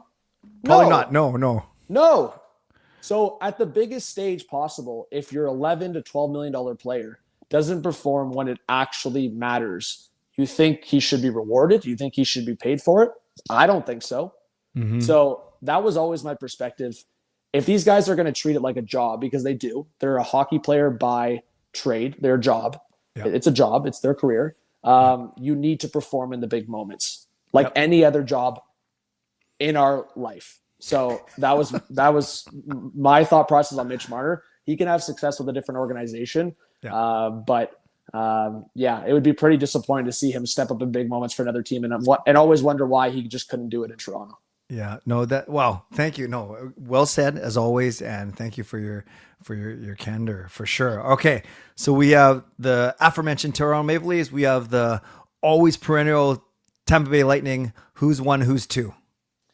Yeah, I'll just jump right into saying both, like Leafs 2, Tampa 1. I think Tampa, it was actually funny. I believe they blew that lead to Ottawa, which was like a random wild game. So if Vasilevsky can be 80-90% of what Vasilevsky is capable of, Clay, I just can't see Tampa losing this division. To me, I think they've filled some holes in their defense group. Yeah, a little older, but I think their forward group has a lot more depth. They have some youth now. Like, I see a guy like Connor Geekie in the bottom six. So I like Tampa for the division this year. I think a lot of people do, but the eye test supports it. The analytics have supported it going into the year that Tampa should get the most points. So that's kind of where my head's at. I think Toronto's going to be right in the mix. To me, I would be very, very shocked to see anybody exclude Toronto, Tampa, and Florida from the playoffs for their predictions. I think something significantly would have to happen to Toronto or Tampa. But with Florida, they've shown they could be missing one or two guys, and they just keep on rolling sometimes. So that's kind of my rough order. But yeah, sorry, Sabres fans. It's I guess waking up fresh into a live show is you forget about the miserable teams. And I was funny because I was actually at the Sabres home opener with my buddy. So the fact that I'm forgetting about them is proof that I went into that arena with him acting as a Sabres fan to support him for a day. And I said to him, this is my first and last ever supporting the Sabres, and I don't want to ever be in this building again. Obviously, I'm not actually serious on that harsh, but honestly, Clay, what a disaster of a team right now. What a disaster. Yeah. So Wait a sec. So in the past week, you've done game in Buffalo and a game in Detroit. Yeah, That's awesome. I was like, I was back to back. I was at the Leafs home opener working it Wednesday night. Yep. Thursday night we went down to Buffalo. It was actually funny. I was talking about I think I was in an arena 7 nights in a row, which is I think true. That's unreal. From Tuesday all the way to, I guess, yesterday. I think. Yep. Yeah. So it was like Sabres home opener Thursday night in Buffalo, Friday Bulldogs, Saturday Bulldogs, Sunday Bulldogs. What was Saturday? I'm forgetting what's that. Oh, Saturday was the game in Detroit. Yeah. There you go. So that was quite a few nights in a row. So Buffalo's Georgiev and Nord and whatever. They have like 6 injuries right now too, which just doesn't help. So, is the arena itself a dump?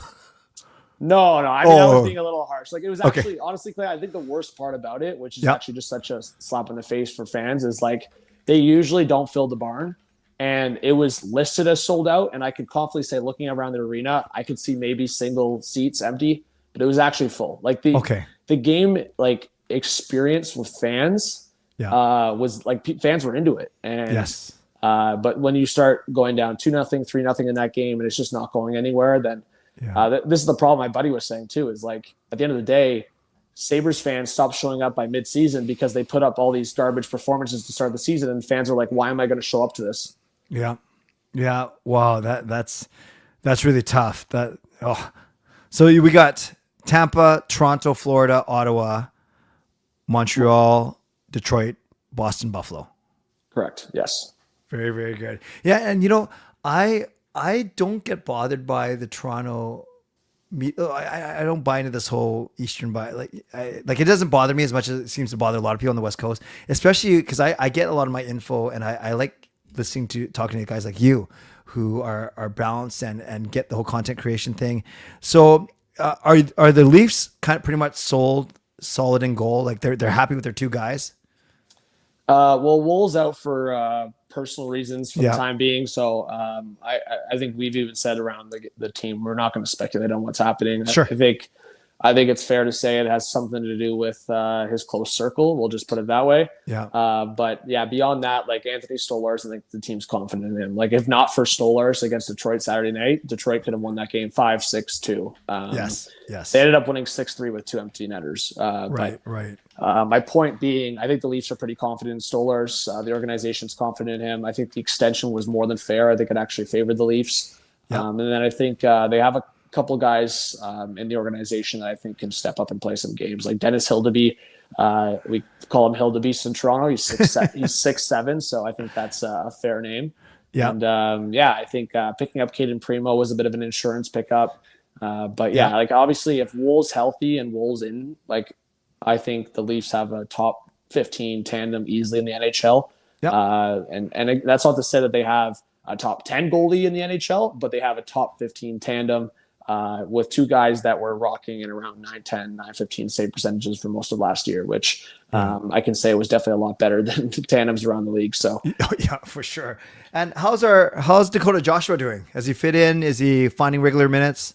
So yeah, just looking at Leafs Twitter, it's actually pretty mixed, Clay. Like I'm seeing some Leaf fans being like, "Is Dakota Joshua going to start playing hockey?" And then I have other fans that appreciate his size. And like I saw in Detroit a couple shifts, he was protecting the puck well. Yeah. I do find it like if he's not in the right spots and driving the net and causing a bit of disruption, his use for the team is definitely down. And I said it at the time, Clay. Like I understood exactly why the Canucks made that trade. Because if this was the Leafs 2 years ago, I would have seen the Leafs trading Dakota Joshua to create some cap space. And honestly, like I think Brad Treliving, I like the moves he made, but I also think he filled that cap space a little too quickly because he didn't like the trade market that was out there. I'm sure if there was a $7 or $8 million first line winger that was out there for a trade, which again, those are very rare to find in terms of available for a trade to begin with. So yeah, I think he ended up just filling the gaps. But do I think Dakota Joshua is a good bottom 6 player? Yeah, I think he can be. $3.5 million might be too steep for what the Leafs end up using him for, but I'm hoping he can put up 10 to 15 goals, be a presence on that 3rd or 4th line, and then it's not the worst contract with the cap going up. Yeah, no, good point. It was tough because he was so good in the playoffs against Edmonton 2 seasons ago. Then he has his testicular cancer, and no one knows how it is to recover from that. So very slow start. Then he didn't really find his footing, got another injury, and then it becomes, oh, he's not worth this contract that this management group just signed him to. So I think people understood when no one was saying good riddance. We all wanted to see him succeed personally, especially coming back from such a horrendous setback. But then you're right. The actual production on the ice, we weren't sure, and it was for a team that needed every dollar. I think that's where they had to cut some of their losses, so to speak. Yeah, it's interesting. Yeah, I want him to do well. He was great here. He was great here. Yeah. I just don't know how well he's been received in Toronto. One other thing, John, I'm looking at the roster, and at first I thought, because I saw guys like I thought the team was a lot younger than it is, but I only see 3 guys under 25 in Michelli, Nyes, and Robertson. I guess Easton Cowan would be there too, but it's a pretty older roster, isn't it? Yeah, for sure. Yeah, the defense is pretty veteran heavy. I think Benoit's now in his late 20s, but outside of that, I think most guys are in around their 30s now. Carlo might be 29, 30. Yeah. Yeah, I mean, I think the speed is also a concern, but I think in the forward group there's enough speed there that it should offset the slower defense group. Yep. But yeah, if you had it, like if I had it my way, Clay, I would definitely add a speedy top 6 winger there. That's an upgrade on Robertson, and then maybe a faster, maybe right shot guy to partner with OEL for a little puck moving pair. But yeah, like it's a work in progress for sure, to say the least. Yeah, how's Tanev and OEL? Well, obviously we have ties to those 2 guys too. How are they been? Yeah, Tanev's been always rock solid. OEL, I'm finding, and a lot of Leaf fans are finding that he has to play on his left side because he's been playing on his right side, his offside. Interesting. With Benoit a little bit, and he just struggles. It's like, I don't know. And also, like, I'm not trying to make this a Swedish thing, but for some reason, OEL and Nylander like to coast in October, and it drives me nuts. But we love Willie because he steps up in the playoffs. But yeah, there's too much coasting in October from the Swedes on Toronto. No, that is fair. That was funny. So Swedes leads me to Olympics naturally. How many Maple Leafs going to be there? Obviously Matthews, Nylander. Who else is going to make Olympic teams from Toronto? Yeah, there might be a few actually. Yeah. Like, so definitely, obviously the big. Like 2, Matthews and Nylander. Yeah. I think Nyes has a chance of making Team USA now based on how he's played the last year and a half. I would also say like other guys that play for like other nations, whether it's like Michelli, you look at a guy like David Camp for Czechia. Obviously he's not on the roster right now, but he's playing for the Toronto Marlies. But it's funny, he'll probably make Czechia. And then I don't like beyond that, just thinking about it, it probably cuts off at 4 or 5 as a potential, but obviously those big names are potentially going to be there. It's funny, John, out here in Vancouver, everyone was shocked that it was for Team USA goaltending. It was Hellebuck, Ottinger, Swayman. Those 3 are fine. And then Joey Decord, right? Instead of Thatcher Demko. But the more people see Demko returning to form, there's a big school of thought saying, no, let's not let him go to the Olympics. Let's keep him as healthy and as rested as possible. And it's Kevin Lankinen that's going to be, number 1 or number 2 goalie for Finland, which is kind of funny, actually. Yeah, no, you probably just want Lankinen to go and get Demko to stay healthy. And I mean, you saw it with Quinn Hughes last year, that big debate. I know the Canucks didn't end up making it anyways, but yeah, you don't want to send guy like half hurt. Like Matthews, it drove me nuts that he went to 4 nations because he wasn't even healthy. So if the guy just don't. Yeah, no, that makes a lot of sense. All right, John. So this has been awesome. So just a couple more questions, then I'll let you do your thing for Thanksgiving. Your thoughts when you saw Connor McDavid's contract of 2 years, 12.5? Why Oilers fans were so that I have no idea. Like if my star player for my favorite team signed for 2 years, I would not be celebrating. I would be happy, but I would not be celebrating acting like he's sticking around for his career. Because to me, a 2-year contract for your star player is not the biggest confidence boost. Right. And he certainly put Edmonton management on notice for sure. What's one other thing that you're going to be looking at? What you're excited about for the entire league? Is it truly your Maple Leafs? Is it seeing how Florida overcomes their injuries? Is it throwing darts at Marner from across the continent? Like, what are you looking forward to watching this year in the league? Probably Quinn Hughes winning Norris. How about that? I like that.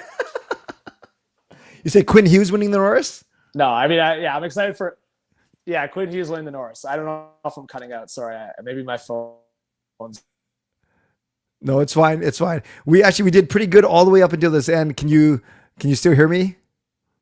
Oh, it looks like it's well, you froze in a at least you're a good looking guy, John, because you're frozen in a good spot. Well, tell you what, let's do this. I will let John do his thing. So John, if you can hear me, this is perfect. 8:35. Happy Thanksgiving. If you come back, great. If not, I will message you. You're probably hearing this on the back end, but I want to thank John for being here. Good looking, but I'll remove him from the screen just because he is completely frozen. And let's see if he's. I just want to give him a proper goodbye because now I feel bad. No, looks like he is completely gone. Okay, I'll message him. If he pops backstage, I will say hello. And otherwise, no, grateful for John and his time on this very busy Thanksgiving weekend. Okay, so now is a really good time to kind of reset. It is 8:35. I have 2 more guests, and I think they might both be. Oh, John is back. Good. We can have him say a proper goodbye. Hey, bud. Hey, Clay. Sorry about that. I guess, yeah, my phone was, I was wondering why my phone was acting up, and it was totally because my battery was low. Well, I just want to be able to say a proper goodbye and wish you luck on everything. So right now it's NHL, AHL, YouTube, and there's one other thing. There's like 4 or 5 things. Yeah, my full-time job at OHL, I think you missed there, but yeah, Bulldogs. Right. And then AHL was what? That's the one we didn't talk about because we talked about NHL. What's AHL? Yeah, I'm doing just like some part-time stuff. It's kind of it's a little bit on the down low, but I'm trying to figure out my schedule, Clay, to be honest, but it's, there's some stuff in the works. Let's just put it that way. Awesome. Well, we will keep tabs on you on social. Everyone can follow it. And your X handle, is it Hot Take or is it John Viveiros now? I've been using my personal accounts a little bit more, just like, cause I honestly like, cause people are like, oh, where's this guy? And I like to kind of post what I'm up to. So on my personal accounts, John Viveiros _ on Instagram and Twitter, I'm posting a lot more, but yeah, Hot Take Hockey on all platforms. You'll find me as well. Awesome. Well, one person you're continuing to inspire is my middle son, as I mentioned. So thanks, John. Happy Thanksgiving. Glad that you're doing well. And thanks for always making time for me and my community. I appreciate it. Yeah. Happy Thanksgiving. And sorry about the technical difficulties. Also, sorry for forgetting about the Sabres. That was kind of bad, but it's all good. Everyone else did too. Okay. Thanks, buddy. We'll talk soon. Okay. Take care. Bye. Thanks, John. Bye. All right. That is John Viveiros, Hot Take Hockey. Happy to have him on. Let's go. I'll go 10 minutes of questions. Then we'll get ready for our final 3 hours. We truly are in the home stretch. So let's get to some of your comments. Keep Bennett's elbows out of Stoller's head and they'll be fine. OMG, just watched the tortilla slap and makeup hour. Yeah, it was something. That's for sure. Dakota lost the edge he played with. He looked slower and safer instead of playing rough and hard-nosed hockey. Yeah, he did bring something to the team that was quite unique. That is for sure. That is for sure. And he did have testicular cancer, yes. And he got it treated in the summer of 2024. No, that's fair. Eagle B, where are you watching from, by the way? Are you right in the Lower Mainland? Clay, why didn't you leave your makeup on for the rest of the stream? Well, I'm not sure if that would be the best impression for someone like Jeff Marek, who I was very excited to get on the stream. I didn't want to, I just didn't want to go there. Also, I mentioned this a few times. The eye makeup, I guess it was the eyelashes that people were talking about. It was so heavy. So it was making me more tired than I needed to be. Yeah, just the heavy, pressing down of my eyes. It was making me more tired than I needed to. Still listening while working. That's awesome. You keep the show entertaining. Well, thank you, SGA. Thank you, Sharda. Oh, by the way, I don't think I'm betraying his trust. You guys mentioned that Jeff Marek seemed to enjoy it. I think he seemed to enjoy it. And he just sent me the nicest email. He says, Clay, that was the best. I'll come back anytime. Best to get me. And he gives his phone number. Stay in touch. Thanks, pal, Jeff. That's awesome. From Jeff Marek, he says, Clay, that was the best. I'll come back anytime. Stay in touch. Thanks, pal. Pretty cool. That's that for me, that makes my day. It's very nice. I was not nervous at all, but I was very excited to have him on. and to know that he had a good time on here, that's pretty cool. That's pretty cool. Thank you, Fangirl. I'm doing well. Ready to get into the home stretch, the true last 3 hours of the stream, but the end is in sight. And I got my brother Jason, and then if Parker can't come, it will be likely my daughter Kayla, and I'll see if I can get my lovely wife Gail on for a bit too, but definitely my daughter Kayla for the last bit of the stream. And I'd be happy to have her. Not a planned open house, but we will see. We will see how it goes. And I got Parker tonight anyways for Canucks After Dark if I'm somehow still awake. Eagle Bay, South Shuswap. Oh, so hence the name. Very good. So awesome. Wow, Jeff a legend. Yes, the sheet is decent. Yeah, I do. Jeff is your gateway to Friedman. Well, we'll see. Maybe that's my next goal. What's the timestamp for Jeff's interview, Clay? It was actually just it was 7 a.m. So it was an hour and a half ago. Just scrub back an hour 40 ago, the start of the 7 a.m. hour. Once the stream is done, I will bookmark everything so you can just click to it. But it is definitely the 7 a.m. time. Jeff is a legend. I think we should do a 7 a.m. 1 hour Hall of Fame show with Jeff. That next time. Yes. No,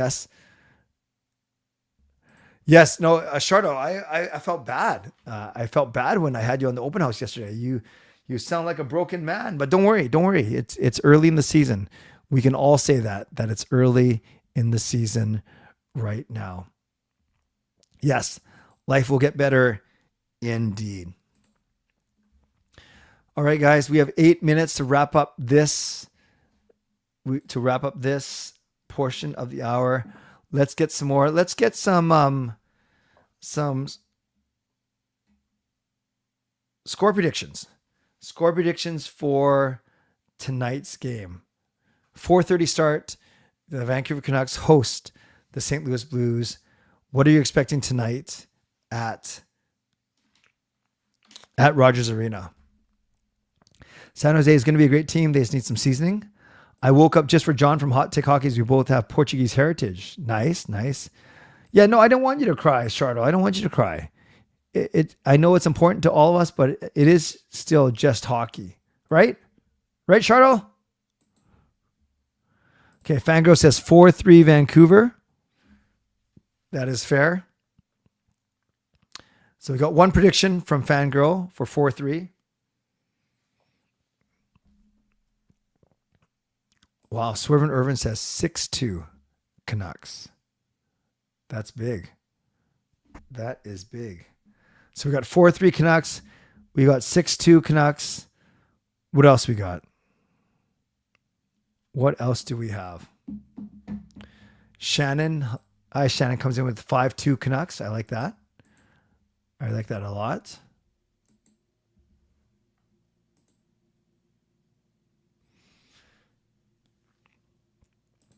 Chris says 6, but I'm not sure what the rest of the score is. Sensei Dean says 5-2. Shardall says 9-5 Canucks, channeling all of his anger. SGA, watch the tortilla slap times makeup challenge from earlier to cheer you up.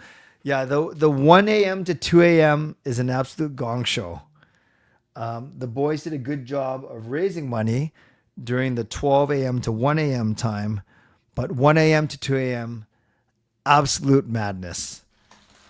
Absolute madness. What matters is how your health and your family's health. And if you have food and roof over your head, that is true. That is true. Stu says 6-0. There we go, Chris. Thank you. Line Change says 5-0 for the Canucks. Well, you guys do not have a lot of confidence in St. Louis offense. I've seen a couple shutout predictions already.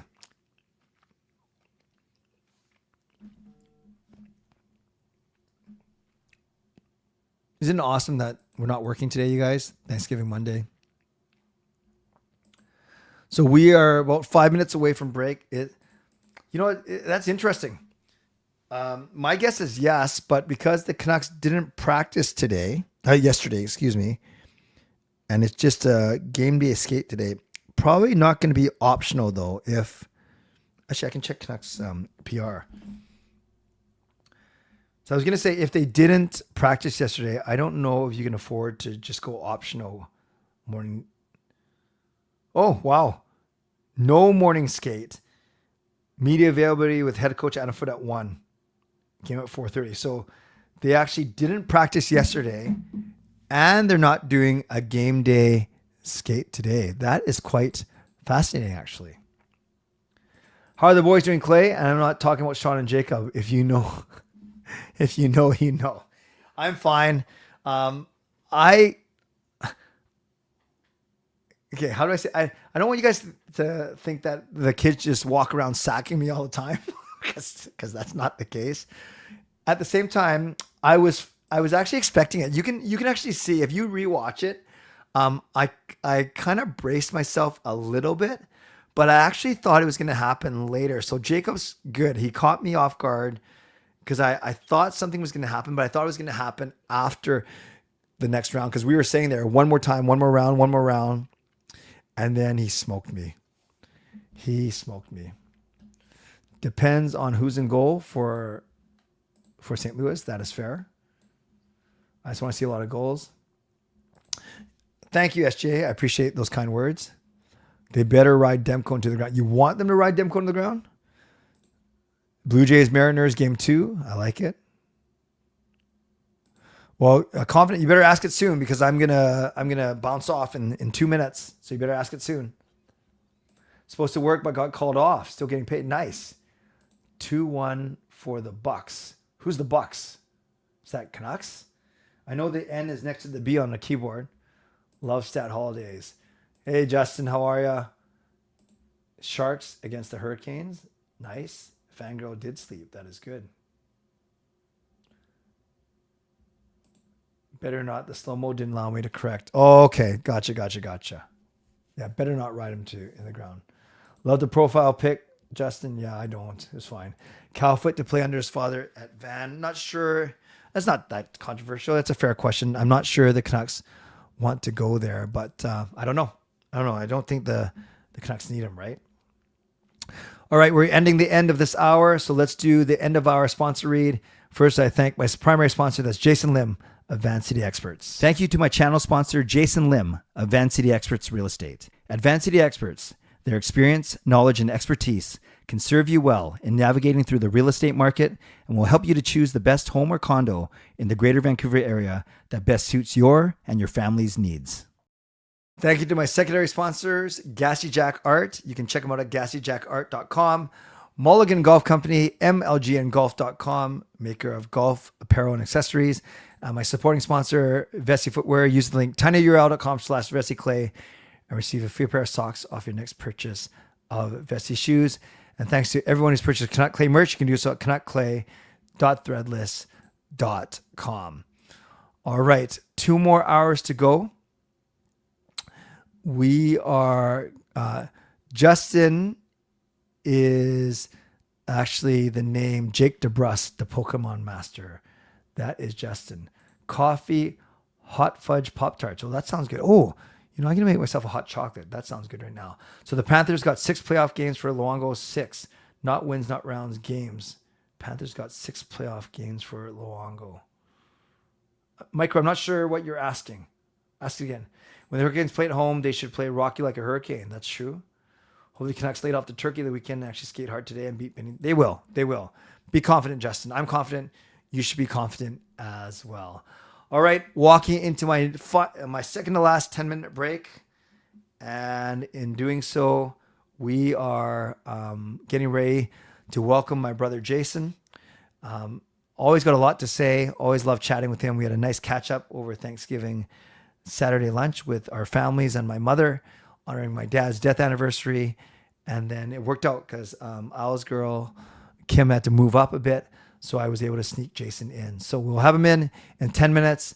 Enjoy yet another 10-minute breather. I know that I will.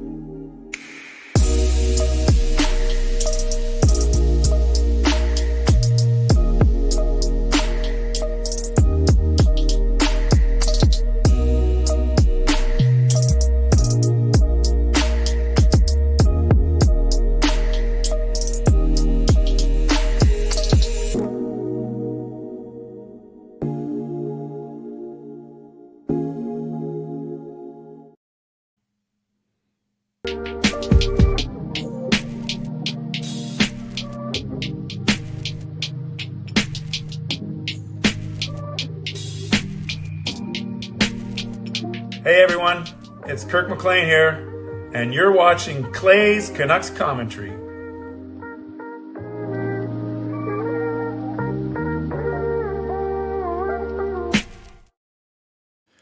"21 hours down, 3 hours to go. We are almost there, my friends. We are almost there. Here's how you can get involved. You can subscribe to the channel. You can like the video. You can leave a donation. You can gift a membership. You can buy your own membership, upgrade your membership, or use your monthly membership message. Right now, atop our fictional leaderboard, it is Fangirl with 925 points, Skytrain Elfin with 685, Swervin Irving with 675, Eagle Bay with 550, and Gerald with 500. There is your top 5 for part 3 of this 3-part mini series. The saga, this not tragedy, that's not the right word. This epic cinematic display of endurance and commitment from all of you. Okay, next hour, don't forget, I am going to be opening up finally the entry form. So at 10 a.m., we're going to open up the entry form for half an hour, and then I will explain to you at 10 a.m. what that's going to look like, how you enter, so everyone can enter. And then don't forget, I've dropped 5 bonus words throughout the past 22 hours, and each of those 5 bonus words will get you 1 extra entry, drawing for Canucks tickets, among many things, at the very end of the stream. So that is something to look forward to next hour, but something you can look forward to this hour. Thank you, Chris, saying you are a machine. I'll take that in the positive way. I'm happy to bring my brother Jason on. We saw each other on Saturday as we celebrated Thanksgiving and also my dad's death anniversary. We were with Jason and his family, his wife, his 5 kids, and their significance.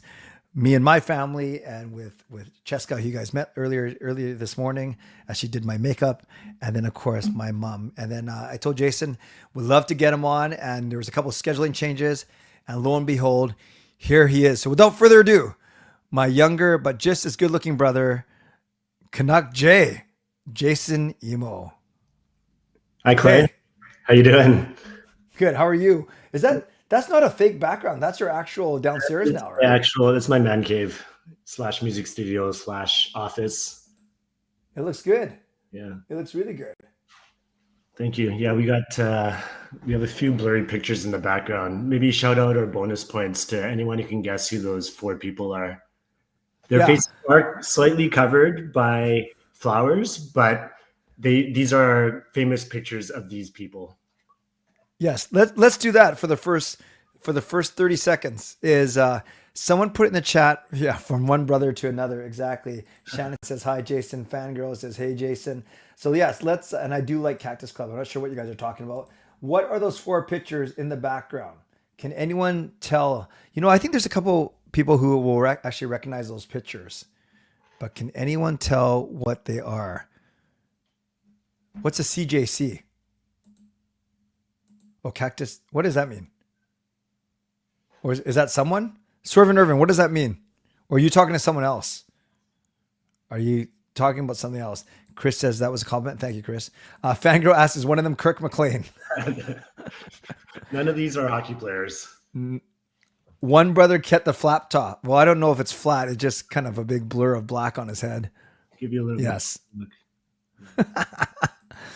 Any guesses? Okay. Tell us who's on your back wall.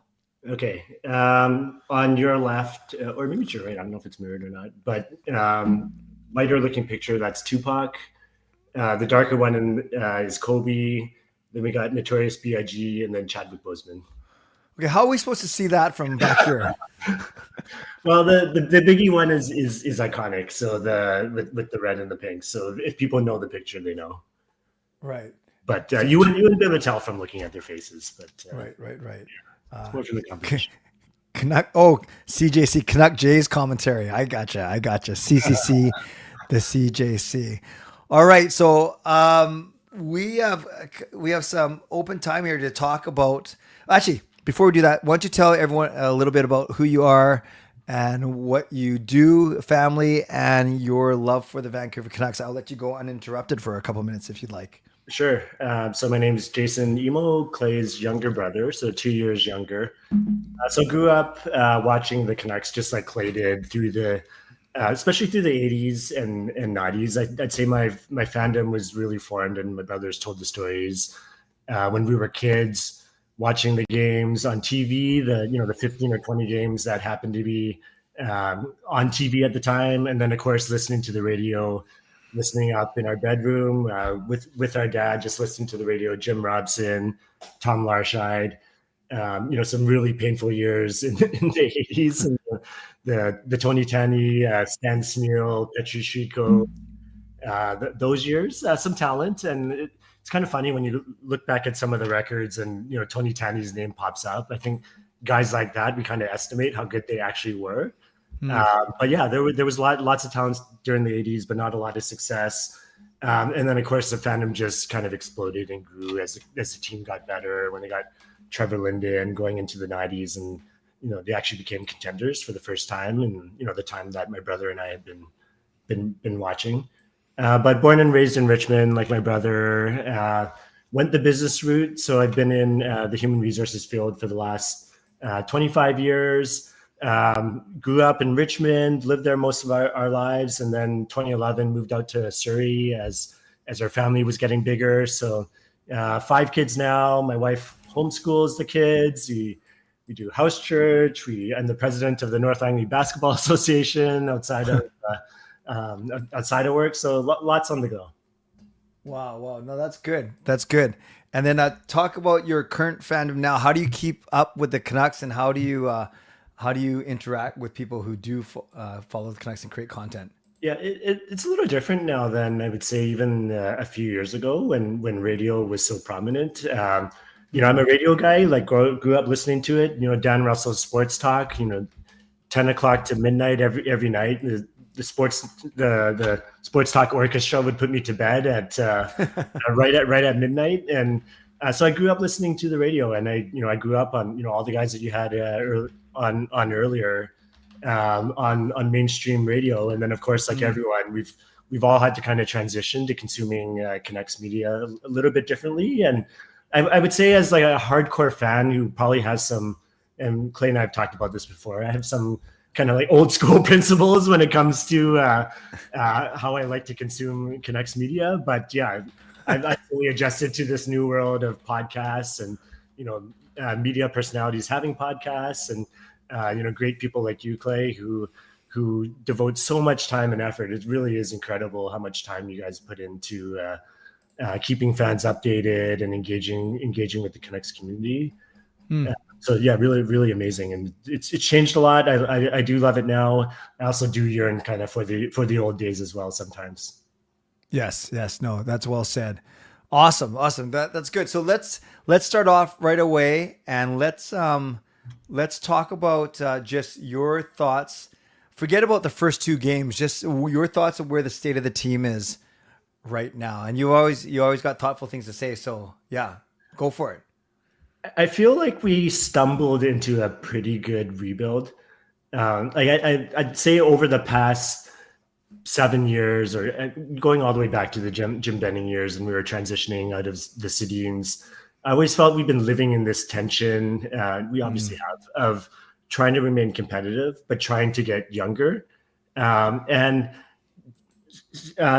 not a lot of on the ice success besides a couple of runs. And I think a lot of frustration from fans, because, we've always seen the immense potential of, going back to like when Pettersson came in, and, Besser exploded, especially.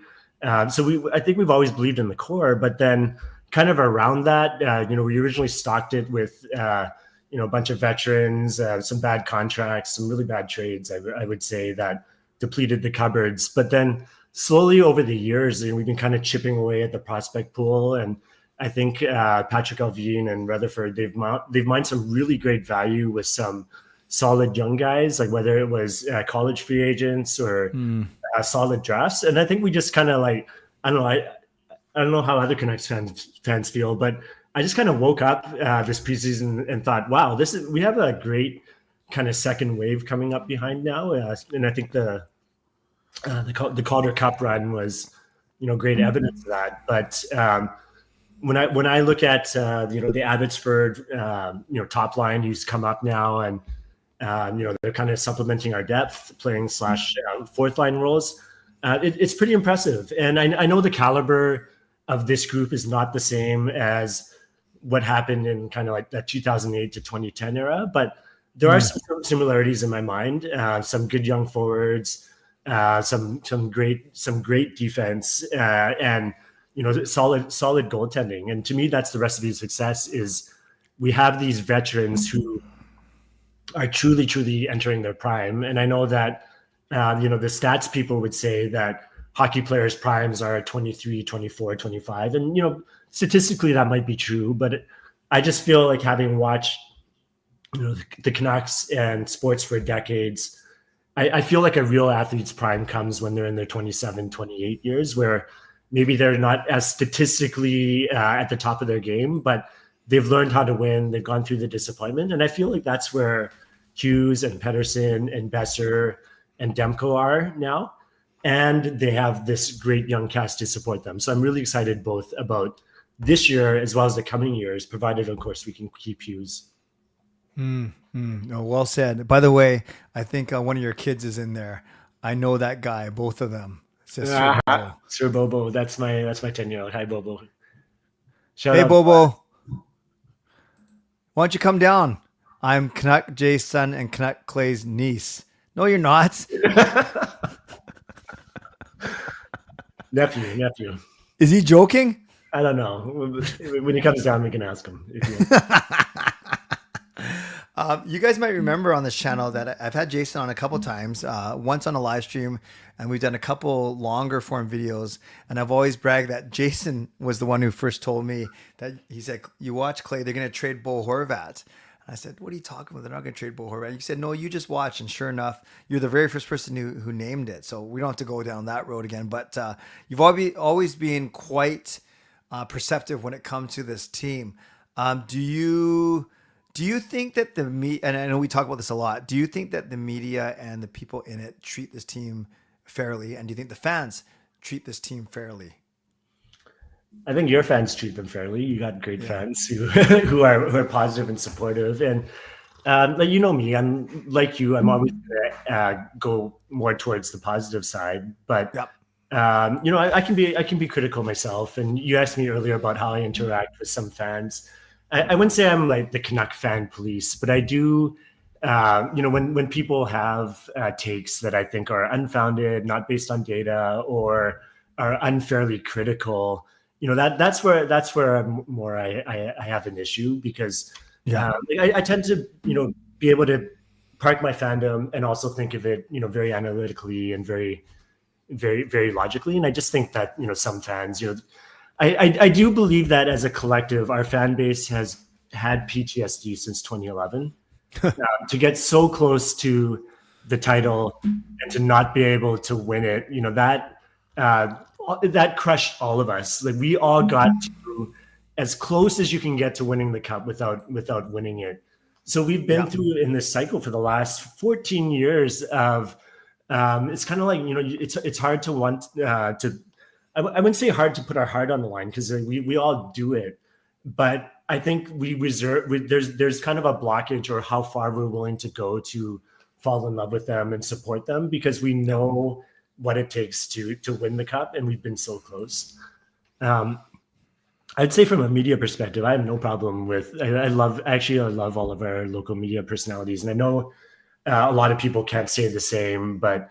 Whether it's Drancer or whether it's Sakaris and Price, or, the folks that you've had on the show, I do think the media, they do strike the right chord of being critical, because they can be, it's their job to be, and the team hasn't had success in a long time. So of course they're going to be critical, but I do believe that they're fair. And when there's, whether it's the team or whether it's individual players, they're not afraid to also call out when things are good. And we came up from that era of Neil McRae and Dan Russell. And if you want to see like Tony Gallagher, if you want to see like real critical media, rewind back back 25 years, and it was a completely different landscape.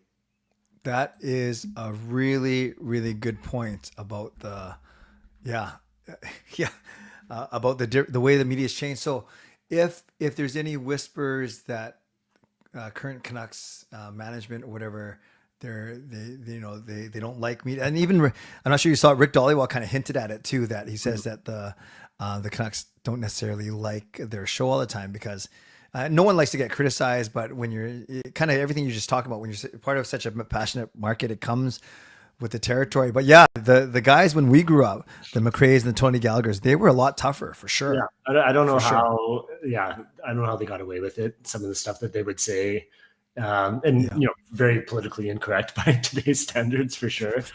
But yeah, there's always been that tension between Canucks ownership and the radio. And you go back to the Brian Burke, Dan Russell days where they would feud on and off the air. And I think they both knew what they were doing, and they both knew that it was raising the profile of the team and engaging fans. But I think that's changed, and I don't want to say anything to get you in trouble, but I do feel like this, and maybe you see it all around, like not just the Canucks, but in media in general, of powerful people with a lot of money and with kind of a narrowing voice from mainstream media. Like there's that tension and that fight of them trying to control the message, but you have this whole groundswell of people with voices that don't come through the mainstream streams. So like it's a different world, and I do feel like, and this is not specific to the Canucks, but some of these people feel like they can control the narrative, and to some part they can, because there is this tension of mainstream media kind of being a bit of a dying breed, so they can be a little bit desperate to kind of hold on to that relationship. Yeah. Who was the one? So by the way, when you mentioned sports talk, people were giving shout outs to the pauser, which is kind of cool. Who was this? Who was the radio host that verbally jousted with Brian Burke's wife? That was David Pratt, right? It was David Pratt and Jennifer Mather. Yes. Yeah, it was Pratt. I believe it was Pratt. Thanks for being here, Bobo. Thanks for being here. Or you can come down and sit with your dad, and we can bring you on if you want. Just barge in, buddy. Yeah, Dave Pratt. Exactly. It was Dave Pratt. Yeah, Pratt's another good example. Yep. And a lot of these guys, like they have hearts of gold, and you can kind of see it when it's just like a lot of people with big personalities, right? And some of it's put on just. Oh, here's Bobo. Come here, buddy. Hello. So this is my son Boaz. Hey, Bo. How are you? Good. So where were you typing from? iPad. Yeah, where? Like upstairs in Yeah, your room or what? Yeah, in the couch. Well, I like to see you live. Nice to see you. Yeah, nice to see you too. It's been so long. Yeah, Saturday. Any hot takes about the Canucks? He just likes when Carolina plays Vancouver because it says car and van on the screen. Car van, very good. Very good. That's the type of fandom that Bobo's at right now at 10 years old. Well, thank you, Bobo. Thanks for supporting your dad and me. Yeah. You're a good nephew, not niece. Huh. Yeah. I had to wait for it. A little bit of a name fight. That's all right. Awesome. Thanks, buddy. We'll talk to you soon, okay? Have a good rest of the stream. Thank you. I'm almost there. 21 hours. How are you feeling? I feel fine, actually. There was a comment here. I'm not sure if you saw it. Asked Jason about his new sister that appeared on the stream last night. Long story short, Sean and Jacob took over for an hour. And the next thing I know, they say they raise $100. We'll do a tortilla slap fight. Oh, nice. We raised $200. Cheska and Michelle will make up do makeup on dad's face. So we raised over $200 in less than an hour. Did the tortilla slap. It was good. It was actually quite competitive until Jacob sacked me with his tortilla and I spit out all my water. and then Cheska and Michelle dolled me up a little bit. Actually, I think it looked pretty good, but we'll see what Kayla and Gail say later. And then I just sat. What's that? Sorry, I missed that. I think you're okay. I think you are okay. All right. What else we got here? Okay. So Now, there's a couple. No, I'll leave it to you because we talked about a lot of things over lunch on Saturday. Is there anything that you want to explore, or any hot take, or any theory that you want to kind of expunge and just kind of explore with the community here? Because there's some smart people in the chat, and if you want to run anything by them, they're probably, or I can lead you, whatever you want. Yeah, I'm pretty fascinated on what the Canucks need to do and what people think the Canucks need to do to truly contend. And even Alvin, he says that they're in this tension of they could throw it's Rutherford, I think maybe you said it, but they can throw everything at the wall and go all in, and Quinn Hughes can still leave. So I find it really refreshing that they're so honest about that. But then it also it puts it all on the table. Like, what are we doing in the next 2 years to really push through to the top? And I think the obvious answer is second line center, and some would argue even first line center, and push PD to number 2. Which honestly, if PD can put up, I know the bar is lower, but 70 points, be able to play a two-way game, all situations. I think we're looking for a second line center. But with the amount that he gets paid and the amount that the salary cap is going up, I do think that contract, and I know people don't want to hear this right now because he's playing the worst he's ever played probably since he joined the team. But I do think that contract is going to provide surplus value. And people have heard me talk before, and Clay and I have talked. I think of everything in terms of contract value and whether or not the contract itself is a surplus or a deficit, because ultimately you're managing a fixed pie.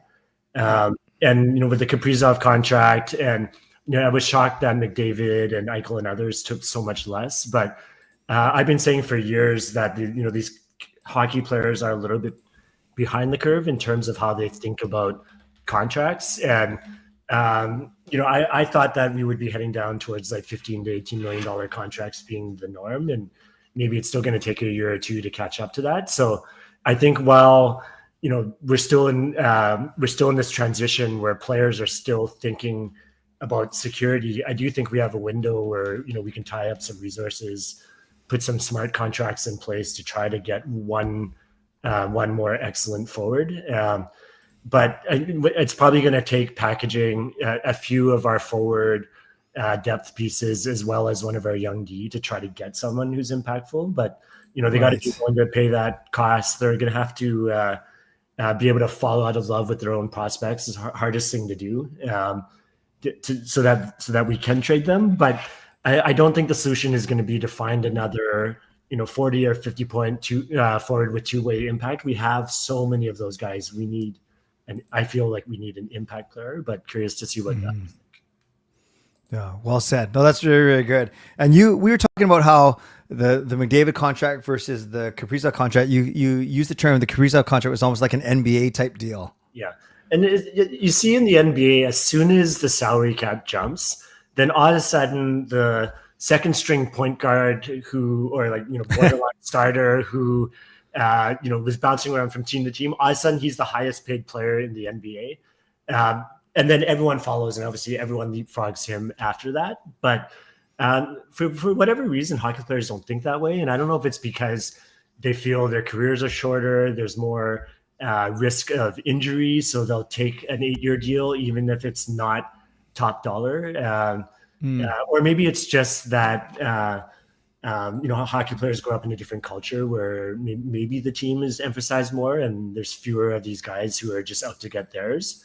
But I do find it fascinating that in certain sports, all the players just jump towards what the new world and new reality is. And hockey players tend to be like 5 years behind. Right. No, that's good. Okay. Let's, I want to leave a few minutes for people to ask you questions because I think that could go pretty cool and just get your insight on a couple things.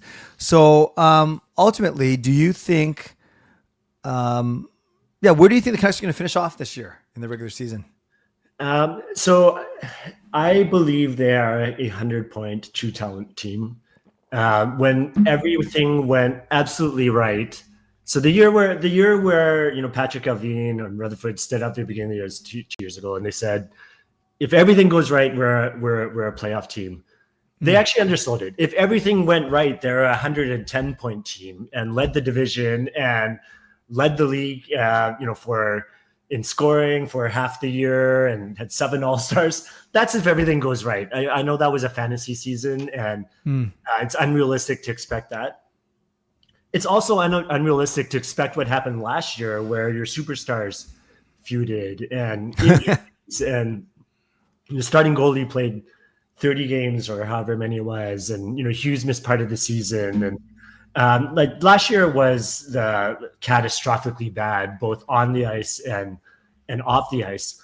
And even so, when everything went wrong, they were a 90-point team. Right. So they just have 2 good goaltending, core strong defense, and responsible forwards. I wouldn't say they would have the near the knockout punch that the other teams have, but I do believe that in a normal range of outcomes where you're not getting one of the polar outcomes, they are a 98 100-point team, and I would set the over under probably at 98. Yep. That's a good prediction. Actually, I had a bunch of Canucks. One of my hours was a Canucks YouTubers roundtable, and there's a lot. A lot of the predictions were right around there: 97, 98, 99, 100 for sure. Did anyone go to one of the polars thinking they're either really bad or really good? No, among that group, no, it was all. Everyone said make the playoffs though, but the range was between 97 and 102 points. Yeah. But it's funny. I did through a series of polls and reverse elimination. I did a little thing with the community here, like as one of my. Maybe it's because there's only a few of us and we're all tired. But we did our standings predictions. And so what's really funny is Pacific. It's Vegas, Edmonton, Vancouver, LA, Anaheim, Calgary, Seattle, San Jose. That's fine, right? Vegas, Edmonton, Vancouver. Yeah. But then they have Vancouver beating Edmonton, and then Vegas and Colorado and Carolina to win the Stanley Cup. Wow. I don't know if you can see it. Yeah. So I think it was the 5 a.m. or the 6 a.m. juice flowing. So The delirium. That's pretty funny. Oh, and then just you mentioned like old school versus new school ways of reporting. So who? Don't tell me the people that you don't like, but who are the people that you do trust and you do like to watch or listen to? I think Patrick Johnson is really, really great. Yeah. In terms of personalities, I think Halford and Bruff are a little bit old school. I kind of like. I kind of like I like their style. J-Pat's one of the best. Obviously, like I appreciate the guys and gals who have the genuine insight and don't pretend that they have anything more than what they have. And I think one of the frustrations from me and some of them are, it could be the partners of some of these people, but you just don't know who's really plugged in anymore versus not. And you get your hot take off of listening to JPAT or listening to someone who is actually doing reporting. And that's a very, the access that those guys get, or the work that Drancer does to find backstories and talk to people, or Rick Dollywall with his, obviously Donnie and Dolly are legends. Love them. Yeah. When I listen to them and when I have them on, I do feel like it's a bit of a time warp and back to a different era. But like Dollywall, he has a Rolodex. Like that's how our generation operated, right? And you can tell because like he's plugged in, he gets the scoops that no one else does. He can stand behind his convictions in a different way because he heard it firsthand. Whereas, other people out there, they're parodying other people's takes. They're not talking to sources directly. Things get chewed up as they go through the grapevine. So yeah. No, well said. And if you had a chance, Patrick Johnson was great. He's a great storyteller, and he's well connected and he knows his stuff. J-Pat was great. Jeff Marek was really good this morning, actually, just a couple hours before you. That was a quick 25 minutes. And then you contrast all that to Harmon Dial, who's only 25 years old. Like he's 1 year older than Sean, and he was great too. Just the way he looks at things, kind of like no one else does. We're pretty blessed here in this market, actually. Yeah, for sure. We have a great variety of different personalities and different angles on the game, which I love as a data guy and in analytics, but as well as being a super fan. Yeah. Yep. No, I agree. Okay, let's do this. Let's keep Jason for 10 to 15 more minutes. Let's go to questions from the chat. So as we wait for a couple of those to come in, there's an interesting one here. It says, I'm not sure if this is for you. It says lingering thoughts on Tanner Glass. I don't know if you had any, or unless that was someone else. I didn't have any original thoughts on Tanner Glass. So I have lingering thoughts on Tanner Glass. What was a move in 2011 that AV should have went to sooner, playing good. Hodgson or Ballard? Oh, that's a good one. Against Boston. I guess I it's don't the know. one on 2011 we're talking about, because they made it to they made it to game seven of the finals. I don't know if either of those I would have called as something that they should have done sooner. And I think they just ran into injury problems, and I do think, I don't know if we would have won the cup, but we wouldn't have lost by 4 or 3 in game 7 if Kessler wasn't playing on being held together by duct tape, and Hamhuis didn't try to back body drop Milan Lucic. Like that was, to me, the turning point of the series. Is as soon as Hamhuis tried to hip check Lucic, and he couldn't play the load that he played. Like that's what I feel like the fabric of the team started to fall apart, because love Aaron Rome and some of our depth guys back then, but it's obviously very different versus playing your best and being at your best and being able to give them your best punch. Irvin says Tanner Glass is my measuring stick on how deep someone's Canucks fandom goes. Okay, well, you're just asking for a comment on Tanner Glass. That's fair. Tanner Glass, okay, great depth player. Everyone needs a player like that, and we got guys like that now. But they're not make or break the team. Although I'm sure everyone has their favorite fourth liner. I think it was number 15, right? I just want to see if he was Tanner Glass Canucks. Yeah, we need a deeper poll than Tanner Glass to test the.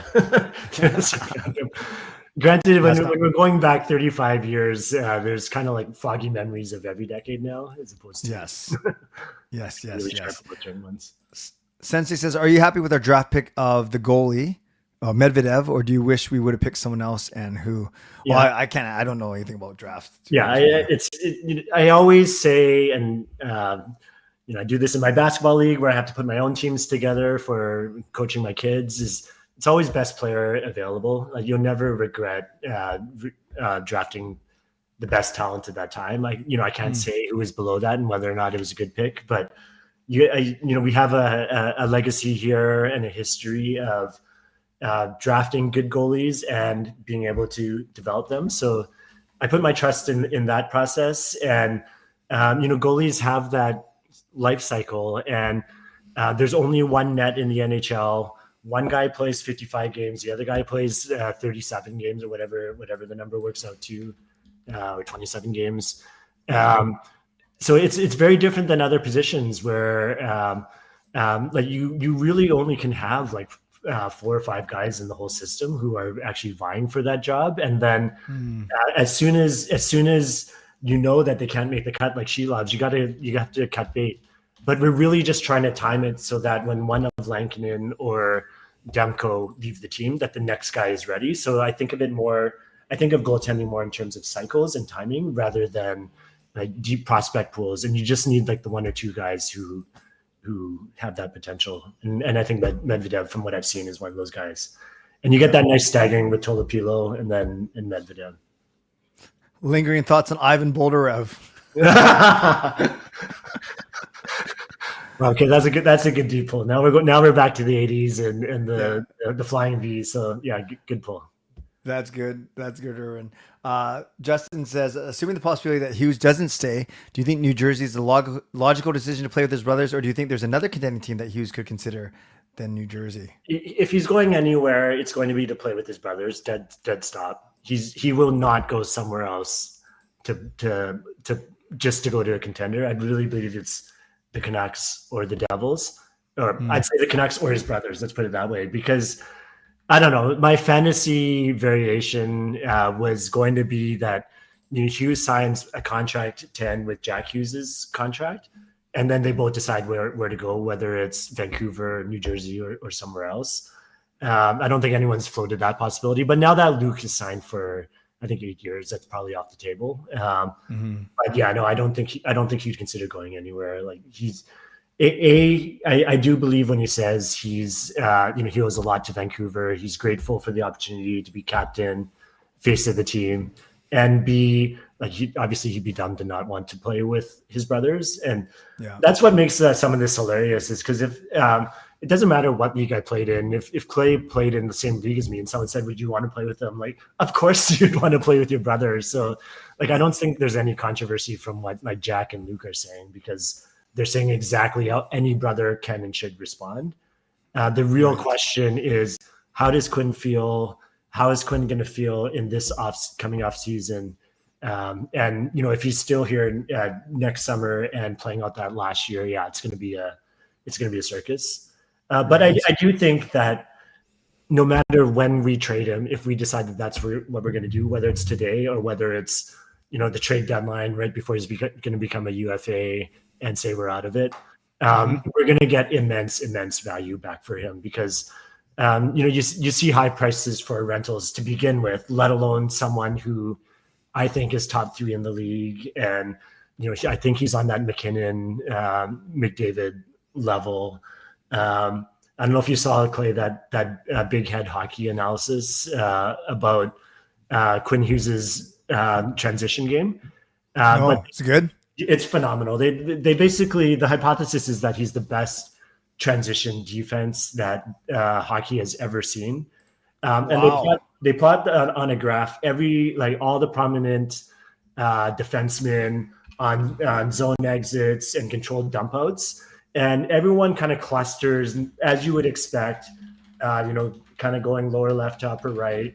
And Cale Makar, Heiskanen, they're all kind of clustered kind of near the top right of that corner. And then to find Hughes, you have to zoom out. And then there's one dot that is in the far top right corner, and it's Quinn Hughes. That's unreal. And whether it's the eye test, and he calls him like the Patrick Kane. It's like having Patrick Kane on defense. And I even think that us diehard fans take for granted how phenomenally good he is, because to use that analogy of that frog that you put in the lukewarm water, and you slowly turn up the heat, and then he never jumps out because he doesn't know that it's boiling, because the temperature just rose so slowly. Like, we've been watching Quinn Hughes day in and day out for the last 7 years, and we always knew he was going to be special, but I don't think we even appreciate the corner that he turned to really enter into a level that we've never seen out of a Canucks player, except for maybe Pavel Bure. No, that's. Oh, I gotta. How long ago did he do that? The Big Head Hockey. Just in the last couple of days. Yeah, okay, Big Head Hockey. Yeah, I'll look at it. Look at it. Yeah, put that graph. Yeah, if we find that graph later and put it up, because it will generate a lot of great conversation. It's so interesting. Swerve Irvin is asking if you play hockey. I do not play hockey. I played 1 year of roller hockey. I had a hat trick. I think I scored 5 goals all year. 3 of them came in one game against a goalie that I think was about 4'11". But that's my hockey career. And of course, playing road hockey every day with my brother and our neighbors. Shout out to Ivan and Jay. Playing road hockey every day with my dad and Ned. My brothers told the stories. So yeah, we used to have a wall behind us, behind the net. And if you hit it at the right spot, a piece of rock, not just a small rock, like a piece of rock this big or this big, would actually fall from it and then just smash on the ground and then break into dozens of pieces. So we would have an annual plaster the rock party just to fill in the wall behind us. And yeah, kids would come over and knock on our door. Jason and I would answer the door, and they would say, "Hey guys, can your dad come out to play?" And then they just left me and Jason and me standing in the foyer, which was awesome. How's Dusty doing these days? I haven't talked to him in a bit. I see him a bit on social and doing the rounds. Have you talked to him at all? I haven't seen him in a bit. No. Okay, we will go find him. Yes, and Sour Patches for the win, for sure. All right, I'm going to keep Jason for 5 more minutes. Any other thoughts for Jay as we wind down this part? Very thoughtful, Jason. don't get to see each other as much. He's in Surrey, I'm in Richmond, but when we do, we always have plenty to talk about. I'll just ask you, do you, as a fan, do you want Demko to go to the Olympics, or would you rather him not? I'd rather him not in this year. And honestly, the U.S. doesn't need him. They have such great goaltending. So this is like a real genuine thought that I've had. You look at like Joel Embiid, who can play for like 3 different countries. Like, can you do that in hockey? And can we get one of those American goalies? Yes, they are a step above, aren't they? Although I'm going to the game tonight after a quick nap, and I want to see the Canucks light up Team Canada's Jordan Binnington. Yeah, that's always the goal. Yeah. Going back to Demko, he's looked phenomenal this year, and I don't know what a Popliteus is, but his looks pretty good. Yeah, he's back in form, but yeah, the risk is obviously overplaying him, and I really do think they need to be deliberate about load management, especially since they have Lankinen and paying him a decent amount of money. Yeah, no, that's good. Skytree Nelfrin says, as kids, who usually wins in any fight argument? Question to both of us. So I presume he's asking if we ever fought or had arguments.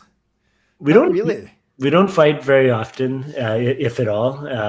I think we had one physical altercation when we were playing basketball, and I think I got frustrated. I think I shoved you, or maybe you. Yeah, I shoved you while you were kind of going for a layup, and then you just got upset and you ran inside. But there's never been a physical fight. I would say if you think about our personalities, and this wouldn't be a surprise to anyone here. Like my brother, he always took care of me so well as the older brother. He also had a voice that was a lot louder than mine when I was a kid. I was a bit of a late bloomer. People didn't even know that I talked until university. And I was actually just happy to let him take the lead. So I just kind of whatever Clay did, that's what I did. And he just paved this way for this glorious path to me all through high school. I just did what Clay did. Well, that's very, very humble. And the way I would put it is, I wasn't afraid to take charge to speak for Jason. And then once he started to not just develop, but also display and share his talents, music, athleticism, art, speaking, whatever it may be, it was good. It was good. It was never a jealousy competition thing. It was a really, really, a spirit of propping each other up. And that was even before each of us became Christian too. It was actually, it was actually nice that our parents instilled those type of values in us without it being necessarily directed by a faith or a church or a mantra or whatever. So we were very blessed that way for sure. And I think that's why we can still get along to this day. Although I will see what happens after this. On the count of 3, point at the better looking one. Okay. So, 3, 2, 1. Okay. That's what okay, this we can answer this because it was 21 years ago. We won't. That's a good question. I don't mind that question. You go ahead because you answered. It's about you. Yeah. Yeah. So it was the toughest call that I've ever had to take, and I'm gonna guess one of the toughest calls my brother had to make. But my brother did find out before I did. So I still remember I was driving down Boundary. Kind of near Hastings. I was just coming out from playing every Thanksgiving. I would play football with the boys. So doing that like we do every Thanksgiving, and then driving down Boundary, I got the tough call from my brother.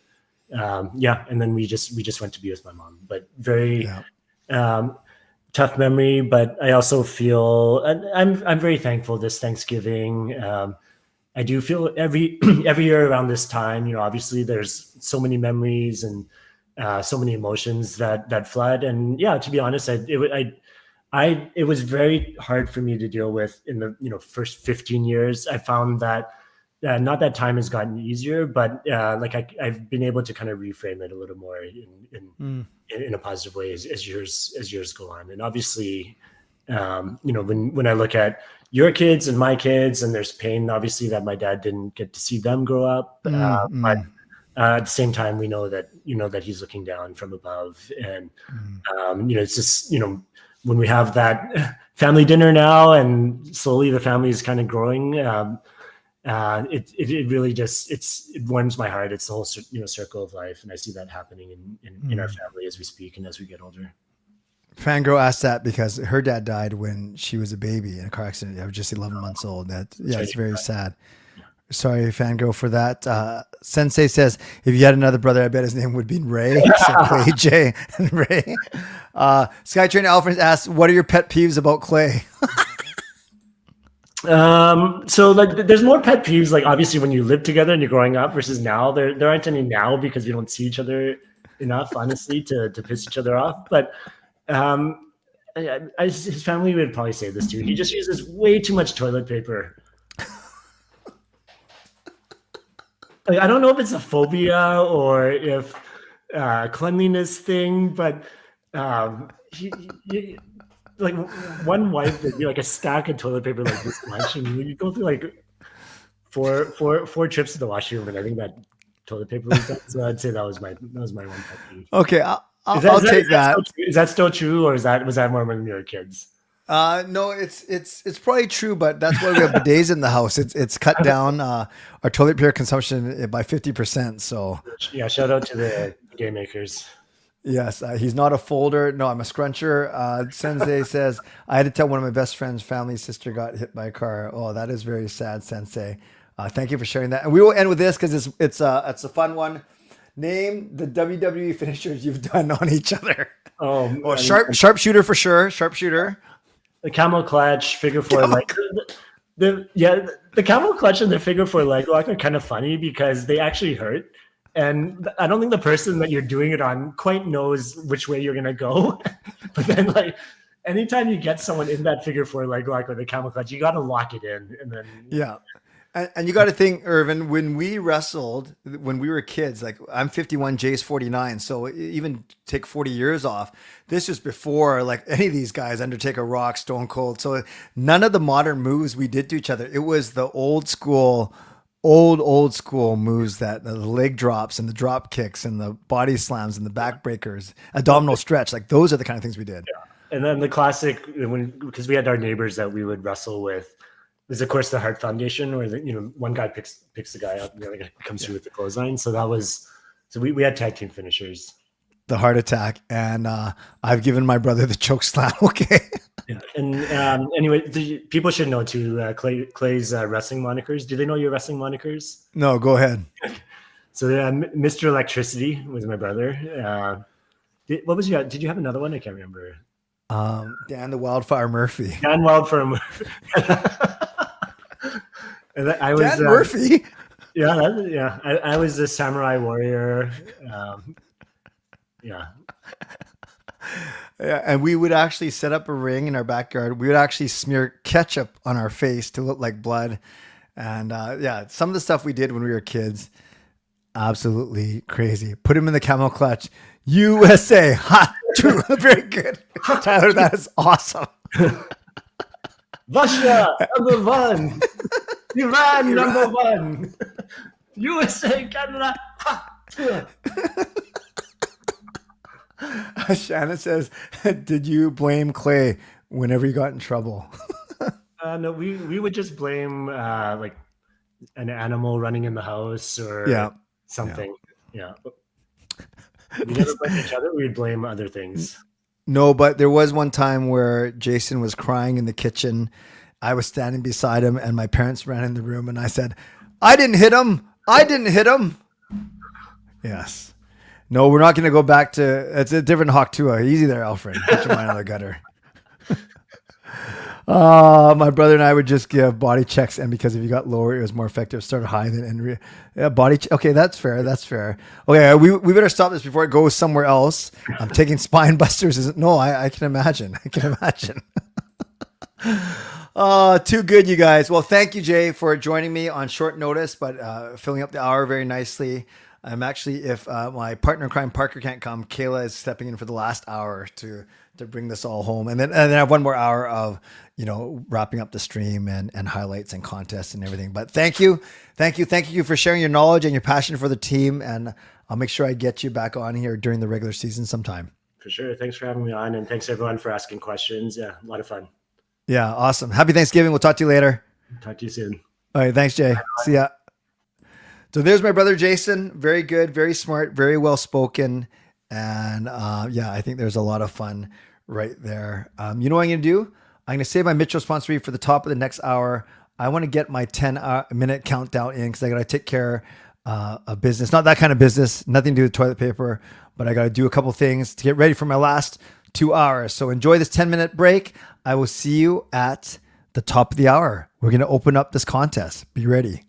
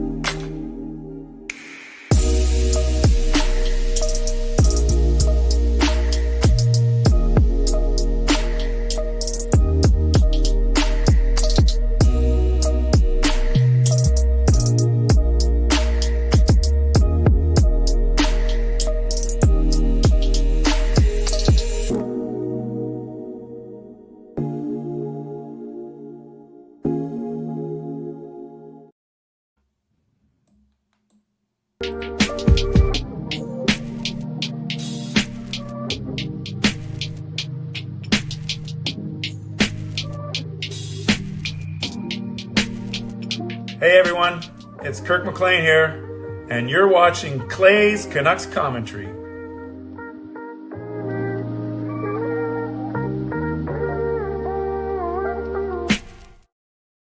Two hours to go.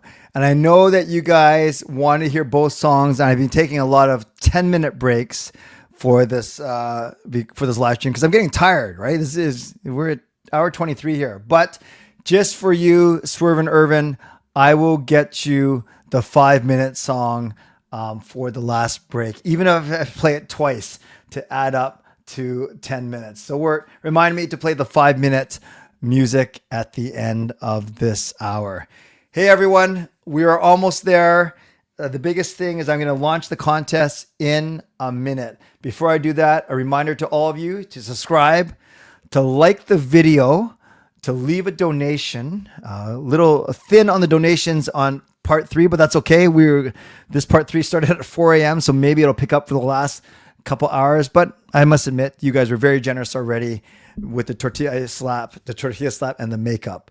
So you can leave a donation, gift a membership, buy your membership, upgrade a membership, or use your monthly membership message. I didn't get to do it at the end of the last hour, so let's thank my primary sponsor, Jason Lim of Van City Experts. Thank you to my channel sponsor, Jason Lim of Van City Experts Real Estate. At Van City Experts, their experience, knowledge, and expertise can serve you well in navigating through the real estate market and will help you to choose the best home or condo in the Greater Vancouver area that best suits your and your family's needs. Shout out to my secondary sponsors, GassyJackArt.com. You can check them out at GassyJack Art. Check them out at GassyJackArt.com. Mulligan Golf Company, MLGNGolf.com, maker of golfing apparel and accessories. And my supporting sponsor, Vessi Footwear. Use the link tinyurl.com/VessiClay. And receive a free pair of socks off your next purchase of Vessi shoes. Canuck Clay merch at canuckclay.threadless.com. Thanks to everyone who has supported me there. All right, it is time. So I need you guys to pay close attention and then we will get going. Okay. So for the next half an hour, and I will actually pull it up so there's no debate. For the next half an hour, I'm going to open up this link and I'll post it in the link in a second. So let me explain everything to you first, and then we'll go from there. 24. So this is what you will have a chance to win. So let me go through it first. And I need everyone to pay attention, to listen closely, to avoid me having to repeat myself. But I'm doing good. I'm doing good. Thank you. So 24-hour live stream ticket giveaway. This form will be open from 10 a.m. to 10:30 a.m. So I'll open it in 2 minutes. Don't worry. Enter your details for a chance to win one of the following prizes. First prize is a pair of tickets to see the Canucks versus Avalanche on Sunday, November the 9th. Yes, I'm giving away a pair of tickets, Canucks versus the Avs. Second prize is CCC merch, either 2 t-shirts or 1 hoodie, a $75 value. Third prize is 4 prints from Gassy Jack Art. Fourth prize is a prize pack from Mulligan Golf Company. Ryan did message me and he said that it is going to be a hat and a divot tool. Okay, that's awesome. That's awesome for golfers. Fifth prize is a $50 Van Base gift card. Sixth prize is $25 gift card to Amazon. And then I'm going to do a bonus draw for a Canuck Clay special. So 7 prizes up for grabs. We probably, depending if we have time, we might do reverse elimination. We might do just grab and go. We will see. You have the opportunity to earn out to 5 additional bonus entries by obtaining bonus words throughout the stream. So I've already listed those. I'm not going to give any of them away. If you have them, good on you. You guys, this is so important. It's so important that I'm going to say it 3 times. Okay? You must type all of your entries in all caps. You must type all of your entries in all caps. Hey, guess what? You must type all of your entries in all caps. Why? Because our grading system, our point system is automated and it will only recognize Oh, your apartment's fire alarm just went off. Oh no. You must type all of your entries in all caps. Skytrain, can you watch on your phone? All of your entries in all caps. Okay. I will not take any excuses. I didn't know. I used proper uppercase and lowercase. No, all caps, and everything has to be spelled properly. That's why these hints were very simple, and you can't mess up the spelling if you either A, know how to spell, or B, were listening to me, because one of them is an acronym. Hint, hint, nudge, nudge. Please, this is so important, you guys. Please enter the contest only once. Don't use multiple names, screen names, email addresses, or phone numbers. Otherwise, I will disqualify you. I have no time for cheaters. Just enter only once, please. I'll be drawing the winner during the final hour between 11 a.m. and 12 p.m. Okay, so this is what you're going to see when I post a link right now in the chat. Remember, you must type your answers in all caps. I don't know how many more times I'm going to say it. There we go. You have 25 minutes to enter the contest. I will pin it right now. I will also put it on a banner. It's very simple. It is tinyurl.com/CCC 24-hour contest. And Gord is saying, yes, we can. Skytrain Alvin is saying, yes, I can. Stop talking to me like I'm a 3-year-old. Well, we will see what happens. You must enter in all caps. I'm just going to keep saying it because I know someone is going to not enter in all caps. Then they're going to wonder why they don't have any points. Then they're going to get all mad at me. And I'm going to simply refer to the fact that I said it about 500 times. So once again, enter in all caps. Yes. And I guess it's a fun thing. Just guess the 5 bonus words. Just make sure it's all caps, Somi. Just guess the 5 bonus words. I'll tell you this. I won't tell you the order, but I'm giving a huge hint here. Well, I'm not giving it away. Of the 5, and I'm not telling you the order. One of them is my favorite food. One of them is my favorite drink. One of them is my favorite sport to play. One of them is my favorite musical instrument to play. And one of them is an acronym of a club that I founded. And I don't mind saying that because you got to know what those answers are, and B, you have to guess what order, because I certainly didn't give them the order of 1, 2, 3, 4, 5. So good luck. If you get 1 or 2 by fluke, then more power to you. Okay, so you have 25 minutes to do that. I am going to cut it off at 11:30. Okay, so Somi asked a good question. No, you do not have to put your name. Okay, maybe I should have. Okay, I'm going to fix the form because no, it's not. You must type all of the bonus words in all caps. Very good. All of your bonus words. Okay, now I got to go back and fix it. Hold on. So for those of you guys wondering, yes, you just got to type the bonus words in all caps, not the actual. Actually, I'll fix it over here. You can type your name. I don't want your email address in all caps because it's not going to work. So definitely, good point. So only the bonus words in all caps. And I'm going to change that right now. You must type all of your bonus words.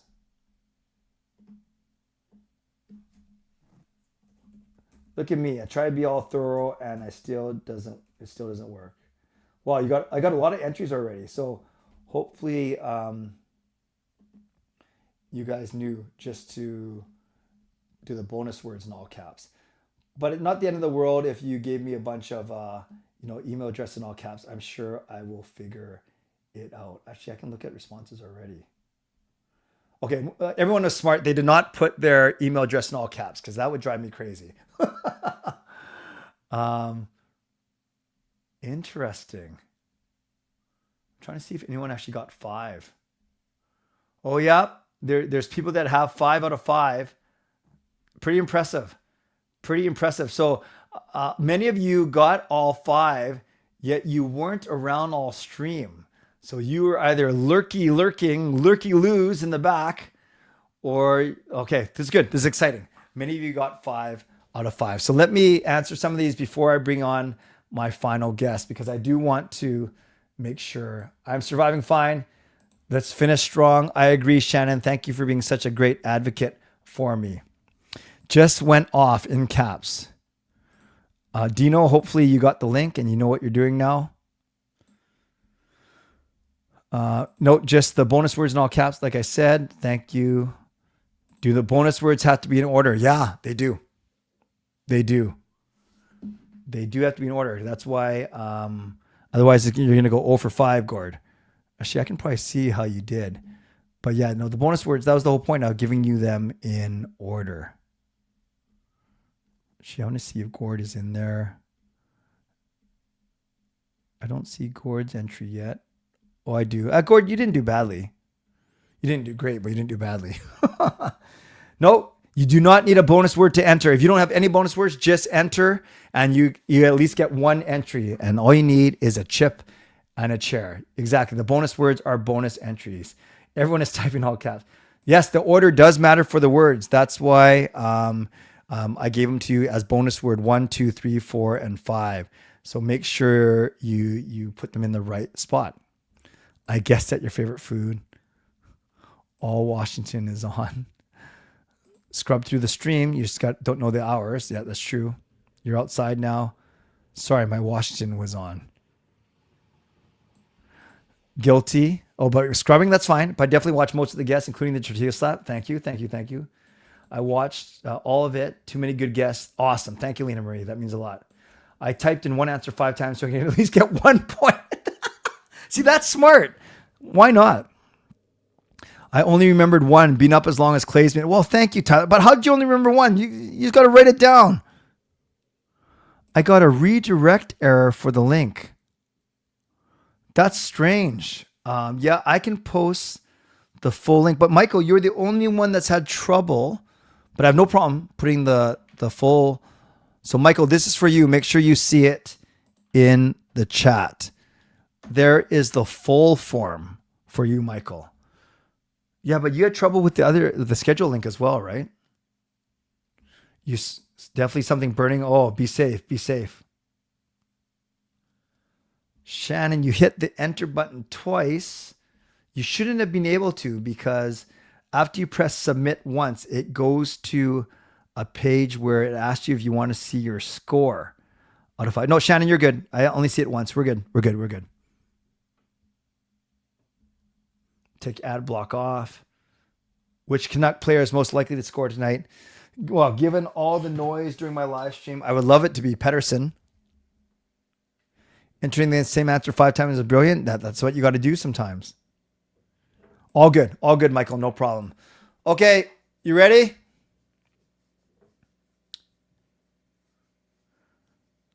So Parker was not able to join. He let me know with plenty of notice. Well, enough notice for sure. But thankfully, I have someone in my house who has not been on the stream tonight and who is offering to join tonight. So I'm very grateful for her yes. And so I'm going to bring in my daughter, Kayla, for the next 20 minutes or so. Come on in. And if anyone's wondering, she has seen the video already, and we can get her reaction. So where were you last night? I was sleeping. No, during the stream. During the stream itself, I was at a family friend's birthday party. Yeah, my goddaughter. Dad's goddaughter, my god sister, Arya, is her birthday. So we celebrated that with her. And then when all the fun activities was happening, I was asleep so that I could wake up for today. So why didn't you participate in the tortilla slap? I think I'm the reigning champ, and I just had to give these boys a chance this year. My slap will forever be iconic. Yes, it was good. Gord says, "You're brilliant, beautiful daughter." Thank you. Gord actually came over and dropped off an energy drink. Oh, what a that's guy! So sweet. So this is my daughter, Kayla. I tried to enter the words I heard for the contest, but it needs required question. Dino, just do your best. What do you mean it needs required question? You got to put in all you got to put in is an email, your name, and your YouTube handle. You can just type Dino. That's all you got to do, Dino. So make sure that you get it in. Just want to say great stream. Thank you. Yay, Kayla. Did we get behind the scenes footage of her reaction? Chris, I didn't see our score. Is our entry in there? Chris, what's your email address? I don't know what your email address is. The score was optional. Chris, you got to... Yeah, it's kind of hard for me to go through everything, Chris. Just make sure you... What's your email address, Chris? Put it in the chat, and then I can make sure that it's there. Because once I get going, I won't stop. Makeup clay.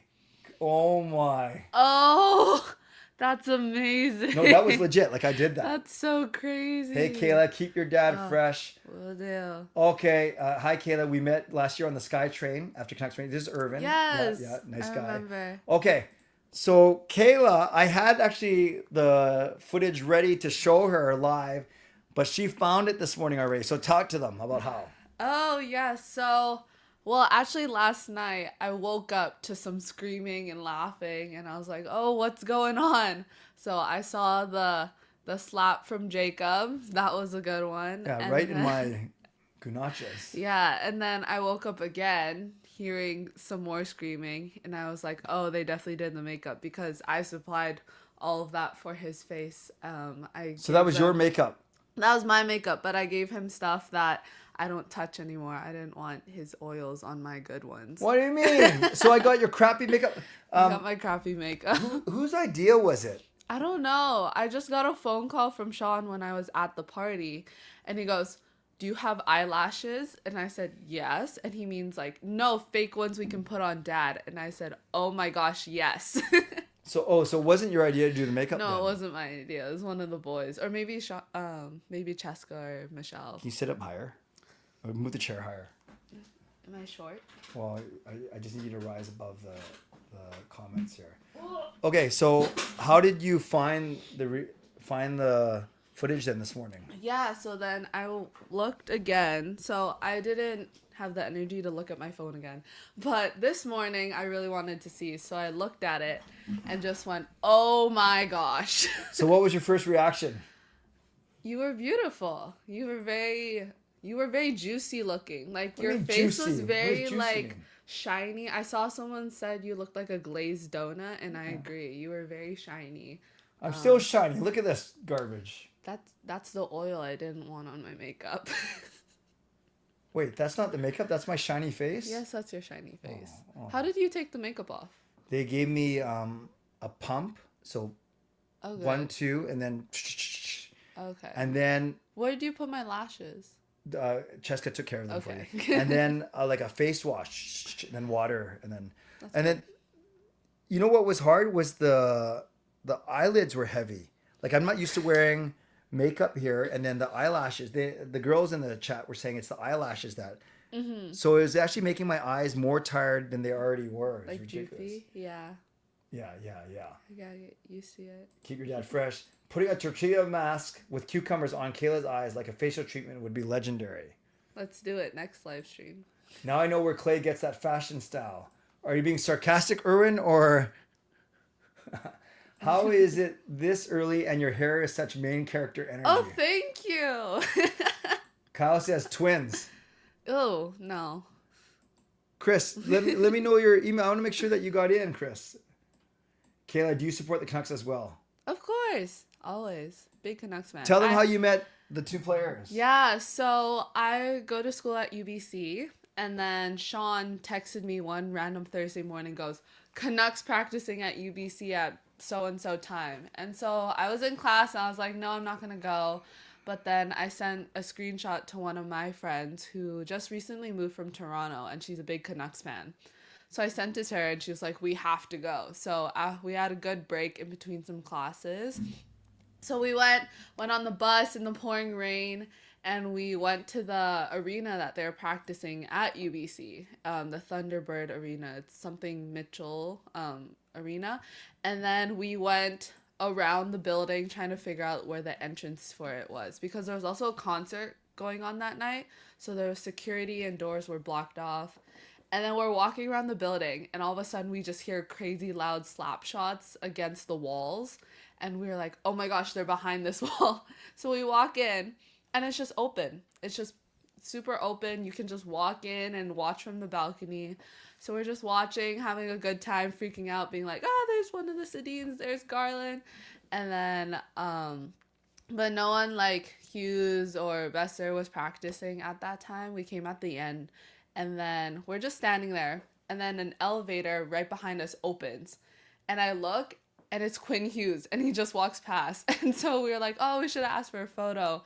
And then it was only me and my 3 friends. And then one other person that was there. And then I saw that one person kind of run towards the door. And I look, and I see Petey. And so Petey was there. And I ran over. And I turned super fangirl. I was like, can I get a photo? So he took a photo with me. And then as I was taking a photo with him, Sherwood came up the stairs towards that same door. So then I asked him for a photo as well. And it was super nice. It was super chill. They were really nice guys. And yeah, the photos, I looked a little awkward because I was super fangirling during that time. But it was really nice. Yeah. It was really cool. Great experience. Were both of them equally nice to you? Yeah. Petey was more quiet, but they're both super nice. And Sherwood, I had a small conversation with him. He was like, how are you guys doing? And I was just like, oh, we're good. We just came from class. And he goes, you're not skipping, right? And I said, no, we're good students. Yeah. Well, that was nice of him to make sure. Super sweet. Yeah. Okay, here we go. Good morning, Kayla. Oh, no, other sports you're interested in? Ooh, I was a gymnast for about 4 years, so I really love watching gymnastics. I love volleyball. I played volleyball all throughout high school, so those are the 2 main ones I keep up with. Not a big basketball or baseball person, but my boyfriend is a soccer player and grew up, his whole family's a big soccer family, so I'm trying to get into it. If anyone has any good teams to look out for, I would much appreciate. And you're a bowler, competitive bowler too. Oh, I forgot about that. I am a bowler. Yes, I am. I just bowled my highest game, Which a is what? 220 the other day after not bowling for 4 months. It was great. You should take more time off. Yeah, I should. Who's your favorite musical artist? Ooh, I'm really into Sabrina Carpenter. She's my favorite right now. I love Daniel Caesar as well and SZA. Daddy is juicy? Golden. What does golden mean? Is that my makeup? I wonder. Or is it the glow off my face? Maybe. I think so. Remind us what you are studying this year. Yeah, so it's my first year of university, and I am studying psychology. At Corpus Christi College. Catholic College at UBC. Yeah. Doug Mitchell, Thunderbird. Yeah. Yes. If you had a pet duck, what would you name it? That's a really good question. I think it'd either be Quacky or Fluffy. Being a duck is not all it's quacked up to be. Okay, guys, that's the end of my time here. I love your relationship with Clay. I hope I'll have a similar relationship with my daughter when she gets to your age. Come on, say something nice. Sure. I'm kidding. Yeah. Do we look alike? Yeah, take off your glasses for a sec. No, Just I do think it. we look more alike with our glasses. I didn't put up makeup. Do we look alike? Well, it's good because I'm Let not us wearing know makeup. in the chat. Now put us glasses. And then when I have makeup on, we can do a side by side when you had your makeup. Great point from Jeff Merrick about Hughes and Hughes. Hey, Roy, that was like 3 hours ago, but that's fine. Did Hughes give you the deadpan stare? No, he didn't really stare or do anything. He just sped walked right out of the elevator. I don't know if he was in a hurry or didn't want to meet anyone, but by the time I looked back and got a good view of him, he was far gone already. What's the most embarrassing thing Clay did growing up? So my dad is really loud, and I think you guys know that, but one time we were at a restaurant. We're at Ninkazu, if anyone knows what that is. It's a all-you-can-eat sushi place, and the old location, it was upstairs on a building, and big windows. The whole wall was just windows looking out into the parking lot. And Dad was on the phone trying to guide someone where to go, yelling so loud, "Oh, come in through this entrance and turn here." so loud. Everyone just is looking at him and it's like, what is this guy doing? He was so loud and we were all so embarrassed. And this happens on a regular occasion. That was just like the main one when I was younger. But every single dinner we're out as a family, he'll say something really loud and he'll go, oh, was that loud? I just want to make sure that that person knew where to park. Yeah, but you didn't have to tell the entire restaurant where he was parking. Yeah, I did. I didn't know. All right, 5 more minutes to enter the contest, you guys. 5 more minutes. We have 48 entries already. That's so awesome. Maybe we're talking about school or apartment's all good now. Burning smell came from the burnt cooking. I hope you're okay, Alfred. Hopefully it wasn't from yours. My. Yes. Is your goal to make junior team Canada in bowling? Great question. Really good question. Personally for me, I've gone to where I want to be in bowling, so that would always be a dream, but I don't think personally I will try to make the team. I don't think I'll go to tryouts or anything, but it's really cool that my brother is a part of Team Canada, so he can have that title. Yeah. Clay, how many of your gray hairs came after Kayla got a boyfriend? Actually, not many. I like Clyde. I've known his family for a long time. Gail has taught Clyde and his 2 older siblings. Clyde's older brother is best friends with Sean and Jacob, and Clyde's older sister is someone that we've known for a long time as well. So no, I like them a lot, and they've given me no reason to not trust them yet. Kayla, do you have a favorite professional bowler you look up to? Growing up, the boys, Sean and Jacob, are the people who really got me into bowling, so I don't have a pro bowler other than them that I really look up to, so mainly those 2. Yeah. Did you watch K-pop Demon Hunters? Yes, I did. I love it. What's Golden mean? Golden is one of the famous songs from the movie. So good. I thought of that when I read Golden, but I wasn't sure. Gord says psychology. Maybe you can figure the emos out. Oh, that'd be a hard case. My fire alarms go off when someone burns their toast. That's good. Hi, Kayla and Clay. My wife and I had our son's birthday party at the bowling alley back in the summer, and we had a chance to say hi to Kayla. Yes, I remember. That was so fun. That's awesome.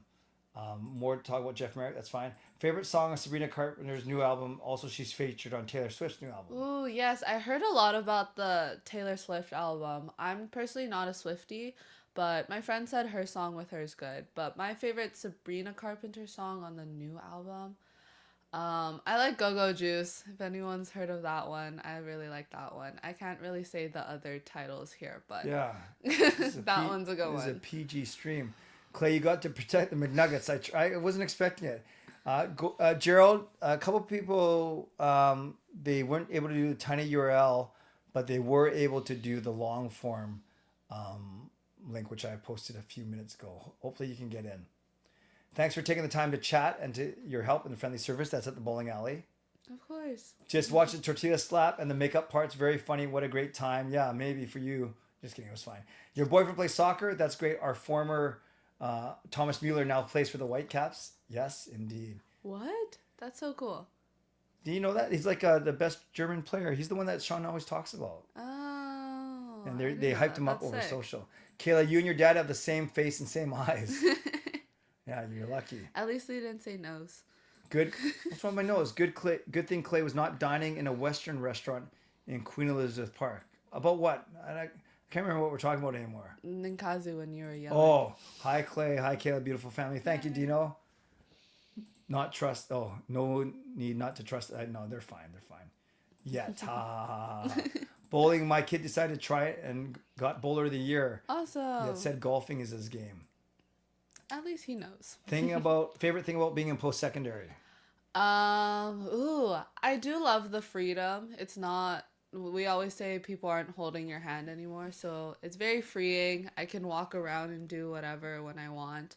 I do love walking to the main campus of UBC, so my college is just up north of it. So it's only a 5-minute walk away, and I do love that walk. It's really nice when the weather's clear. 2 minutes before I close the forum. 2 minutes. Great answer, Kayla, about the boys being mentors. You entered good, Dino. How do you find being the only daughter in the family? Oh, I love it.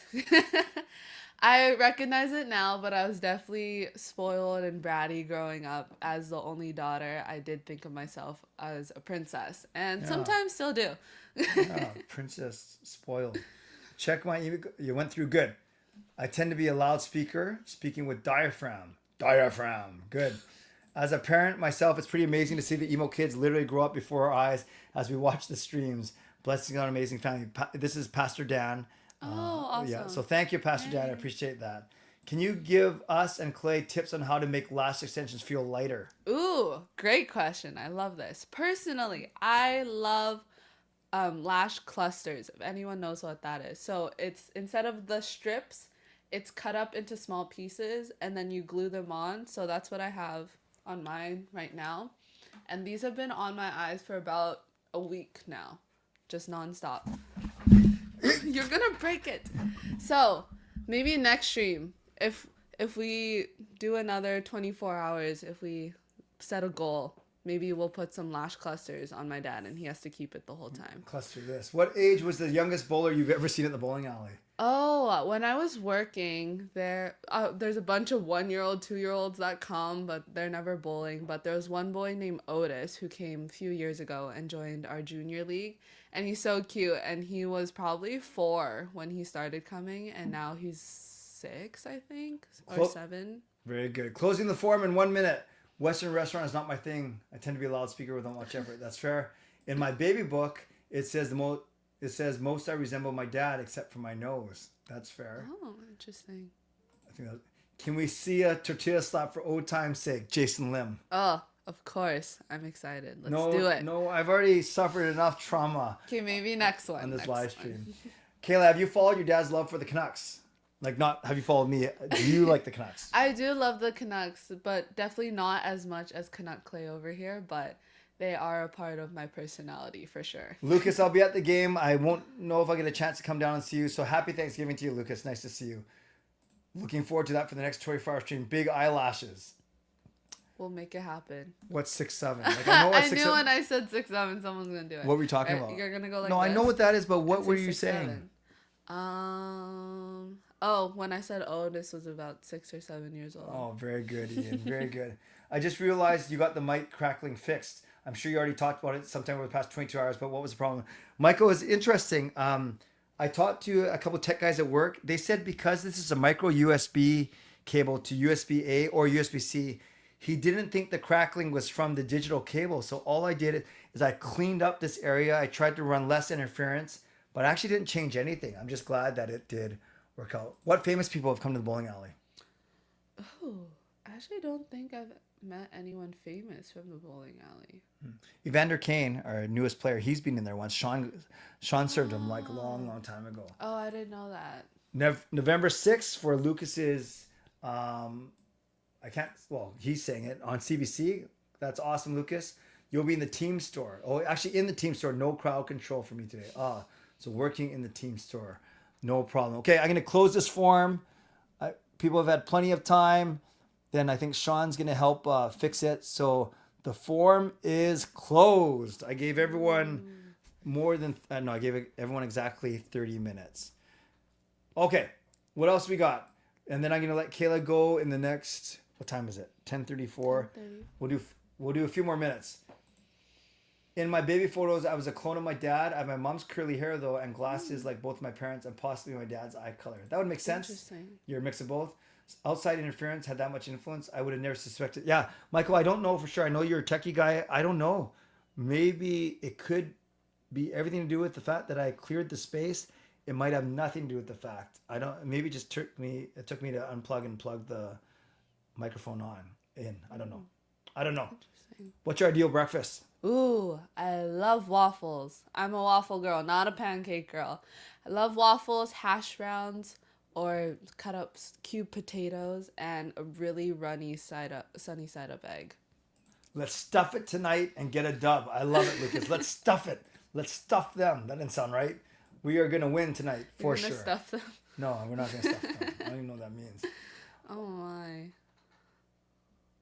Waffles are superior to pancakes. It's a texture thing. 100% agree. Yeah. I need the waffle holes. A pancake's just too flat and boring for me. Line change is making. Tyler, you're making waffles as well. How come everyone's making waffles? Come deliver some. Yeah, I want some. He lives in North Van. It'll take him like an hour to get here. It's okay. I'll wait. Yeah. All right.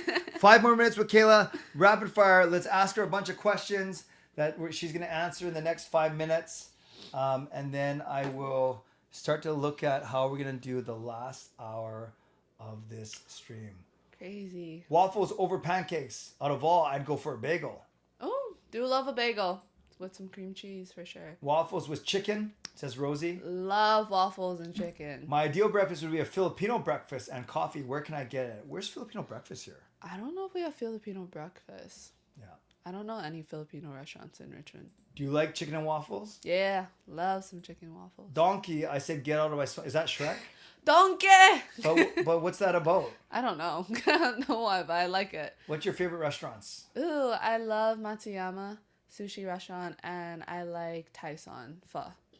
Gord, you're always welcome here to make deliveries, and I trust you make a great waffle, but I'm going to be sleeping from 12 o'clock on, from 12 to 3:30. So I'm not stopping you from coming here, but I don't think you have to do so today.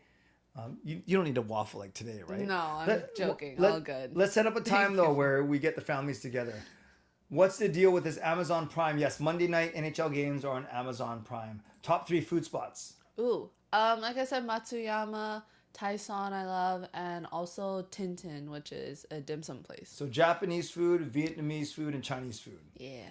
Favorite song and character from K-pop Demon Hunters? Ooh, I love the Sajo Boys. I really like them. My favorite song though is probably This Is What It Sounds Like, the last song. Yeah. Carol, yeah, I'm sorry. I closed off the link, Carol, and it's already done. We're already sorting through the entries. I'm sorry that you did fall asleep. But the entry is now closed.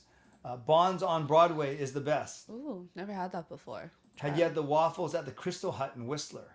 No, I have not. That's something we'll mark down for next time for sure. Triangle and Fruit Loops. In the morning, I'm making waffle was a Shrek quote. Oh, got it. I guess I'm not that big of a Shrek fan then.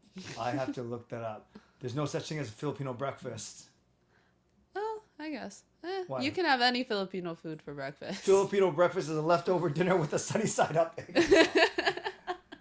That is good, Irvin. Very good. That is good. I like it. $2.99 breakfast can't be beat.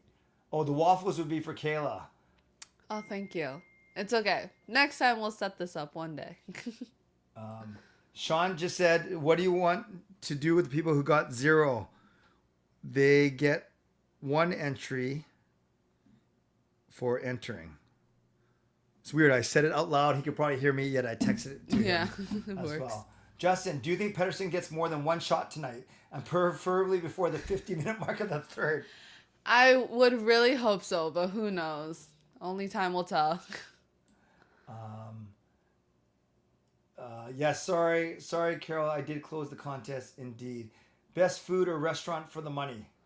Ooh, I would say Big Way. If anyone's been to Big Way before, that one, it's all up to you how much you're paying because you're picking what gets in the bowl. And it goes by weight. So you can get a $5 bowl, or like my first time, I got a $44 bowl. Your Big Way was $44? Yeah, but they let me put some of it back because they could tell I was a little freaked out. Oh my. Where did you get your glasses? These are Ray-Bans. Yeah. I love K-pop Demon Hunters. Me too. I love the songs Golden and Soda Pop. Those are also good ones. Those were my other 2 top contenders. Carol, because of your legendary status, I will just add you. I'll add a couple entries into the draw for you, Carol. I just don't know how many of the bonus words you would have got. So that's the only tricky thing because the form is indeed closed. We'll figure something out. Poor Filipinos, they just get brunches. Does Coots get a goal? I'm not sure if he does that tonight, but we will see. Where is the most authentic Italian restaurant? Ooh, I don't know any authentic food. The only Italian restaurant I can think of is Italian Tomato, so don't know how authentic that one is. It's good, but I'm not sure. I My don't wife think so. loves Big Way. Oh, me too. Big Way just opened near my work. I should go there after shift sometime. For sure. Have you tried all-you-can-eat chocho yet?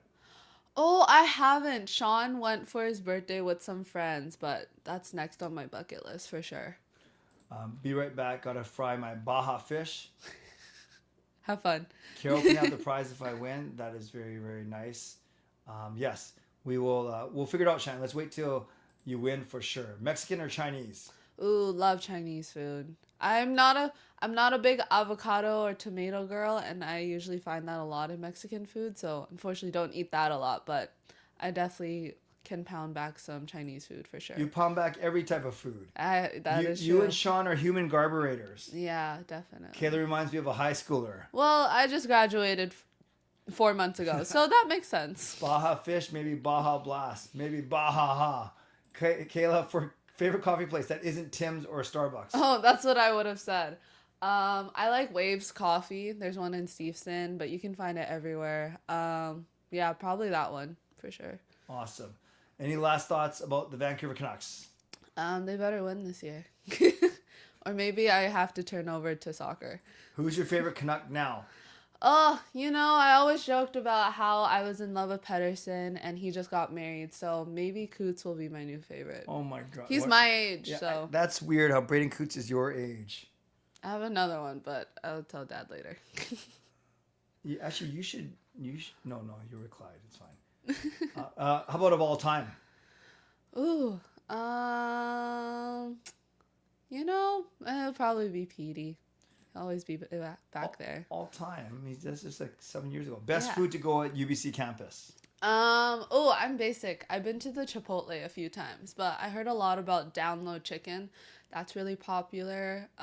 Also, there's just like so many restaurants in the Nest, which is like the main building, so you can find a lot there. But I like Chipotle. Who drives the Kia Soul now? This one. So if you ever see the blue Kia Soul on the road, come say hi. That's not blue. It's green. No, it's blue. What are you talking about? It's green. Blue. Go ahead, SGA. Go ahead. Favorite slang word your dad doesn't understand? I don't know if it's slang. I just say it all the time. I say per a lot. PER. What's Giat or Guyat? Someone said it in the stream. It's a big butt. Big butt? You Yeah. can say that. Fat. How do you say it? A gyat.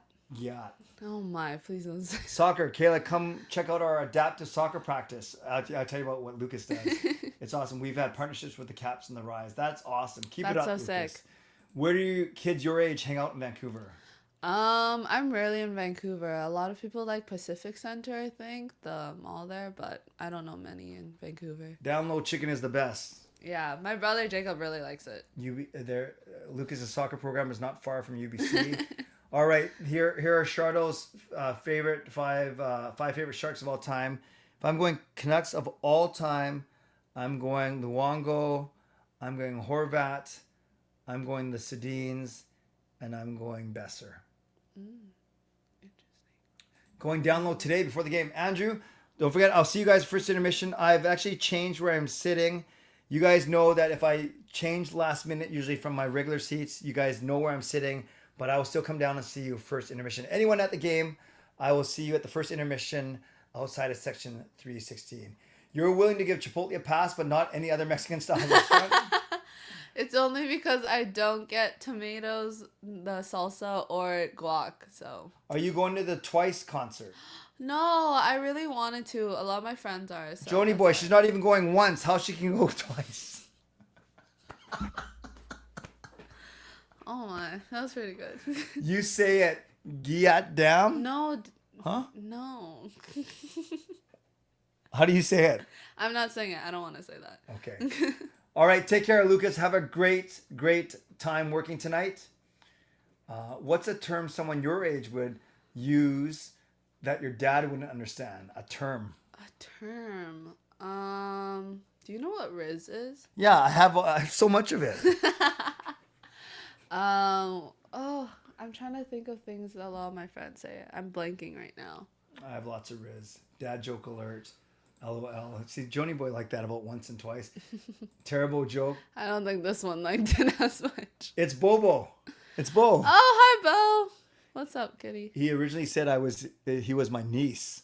What? Not my nephew. You're not. I mean, he could be. Not really. SJ, I can't put this because you swore, but Clay, you're so funny. I love your jokes, and you're ridiculous, and you're goofy. You jerk. Okay. What's the next place on your travel bucket list? Ooh, I really want to go to Japan or Paris, and I want to go Disneyland Paris. That's definitely up there. Awesome. We're going to end with this. There's new parm fries and hot honey Korean chicken or waffle fries at the arena. Ooh. That sounds extremely overpriced. Yes. Okay. Thank you for the warning. Okay, Kayla, I'm gonna let you go. Any last words for everyone? Thanks for watching him for the last, how many are you at now? Almost 11 hours. Oh, What are you no, talking sorry, about? 23 hours. Yeah.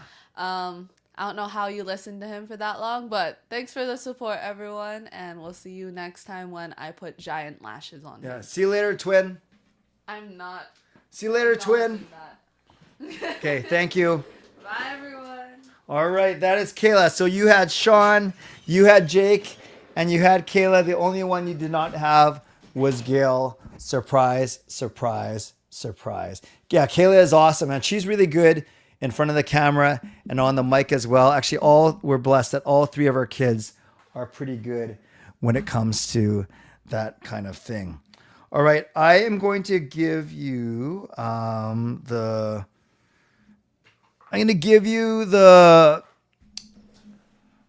5-minute countdown twice, I guess, because we did get a lot of 10-minute music, but not a lot of 5-minute music. So I'm going to spend the next 10 minutes getting ready for the last hour of the stream.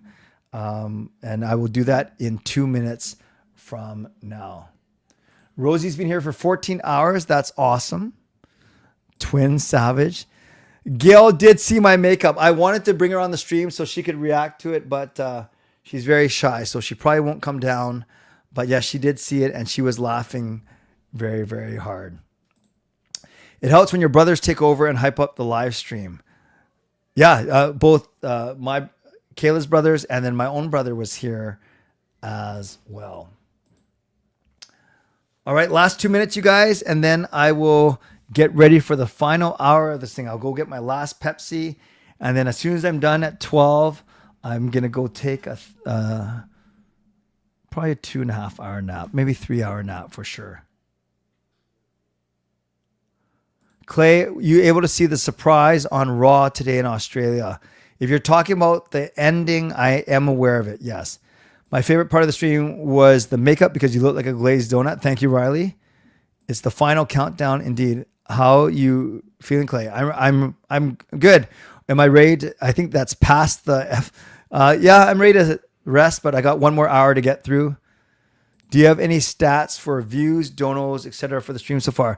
I know each of the top, the first 2 parts did 1,500 people, which is pretty awesome.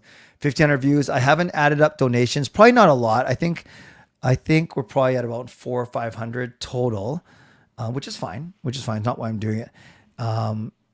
Yeah, but I probably won't have it for next hour. I'll have to look at it afterwards. Would Gail be scared if you woke her up in the makeup look? Absolutely, yes. I think she's scared when I look like this.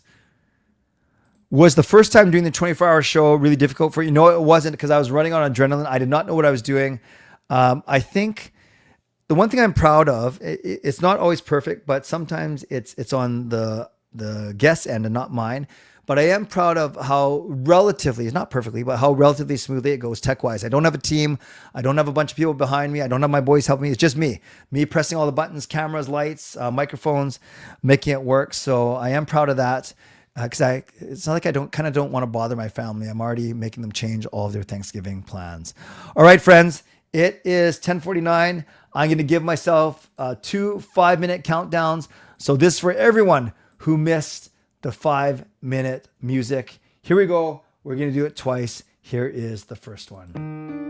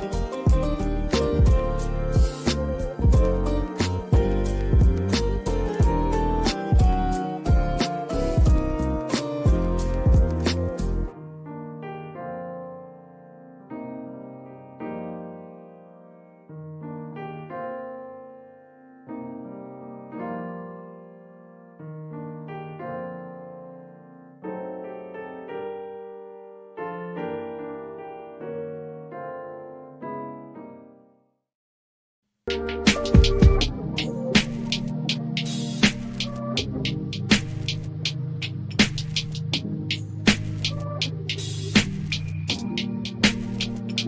everyone, it's Kirk McLean here, and you're watching Clay's Canucks commentary.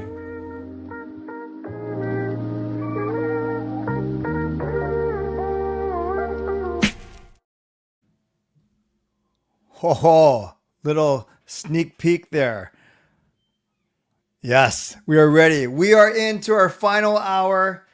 Thank you to everyone who has stuck with me all the way through to this point. Let's get going. I got to fill this final hour. I always feel bad about quitting before noon because I do want to make it to the full 24 hours, even though I'm not convinced I have 24 hours to fill. 24 hours, the whole hour to fill, but I think we will between the contest, between some thank yous and whatever it may be. So this is how you can get involved. Final hour. Subscribe to the channel if you're not subscribed already. Like the video. That always helps. So make sure you like the video.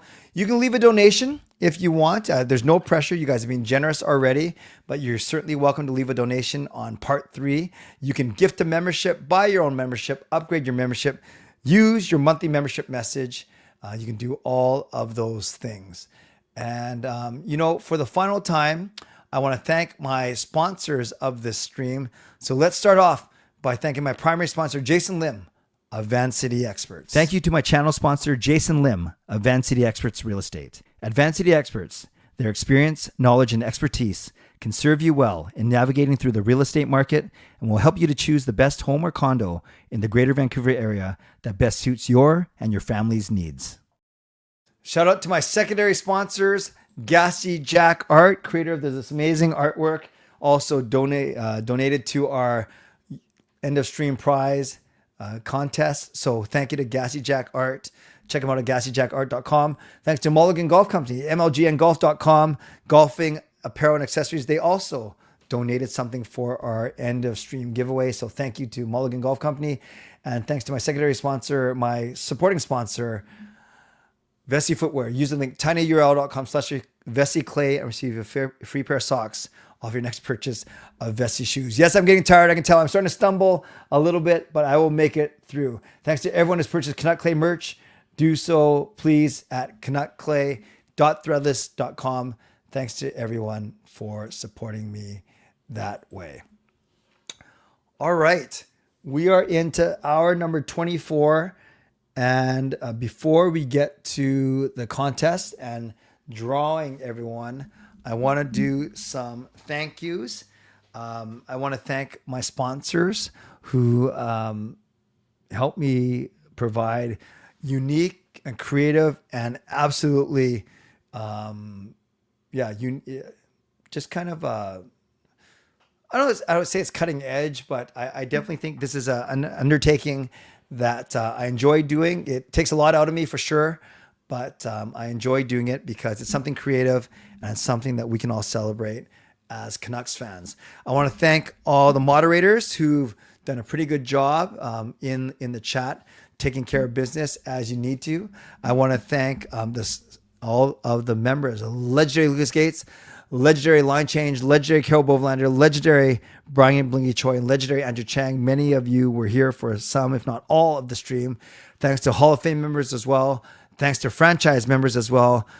Quick heads up, Legends and Hall of Fame. I'm going to swap things around where I'm going to actually do, I just remember I'm going to the Oilers game on the 26th. So I'm going to have to do my group Zoom call next Sunday, the 19th.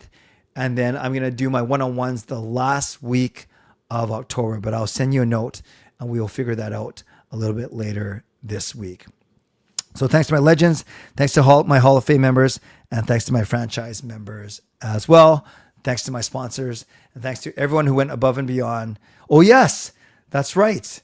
That's right. My apologies. I'm used to, we have a brand new legend, and that is indeed Swervin Irvin. So it's going to read like this. Because Andrew does like being named last. So legendary Lucas Gates, legendary Line Change, legendary Brian Blingy Choi, legendary Carol Bovelander, legendary Swervin Irvin, and legendary Andrew Chang. Thank you. Thank you. Thank you. gonna read some. I'm gonna read. Just go over the guests and thank each of them. Then I'm gonna read some of your comments, and then we're gonna give away some prizes. So yes, that was my bad. Chalk it up to my head, not my heart. I used to always say that. I must have forgotten a lot of things when I was little. How do I share? Stop screen. Okay, here we go. So I'm going to remind you of some of the amazing people that we've got to talk to today and yesterday. We started off with Landon Ferraro, and he was a great way to start. My first time having him on the show, he was so good. Once he remembered that he had to, so auspicious start. He was a few minutes late, but it was great. And he shared some great stories about working in the booth, working in the radio, and about his dad. Then we had Dan Murphy, who joined us from the spotty Wi-Fi in his gym, started in his car, which I was a big fan of, moved to his gym. We made it work, and that was a wonderful chat with Dan Murphy. Then we went to Ian McIntyre, so good, so smooth, such a great storyteller, and I always having love Ian on the show. And then Rick Dollywall, who actually figured out the technology. He was Rick. I didn't basically have to say anything. I just said, welcome, Rick, and then boom, 40 minutes later, we were done. Jeff Patterson, he was so good as well. Always appreciate the time he makes, and one of the best reporters when it comes to the Vancouver Canucks. And then Kevin Woodley, suffering from light sensitivity in his eyes, but he was a trooper. He made it through and shared some really, really great stories while keeping tabs on the baseball game. Harmon Dial, the 25-year-old boy genius. I'm not sure you can call a 25-year-old a boy anymore, but he was awesome, sharing some of his love for analytics and stats and writing and just his journey so far. Then we had open house number 1, and we had 6 or 7 of you. That was really, really good. A lot of fun. Then Nick, that was part 1 of the stream. Nick Pinkerton from Twisted Wrister helped me break down the Pacific Division. He had the Canucks at 5th, which I'm okay with because he's always wrong. So that means the Canucks should be in the playoffs. Then Liz Hood of Sports Talk Winnipeg. She helped me do the Central Division, and that was fun as well. So great back-to-back Western Conference. And I didn't even plan it that way, but we did the Western Conference in those 2 hours. Then I think one of the highlights was the Canucks Content Creator Roundtable. That was a lot of fun. And it not only did it show these guys' knowledge and personalities, but it shows how well we get along and how we are supporting each other, which is awesome. So Jacob Doodle from Doodle Hockey, Rev Trev from Kempner Canucks, Russell Holiday from Nothing is Perfect, Tyler Gibbs, The Line Change, and Jordan Lee and Witten Child from Canucks Uncensored. Was a blast to have all of them. Then Patrick Johnson, great way to end off day 1, the 12th hour. Told so many stories. Could have gone on all night with PJ. But awesome to have Patrick Johnson. Then 2 hours of madness. Sean and Jake took the first hour, raised over $200 in donations, which resulted in the second hour, which was the tortilla slap, and then me wearing makeup for 20 minutes. Not my finest moment, but I'm not sure you guys earned it, deserved it, whatever the word is, but that's what you get for raising $200. Then we did a second open house, which went really well. Did some Canucks point projections. That was fun. I must admit, that was when I was really tired because it was me talking. It was me, heavy eyes. And then we went to part 3, and then it got my energy again. I think dragging all the jerseys and swag. Oh, by the way, I got to find those jerseys. The 3 that we were missing, the Horvat, the Hamhuis, and the Henrik. I'm going to make sure that they are upstairs, and I'll report back to you on Tuesday night. Then we did the community predictions, which is a lot of fun. The regular season predictions, and it got a little funny when we did the bracket, but that was good. Kim, my friend, did the Metro Division with me all the way from Long Island. Jeff Marek, he was awesome. The quickest 25 minutes ever. And I read you that email from Jeff who's saying that he enjoyed his time and he wants to come back on, which is great. John from Hot Take Hockey, he was awesome, telling him about all his new exploits as well as previewing the Atlantic Division in great detail. Then we had my brother, speaking of detail, very thorough, great speaker, very passionate. I love having my brother on. And then last hour, we had the contest, and we had my daughter Kayla on with us as well. So we had everyone in my family, my 3 kids, my brother. The only one that we were missing is my lovely wife, Gail, but that's okay. She did a lot of stuff in the background, providing me with nourishment, cooking me dinner last night, and was very happy to, have her not come on. That didn't sound right. You know what I mean? I was happy to have her support, which reminds me, I got to ask her one thing. So talk amongst yourselves for the next 30 seconds.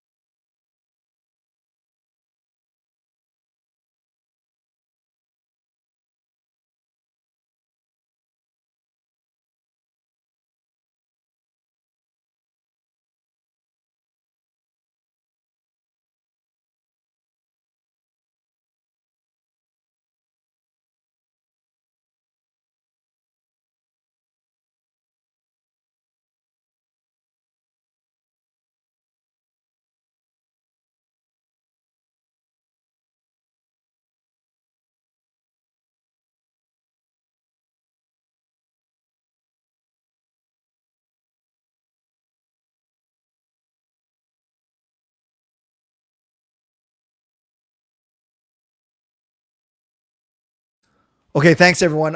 To be honest with you, as I was talking about Gail and how awesome she is, I asked her to prepare me something to eat so I can have something right at 12. And then I don't know if this is the best healthy thing. I'm going to eat and then I'm going to take a couple hour nap and then head downtown for the game. So thanks for waiting for me. And that was our live stream. That was what we did for the past 22 and a half hours. Okay. So yes, there's still let me read some of your comments. By the way, I realize when I'm trying to think or trying to proclaim something, I always do this. I'm not sure what this means, but I know I do it a lot. I did it many times during the stream. I got to stop doing it. Am I getting a little loopy? We will see. Let's read some of your comments from the past hour or so. Yes, and I'm sorry, Irvin, for forgetting you. I never forget you. And yes, I was testing sounds for sure. How many people changed their profile picture to Glam Clay? Too many. Hype for the trade for our live stream. I switched my profile. Hype. Did I miss Clay talking about the golf trip? Very funny. Very funny. Congrats, Clay. Yeah, no, keep your SFU grad photo for sure. Stumbling Clay, stuttering Clay. Clay Imoo the GOAT. You guys are too nice to me, but don't stop. Don't stop. Congrats, this last hour. Let's take the Canucks slogan all together, all in. Burn, we will do that. What a success. Congrats, Clay. You're the GOAT of Canucks fandom. I don't know about that, but I'm not sure. No, I shouldn't say that. I'm sure a lot of people would be able to. Actually, I don't know. I don't know if a lot of people would be able to pull off what I did. And that's not meant to sound cocky. That's meant to be honest. And I got to admit, I'm sitting here with 45 minutes to go and I'm proud of myself. I'm proud of you guys. I'm proud of the 24 hours we put together. Chat, we made it. Exactly. What a legend. Went to bed, cleaned the house, went for breakfast, and Clay is still grinding away. Yes, for 45 more minutes. Yes, we got Irvin. Sorry about that, you guys. My apologies. Hey, Sir Bo. This is Boaz, Jason's youngest child. Yes, the live chat is on screen. Don't say anything crazy. Stumbling Clay. The 24-hour live stream was awesome. Best 24-hour live stream ever. Thank you. Russell was a big part of it. Best Canucks content creators roundtable ever. Yes. Tortilla slap and the makeup was another level. I don't want to try and have to one-up it every year, but that was a little bit crazy. I'm glad my nerves didn't show my open house appearance. I was watching football. It's all right. No one cares about your nerves, fangirl. They just want to see you. It's fine. Yes, I'm going to ask this in a second. So hold on. I'm going to ask this in a second. Actually, you can put it in the chat right now, and I'll get to it. How many hours did you watch? Be honest. And if you can say all of them were 23, that means you pulled the all-nighter. Or maybe you pulled the all-nighter, but you skipped some other hours. How many hours have you been here in total? Patrick Johnson and Clay Imoo story night. Yeah, maybe a late night one. Maybe we do that on a Friday or Saturday night. I wonder if Parker had seen and having nightmares about his makeup. I don't think so. I think he was tied up with family. That's why he couldn't join me this morning, but I can ask him. I come on to help Clay make it through with questions. Thank you, Sam. Many of you guys do. I would love to see Elliot Friedman as a guest and share his insight. Yes, I actually reached out to him, but did not hear back. Canucks After Dark is still the plan, for sure. Babyface Seth Rollins. Yes, what is going on there? Happy Thanksgiving, heading to work. Hopefully the Canucks win. Yeah, I hope so too. And happy Thanksgiving to you, Harry. What time is the hockey game? 4:30. And the baseball game, what time is the baseball game? 2 o'clock, you guys? Happy Thanksgiving. 4:30 is the game. Thank you, Roy. Appreciate that. Great job. Thank you, Carol. Thank you, Harry. Canucks at 4:30, Jays at 2. Perfect. So one will end as the other one is starting. The last 24-hour stream was fun, but this one was even better. Well, I appreciate that, Ian. We'll see what the number... Yeah, a few different guests, but overall same general vibe. But thank you for that. I appreciate you. At least 8 hours. Thank you, SkyTrain. I watched all of it, but 70% on 2 times as a replay. Yes, I speak quickly already, but to get to 2 times, that's very impressive. 16 hours? What, Gerald, 21 and a half hours. That's very impressive. So what was the 1.5 hours you missed, actually, Gerald? I'm very, very curious now. Adrian, 48 hours, fine. You take 24, I'll take 24. 5 to 8, not bad, not bad. 5 to 6, nice Dex. 0 to 8. Harry, you want to narrow that down a little bit? That's a big range there. 17, not bad. 1:30 game start in Berlin, indeed. Don Taylor, Ken Reed, yeah, those guys are good. Chris, you fell asleep, but you're here. That's good. About 6, 7. Very good, Ian. I enjoy the 24-hour streams. Thank you, Chris. I'm glad you enjoy it. Red pockets with your makeup on Halloween. I guess I've seen your live stream around 12 hours. Nice. Had you on in the background through football and crashed around 11. That's not bad. 10 hours from Chanel. That's awesome. Thank you. Thank you. Thank you. Wow. Let's give some love to the line change. Tyler does the entire thing. Please apologize to your lovely wife for me. Thought it'd be 2, but it was 8. And Gord was the one who brought an energy drink by, which I haven't drank yet, but thank you. I always listen to podcasts at 1.5. Me too. Me too.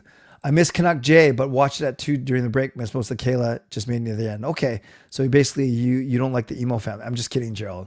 I'm just kidding. All right, guys. I think it's time to do this contest. So I'm going to pull up the prizes one more time. And then I want to make sure I have it right here. So you guys can't see this wheel of names because there are 151 entries on there. Now, for Carol, because she's a legend and for everything she's done for this community, I am going to add Carol in the chat. Can you type in honor system? Because I am honoring you by entering you in the contest. But Carol, how many of the bonus words do you think you got? And be honest, Carol, I will happily put in like 1 entry for sure for your name. But Carol, how many of those, and we're not doing reverse wheel today. There's no way. We're not doing 151 reverse. But Carol, if you can answer me in the next 30 seconds, how many of the bonus words do you think you got? Everything's her $50 dono is why you had to wear makeup. Yeah, that's why. Do you think that's why I don't want to put her in? I'm just kidding. Oh yes, the answers. So the first one, 12 p.m. right when I started, was Pepsi. That was the 12 noon hour number 1. Then hour number 5, it was GLCPC for Good Looking Canucks Positivity Club. GLCPC, that was hour number 5. That was bonus word number 2. Bonus word number 3 was, so by the way, the Pepsi was the first hour where I had no guess. The GLCPC was the 4 p.m. hour. That was the start of JPAT. Bonus word number 3 was piano, and that was at the 9 p.m. hour. So that was right before Liz Hood. Was the bonus word was piano. The 4th bonus word was sushi, and that was at 3 a.m. That was before I did the point projections. And then we had bowling at 8 a.m. That was right before, who was 8 a.m.? That was right before John. And so Pepsi, GLCPC, piano, sushi, and bowling. Carol said she had 4 extra words. I appreciate the honesty, but I'm going to put you in for a 5 for everything you do for our community. Okay. We have 157 entries. You got to just trust. It was actually my son, Sean, who was doing it. I think you caught that when I was on with Kayla. It was my son, Sean, who was doing it. So I'm going to randomize these 5 times. 1, 2, 3, 4, 5. Just trust that your names are in there. That is a lot of slots. Seeing this wheel right now makes me realize I have bad eyes. Thank you, Skytrain Alfred. Pepsi, GLCPC, piano, sushi, and bowling. So 157 slots. There is no way that we are going reverse wheel. But there are 7 prizes. A pair of tickets. So we're going to go backwards. And if you say, well, what happens if I win twice? I will give you the quote better prize. So the higher prize. And don't worry, it's not like I'm comparing prizes, but I just had to at least have an order. So the top prize will be the Canucks versus Avalanche pair of tickets on Sunday, November 9. Second prize is CCC merch, 2 shirts or a hoodie, valued at $75. The third prize is 4 prints from Gassy Jack Art. The fourth prize is the prize pack from MGN Golf Company, the divot tool and the hat. The fifth prize is $50 to Van Base. The sixth prize is $25 to Amazon. And before I do all that, we hear bowling at 9 p.m. Huh? We hear bowling. Huh? How'd you hear bowling at 9 p.m.?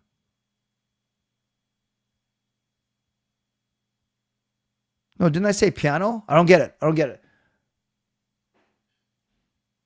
We heard bowling at 9. But I'm pretty sure I said piano. Yeah, bowling was at 8 a.m. I'm pretty sure because bowling was right before Hot Take Hockey and piano was right before Liz Hood. I think. I don't want to cause controversy, but I'm pretty sure that I didn't screw it up. I'm not being stubborn. Yeah, okay, good. Bowling was the last one. Piano was at 9. Bowling was the last one. Bowling was at 8. Okay, Jeannie heard piano. Good. I thought I was going crazy. Might miss the game at this rate if we did reverse elimination and best of 7 exactly. And if you win the tickets and you can't make the game, will there be a ticket replacement? Skytrain Alfred, let's worry about that once we get there. But yes, I'm sure we can work something out. Okay, but for this first spin, that technically doesn't count as one of the 6 prizes, it's the Canuck Clay Special. So I'm offering, whoever wins this first spin, I'm offering you one of 3 things. You either go to a Canucks game with me, you do a dinner or lunch with me, not both, or you do a Zoom call with me, depending on what you want, right? Depending on where you live, depending on what you value. So this first spin is for a Zoom call or a meal or going to a game. And just for the heck of it, just for 1 minute, which one would you take? Canucks game with Clay, meal with Clay. Do I dare put none? Zoom call with Clay. No, I'm not putting none because my fragile ego can't handle it. All right. So just vote in the poll real quick, or you can put it in the comments too. Makeup and spa with Clay, game with Clay, the game with Clay, game. Well, thank you. You guys are making me feel very, very nice. Game with Auntie Kayla.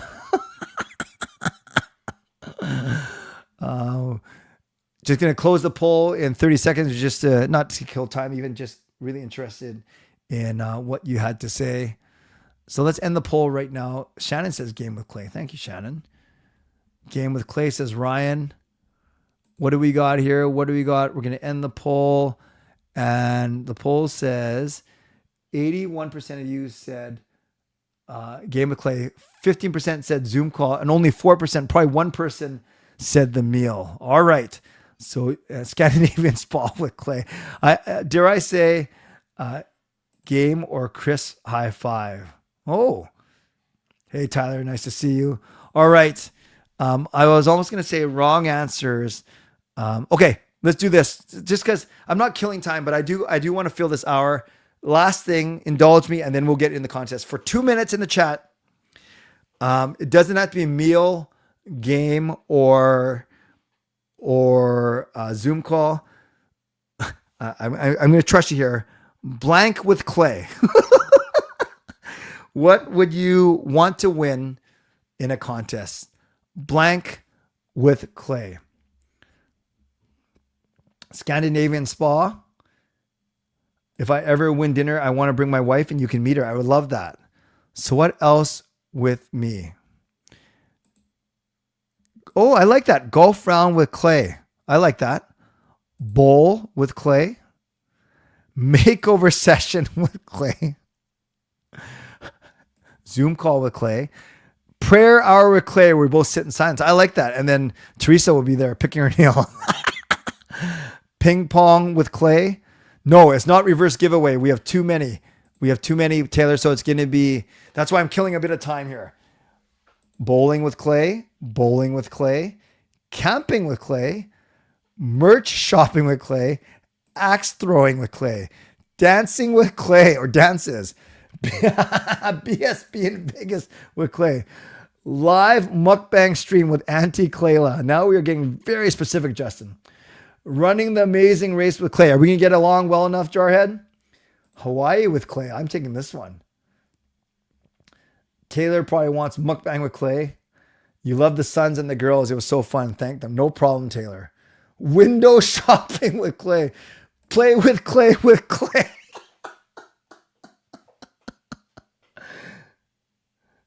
Single Canuck ticket with Clay. I don't plan to have a couple.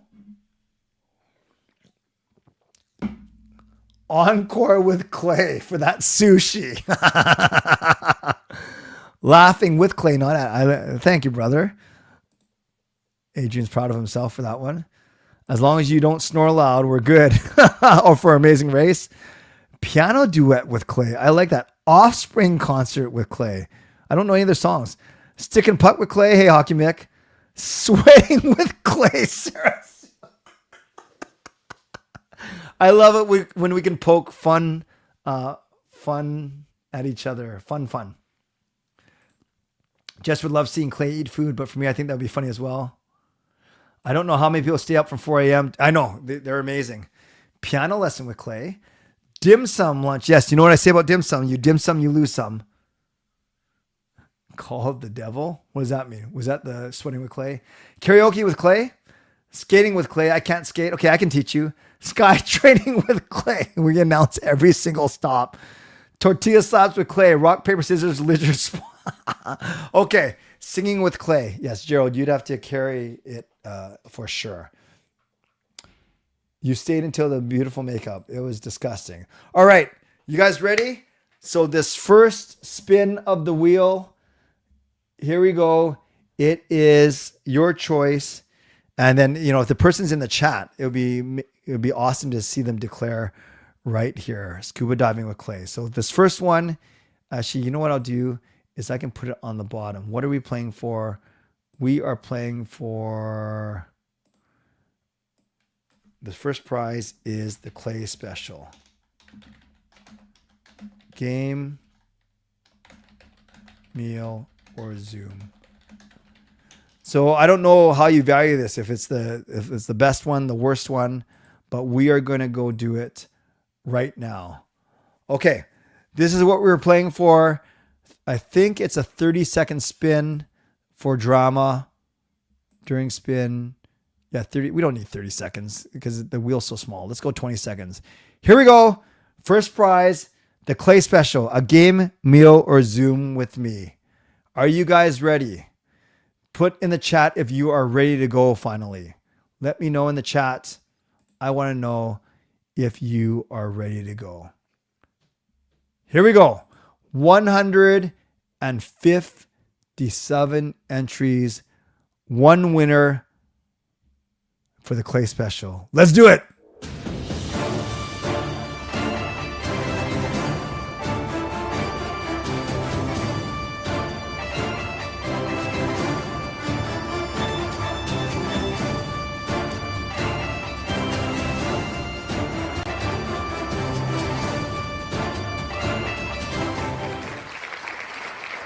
Wow. Karoya, are you in the chat watching WWE with Clay? I love it. Karoya, are you in the chat? Because you were, we joked about this. At the very start of the stream, you were second and third out. So Karoya, you do not have to declare now if you don't want to, but if you do, you can say it in the chat right now. If you already know what you want, if you need some time to think about it, that's fine. I have your email address and we can, I'm very, very happy for you. Whatever you want, we will do. So Corey, let me know if you want to say something in the chat. And if not, I can certainly give you some time to think about it. Yes, you were second and third out in a row. I do remember that. Okay, so no pressure to declare in the chat. I can reach out to you, but congratulations. But if you already know in the chat what you want, then I can start working on it already. Okay, so the next, okay, no problem. canuckclay@gmail.com, or I'll email you and we will go from there. So the next one we are doing is the $25 gift card to Amazon. Now, remember, if, for instance, Croya, if we have a double winner, starting now, I'm going to give them the higher prize, but not Croya. I think that's a good, well, this is confusing now. What happens if Croya wins again? Because I can't presume that whoever wins double is going to be on the stream. Let me worry about it when it happens. We'll figure this out. You guys ready? This is for the $25 gift card to Amazon. Good luck. One spin. Here we go.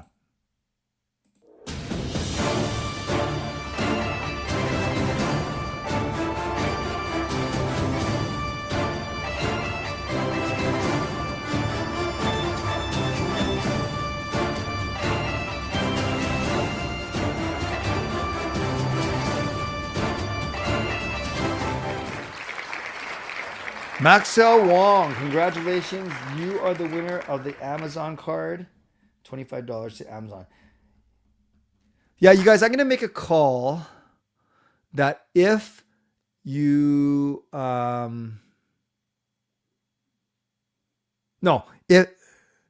if you land again, you can't win twice. So hopefully people will be happy that they won instead of bitter that they didn't get the better prize. So I guess I could have taken out entries. Oh gosh, I think I'm painting myself into a corner here. No, I'm going to stick to my original. Karoya's is set. That was outside of the realm of ranking. But if you win a higher one, then I bump then I free up everything. That's what we're going to do. I'm not going to. So I am removing the one entry when someone wins, but I'm not reviewing all of their entries. So Maxwell, congratulations for winning the Amazon. Is there a way to zoom into the wheel a little bit? I think it's too hard, to be honest with you, because of so many names. Like even when I try this, that's the most it's going to go. If you want that, that's fine. But that's the most I'm going to be able to get it. I still don't think it makes a difference, but we can try. Okay. All right, Maxwell, congratulations. Next up, you guys, is $50 gift card to Vanbase. $50 to Vanbase. So let's see how this goes. Good luck. Here we go.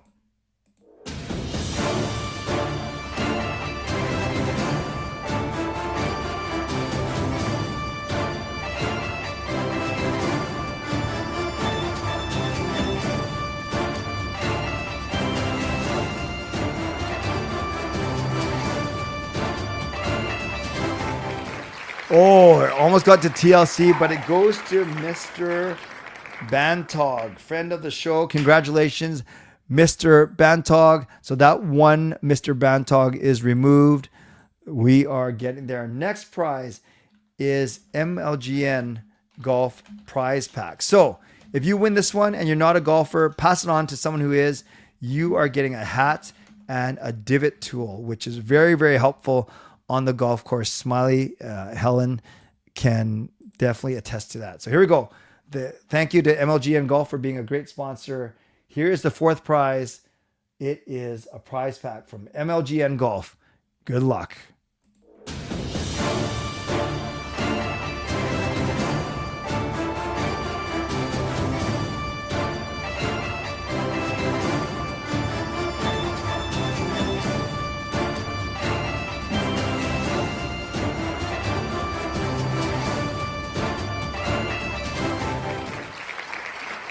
C Edits wins the MLGN golf package. I'm not sure if C Edits, if you'll be the one golfing, but hopefully you have friends that you can pass this on to. Congratulations, C Edits, for winning the golf package from MLGN, and thank you to MLGN Golf for being an awesome sponsor. All right, next we go to 4 prints from Gassy Jack Art. Congratulations, C Edits. That's awesome. 4 prints from Gassy Jack Art. Here we go.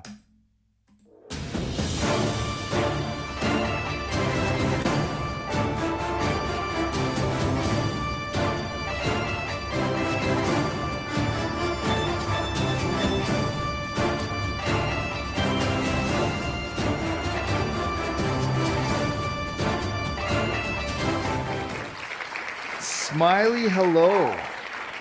That is awesome. You know what we should do is Smiley Hello and C Edits should talk. They might want to reverse their prizes. So Smiley Hello is a golfer, but I'll connect you guys. Otherwise, if you want to keep what you won, that is your prerogative as well. So congratulations to Smiley Hello, who wins 4 prints from Gassy Jack Art, and thank you, Gassy Jack Art, for being such a great sponsor as well. Okay. 2 more. Next up is CCC merch. This is going to be 1 hoodie or 2 t-shirts.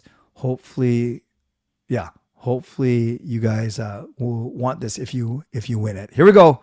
Some of my CCC merch. We know Amanda. I will come back to that in a second. For those of you that know what I was going to say, you know how I messed up. For others, we will just let that go. Here we go. CCC merch.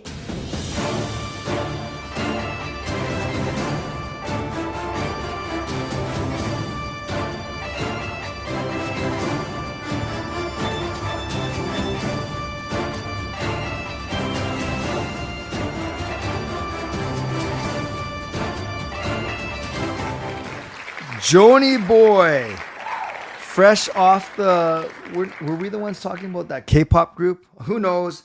But Joni Boy, congratulations for winning the CCC merch. I will contact you about making that happen. All right. We come to the final one. And this is for not all the marbles, but for some marbles. Oh, did I not even show this? Okay, well, we knew what was going on. Okay, good. Here we go. Pair of Canucks tickets. Actually, it doesn't have to be Canucks Avalanche. I picked that game, but that's probably a good one to go to, I think. Are we ready? Now we are going to do reverse elimination for 150. I'm just kidding. 1 spin, 1 winner. Let's go.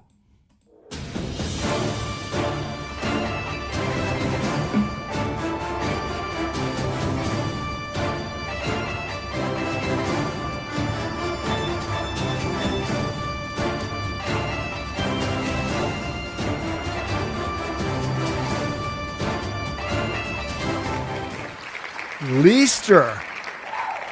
Leister, if you're in the chat, congratulations. If not, you have still won the tickets. Congratulations to Leister. I'm just curious now with Leister. I want to look it up.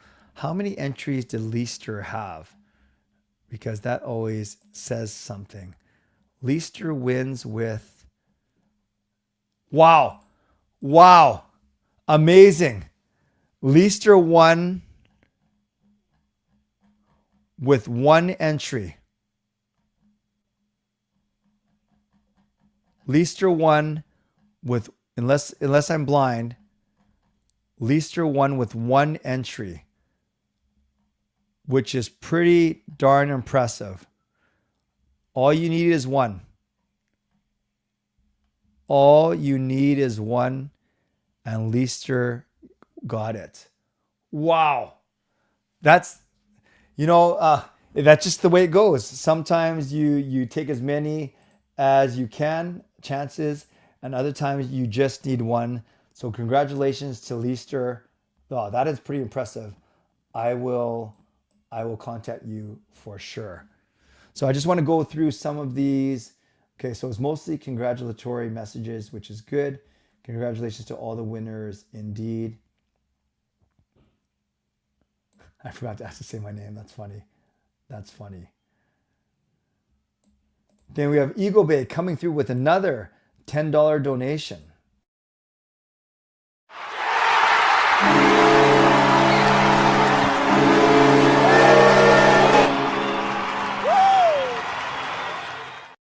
Thank you, Eagle Bay, for the $10 donation. Let's give some love to Eagle Bay in the chat. I think this is the first time I've seen you here, and you've been very generous all 24 hours. So let's give some love to Eagle Bay in the chat for sure.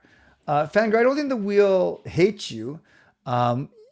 People had like a 1 in 157 chance, or at the most a 6 in 150 chance. So it doesn't mean it hates you. It just means the odds weren't great today. That's for sure. All it takes is one indeed. Talk about luck indeed. Congratulations, Leister. Well, everyone, it's not Leicester, right? It's Leister. I think it's Leister. You miss 100% of the shots you don't take. Wayne Gretzky probably. All you do is win no matter what. Triple stream day. Clay's today, Russell's, then Canucks after dark. Why do you keep saying it still happens? Of course it's going to happen. Parker will do it without me if he has to. If you're going to win, you just need one. Leister was called to win. Fangirl saying, dang you, for sure. Eagle Bay hype. Getting ready for a tea time. Great stream and thanks. Yeah, congratulations, Matthew. I will contact you. Leister proving that even the Canucks. Come on, Justin. I figured I gave S&P 20 after hook Clay up. Thank you, Eagle Bay. That is very kind of you. Eagle Bay hype. That's fine. Or sorry, type. Huh? What are you talking about? Or unless I missed something else.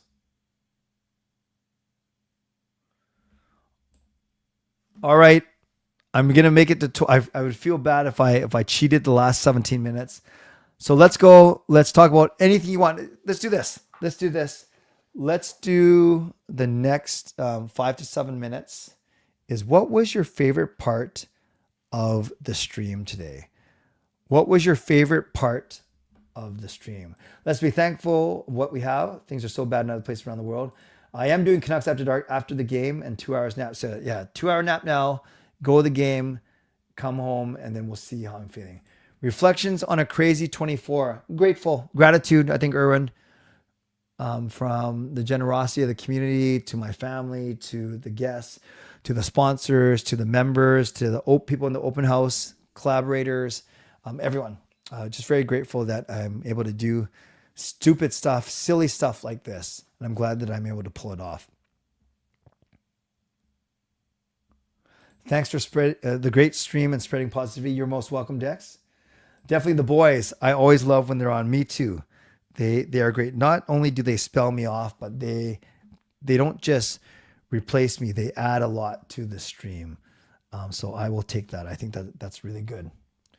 My favorite part was when Jacob hit you in the you-know-what and your beautiful makeup. Yes, he did hit me in my you-know-what. Actually hit me in both of my you-know-whats. My favorite part was seeing Patrick Johnson and the tortilla slaps. Tortilla slaps and the makeup was another level of entertainment for sure. Favorite moment of the 24-hour live stream. Is it bittersweet that it's ending in 16 minutes? No, I'll admit, Gerald, it's sweet. I'm done. Like, not done because I've had it with you guys. No, I think 24 hours is pretty good. And I am proud of myself. And I don't mean to sound cocky. And I'm not at all saying that no one else can pull this off, that I'm the best, I'm number one or whatever. But I can be proud of myself, and I am. One of my favorite guests was also Patrick Johnson. He had great insights, yes. Mackie liked the Rick Dollywall segment. Highlights were the stories from the media, the vlogger panel, and the makeup. Intensely grateful that you do this for our community. Access and interaction with the guests isn't an everyday thing. Thank you, Swerve Irvin. Legendary Swerve Irvin. I got to get used to that, but I love it. Yeah, I don't take that for granted. The fact that all these wonderful media people, content creators, family members say yes. And especially when it comes to Jeff Marek, who's quite protective with his time, especially when it comes to Rick Dollywall, who doesn't really venture outside of his show, and Donnie and Dolly. No, that's his show. And then Sportsnet 650. I'm very blessed that I've established some good relationships with these guys. Hey, Trev, you are a machine. I don't know about that, but thank you for being a big part of this weekend. I really like your mix of guests in general. Keeping the entertainment up for 24 hours is hard work. Thank you, Lena Marie. And I appreciate you watching from the other side of the world. My favorite part is seeing all the good people here who care about the stream. I'm also thankful for allowing me to ask questions and get real answers. We do our best, Sam. We do our best. My favorite part was when your voice came in and boys came in and when you had makeup on. Clay's legendary makeup, the beginning, and the boys. Let's pretend it's another 24. You can burn. I love Patrick's reactions to me saying some brain rot words. Oh, you mean the generational words, right? The whole 24-hour live stream was awesome, and thank you. Thank you, Shannon. Thank you, Clay, for all you do for the community and us. Always a legend and good sport, and always willing to build the community and entertain, even at your own expense and peril sometimes. Justin, that's the story of my life. The panel and the media mix were my favorite parts. Awesome. I love the boys coming on too in the open house. I like the 24-hour marathon. Technically, you should do an extra hour if you count all the breaks. Helen, I can't believe you went there. It's fine. I'm just kidding. I'm not defensive at all. It was you this year. It was Jackie last year. Always someone has to bring it up. I feel like revoking your prize, Helen. PJ's Gino stories and the tortilla ambush. The nut the nut tap was hilarious. Waiting for that new Dono vid. Really like Harmon, Jeff Merrick. Canuck Jay was really cool to see. In general, loved how the whole family was involved. Yes. Honored to call you a good friend and an inspirational role model. Thank you, Justin. I laughed a lot when guests would drop bad words and you would just smile. Yeah, that's usually not a thing on my channel for sure. Haven't seen them most of the streams, so I'll try throughout the week to watch some of the other parts. Awesome. And I think YouTube is going to keep these aside from losing them, so that's good. Truly, we're well served. I don't see anything like this from other hockey markets. That's true. We have some great people.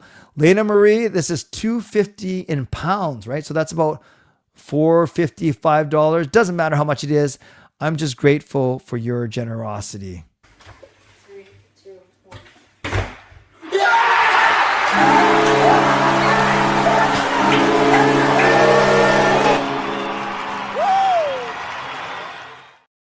Pounds? Sorry, euros. Thank you, Lena Marie. Euros. Whatever it is, I'm grateful. No matter how much it is, I'm grateful. Thank you, Lena Marie. I appreciate you. Yeah, I couldn't get to everything, fangirl. The tortilla slap and the girl was putting makeup on. So funny. We had a good time watching. Mom and I enjoyed the stream. You're awesome. Enjoy the game today. Thank you, Dino. Thank you, Dino. What gets me is some Canuck live streams who never read the chat. At least you read the chat. Yeah, it's not always easy. Lefty all around for sure. I know Parker and I, it's not because we ignore the viewers, but when it's two of us, I'm not saying you're talking about us, but when it's two of us with a limited amount of time, sometimes we just think the time is better served by us talking and asking each other questions and such. And even I know I don't always get to all the chat. It depends how big the stream is and what's going on. Donations coming, just saying. I know, Helen, I love you. I know you love me. No, I shouldn't say that, but I do love you and congratulations. as well. No, I'm very well aware that I took 10-minute breaks. So really, this is probably like a 20-hour live stream. Yeah, Mackie, all 3 parts are going to stay on my YouTube channel, so you can go through them anytime. Without people in the chat, doing live streams would be pointless without it. Yeah, indeed. $4, thank you. Thanks, Clay. Met you 6-7 years ago. You are still that positive and generous guy I met at the game. I'm not sure if this is Jordan or Witten, but thank you to both of you or either of you. Oh, you stopped live streaming because of the chat. Gotcha. Can we get a new dono video made with your tortilla slap challenge? Yes. I think my next show won't be until Tuesday night, so I'm pretty sure I'll be able to have that ready for Tuesday night's show. Canucks After Dark is a podcast harder to get to guess. Sorry, is a podcast harder to get to guess. What does that mean? 24 hours was epic. So proud of you and this community on making this a success. We are stronger as one. Sincerely appreciate all you do for us, Clay. Legend of legends. Go CCC. Thank you, Gerald. So Irvin, you missed this. I actually asked this at the top of this hour, and everyone, not everyone, some people contributed. You and Gerald at 21.5 hours, I think is second, only to Tyler, who did the entire thing. So Swerve and Irvin, good on you. And that was including work and a trip to the grocery store. So thank you, Swerve and Irvin. The new legend, legendary Swerve and Irvin. Lefty did 3 to 4 hours. That was awesome. Joe Vito, who I met at a game a couple of years ago. Joe Vito comes through. Let's give Joe Vito the couch.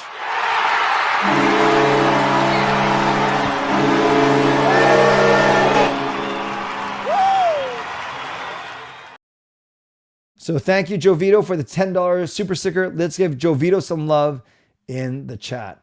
Mackie, thank you for the hard work you put in this one of the positive community. You're most welcome. Hype for Joe Vito, indeed. What it meant, it was harder to get to the chat. Yes, it is indeed. And sometimes, Fangirl, we just rely on people chatting with each other and people with answering each other's questions, just because, like I said, it's not like Parker and I don't like getting the chat, but if we do, it's only for the last 10 minutes because usually both of us are blabbing. It's Witten. Awesome. It was Canucks beating Ottawa, and it was Louis Eriksson hat trick. Wow. Witten, you have a great memory, man. You have a great memory. Clay is the new Jeff Jarrett slapnuts. Hey, Peter. Nice to see you. And I love the Germany that's going on. I have no clue what's going on. But Bernd and Lena Maria, I meant to tell you that I flew to Croatia and Bosnia through Munich, and I went home through Frankfurt. So you're in Berlin, right, Lena Marie? Bernd, what city are you in? And Munich was just I was actually there for half an hour because my connecting flight was late. Lost my luggage. Lufthansa was good getting back to me. And then going home, I did have an overnight stay in Frankfurt to stay with my friends. When is the next one? Likely next October. Can't wait to see what memory will forever be etched in CCC lore next. Tortilla slap, nut tap, and the birthday of Auntie Kayla is just the beginning.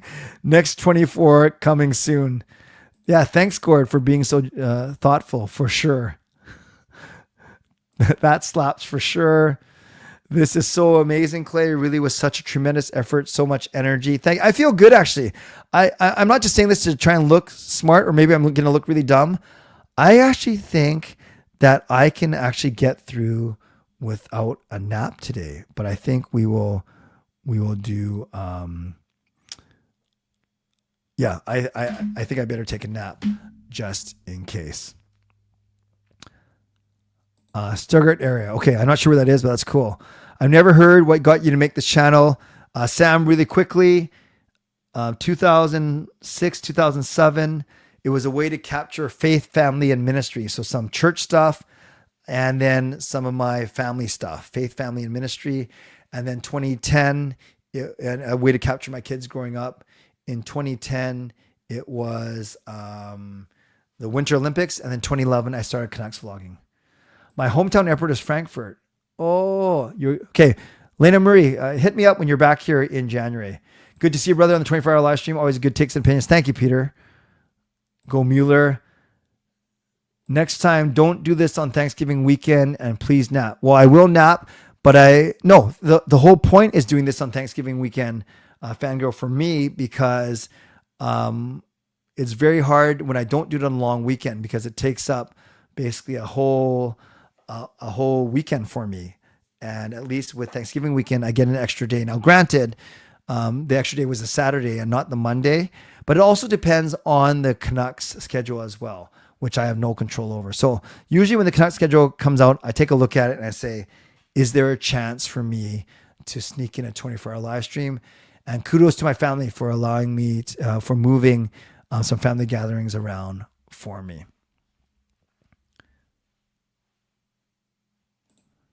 Wow, Quinn Hughes' first point. Yes. I actually, I can't remember it now. I will have to look it up. Power nap. Nice. I was in Vancouver in August and actually watched Mueller's first goal. That's awesome that you were here. Love it, Clay. Last 5 minutes. I know, I'm counting it down. We'll know by the end of October if my work is sending you over. Awesome. I'll be ready for you. I'll be ready for you for sure. Okay. Last 5 minutes. You can keep complimenting me, which is nice. Otherwise, give me your score prediction and the first Canucks goal scorer. I am going to go 4-2 just one more time. I actually didn't do an Edmonton prediction because I was busy. So I'm going to go 4-2 Vancouver, and I'm going to go Elias Pettersson scoring the first goal. So 4-2 Vancouver, Elias Pettersson, first goal. What says you guys? This channel is awesome. Thank you for all your effort and bringing all the positive vibes. You're welcome, Chris. Thanks for being a staunch supporter of this channel. PD. I slept from 1:30 to 8. Check something online, then watch the rest. Thank you. The schedule this time worked out well, and we have it on YouTube this year. Yes, that's important. It helps with the algorithm, the channel. It helps with people discovering me. And for sure, it helped that the Canucks played on Saturday and on Monday. 4-1 Canucks, Besser with the first goal. 2-1 Canucks, Jake DeBrusk as the first goal. 3-1 with is that Vancy or Vancouver? Hughes scores first in a 4-2 win. I love that score. Wow. The legend, Swervin Irvin, makes his mark. Here's your favorite.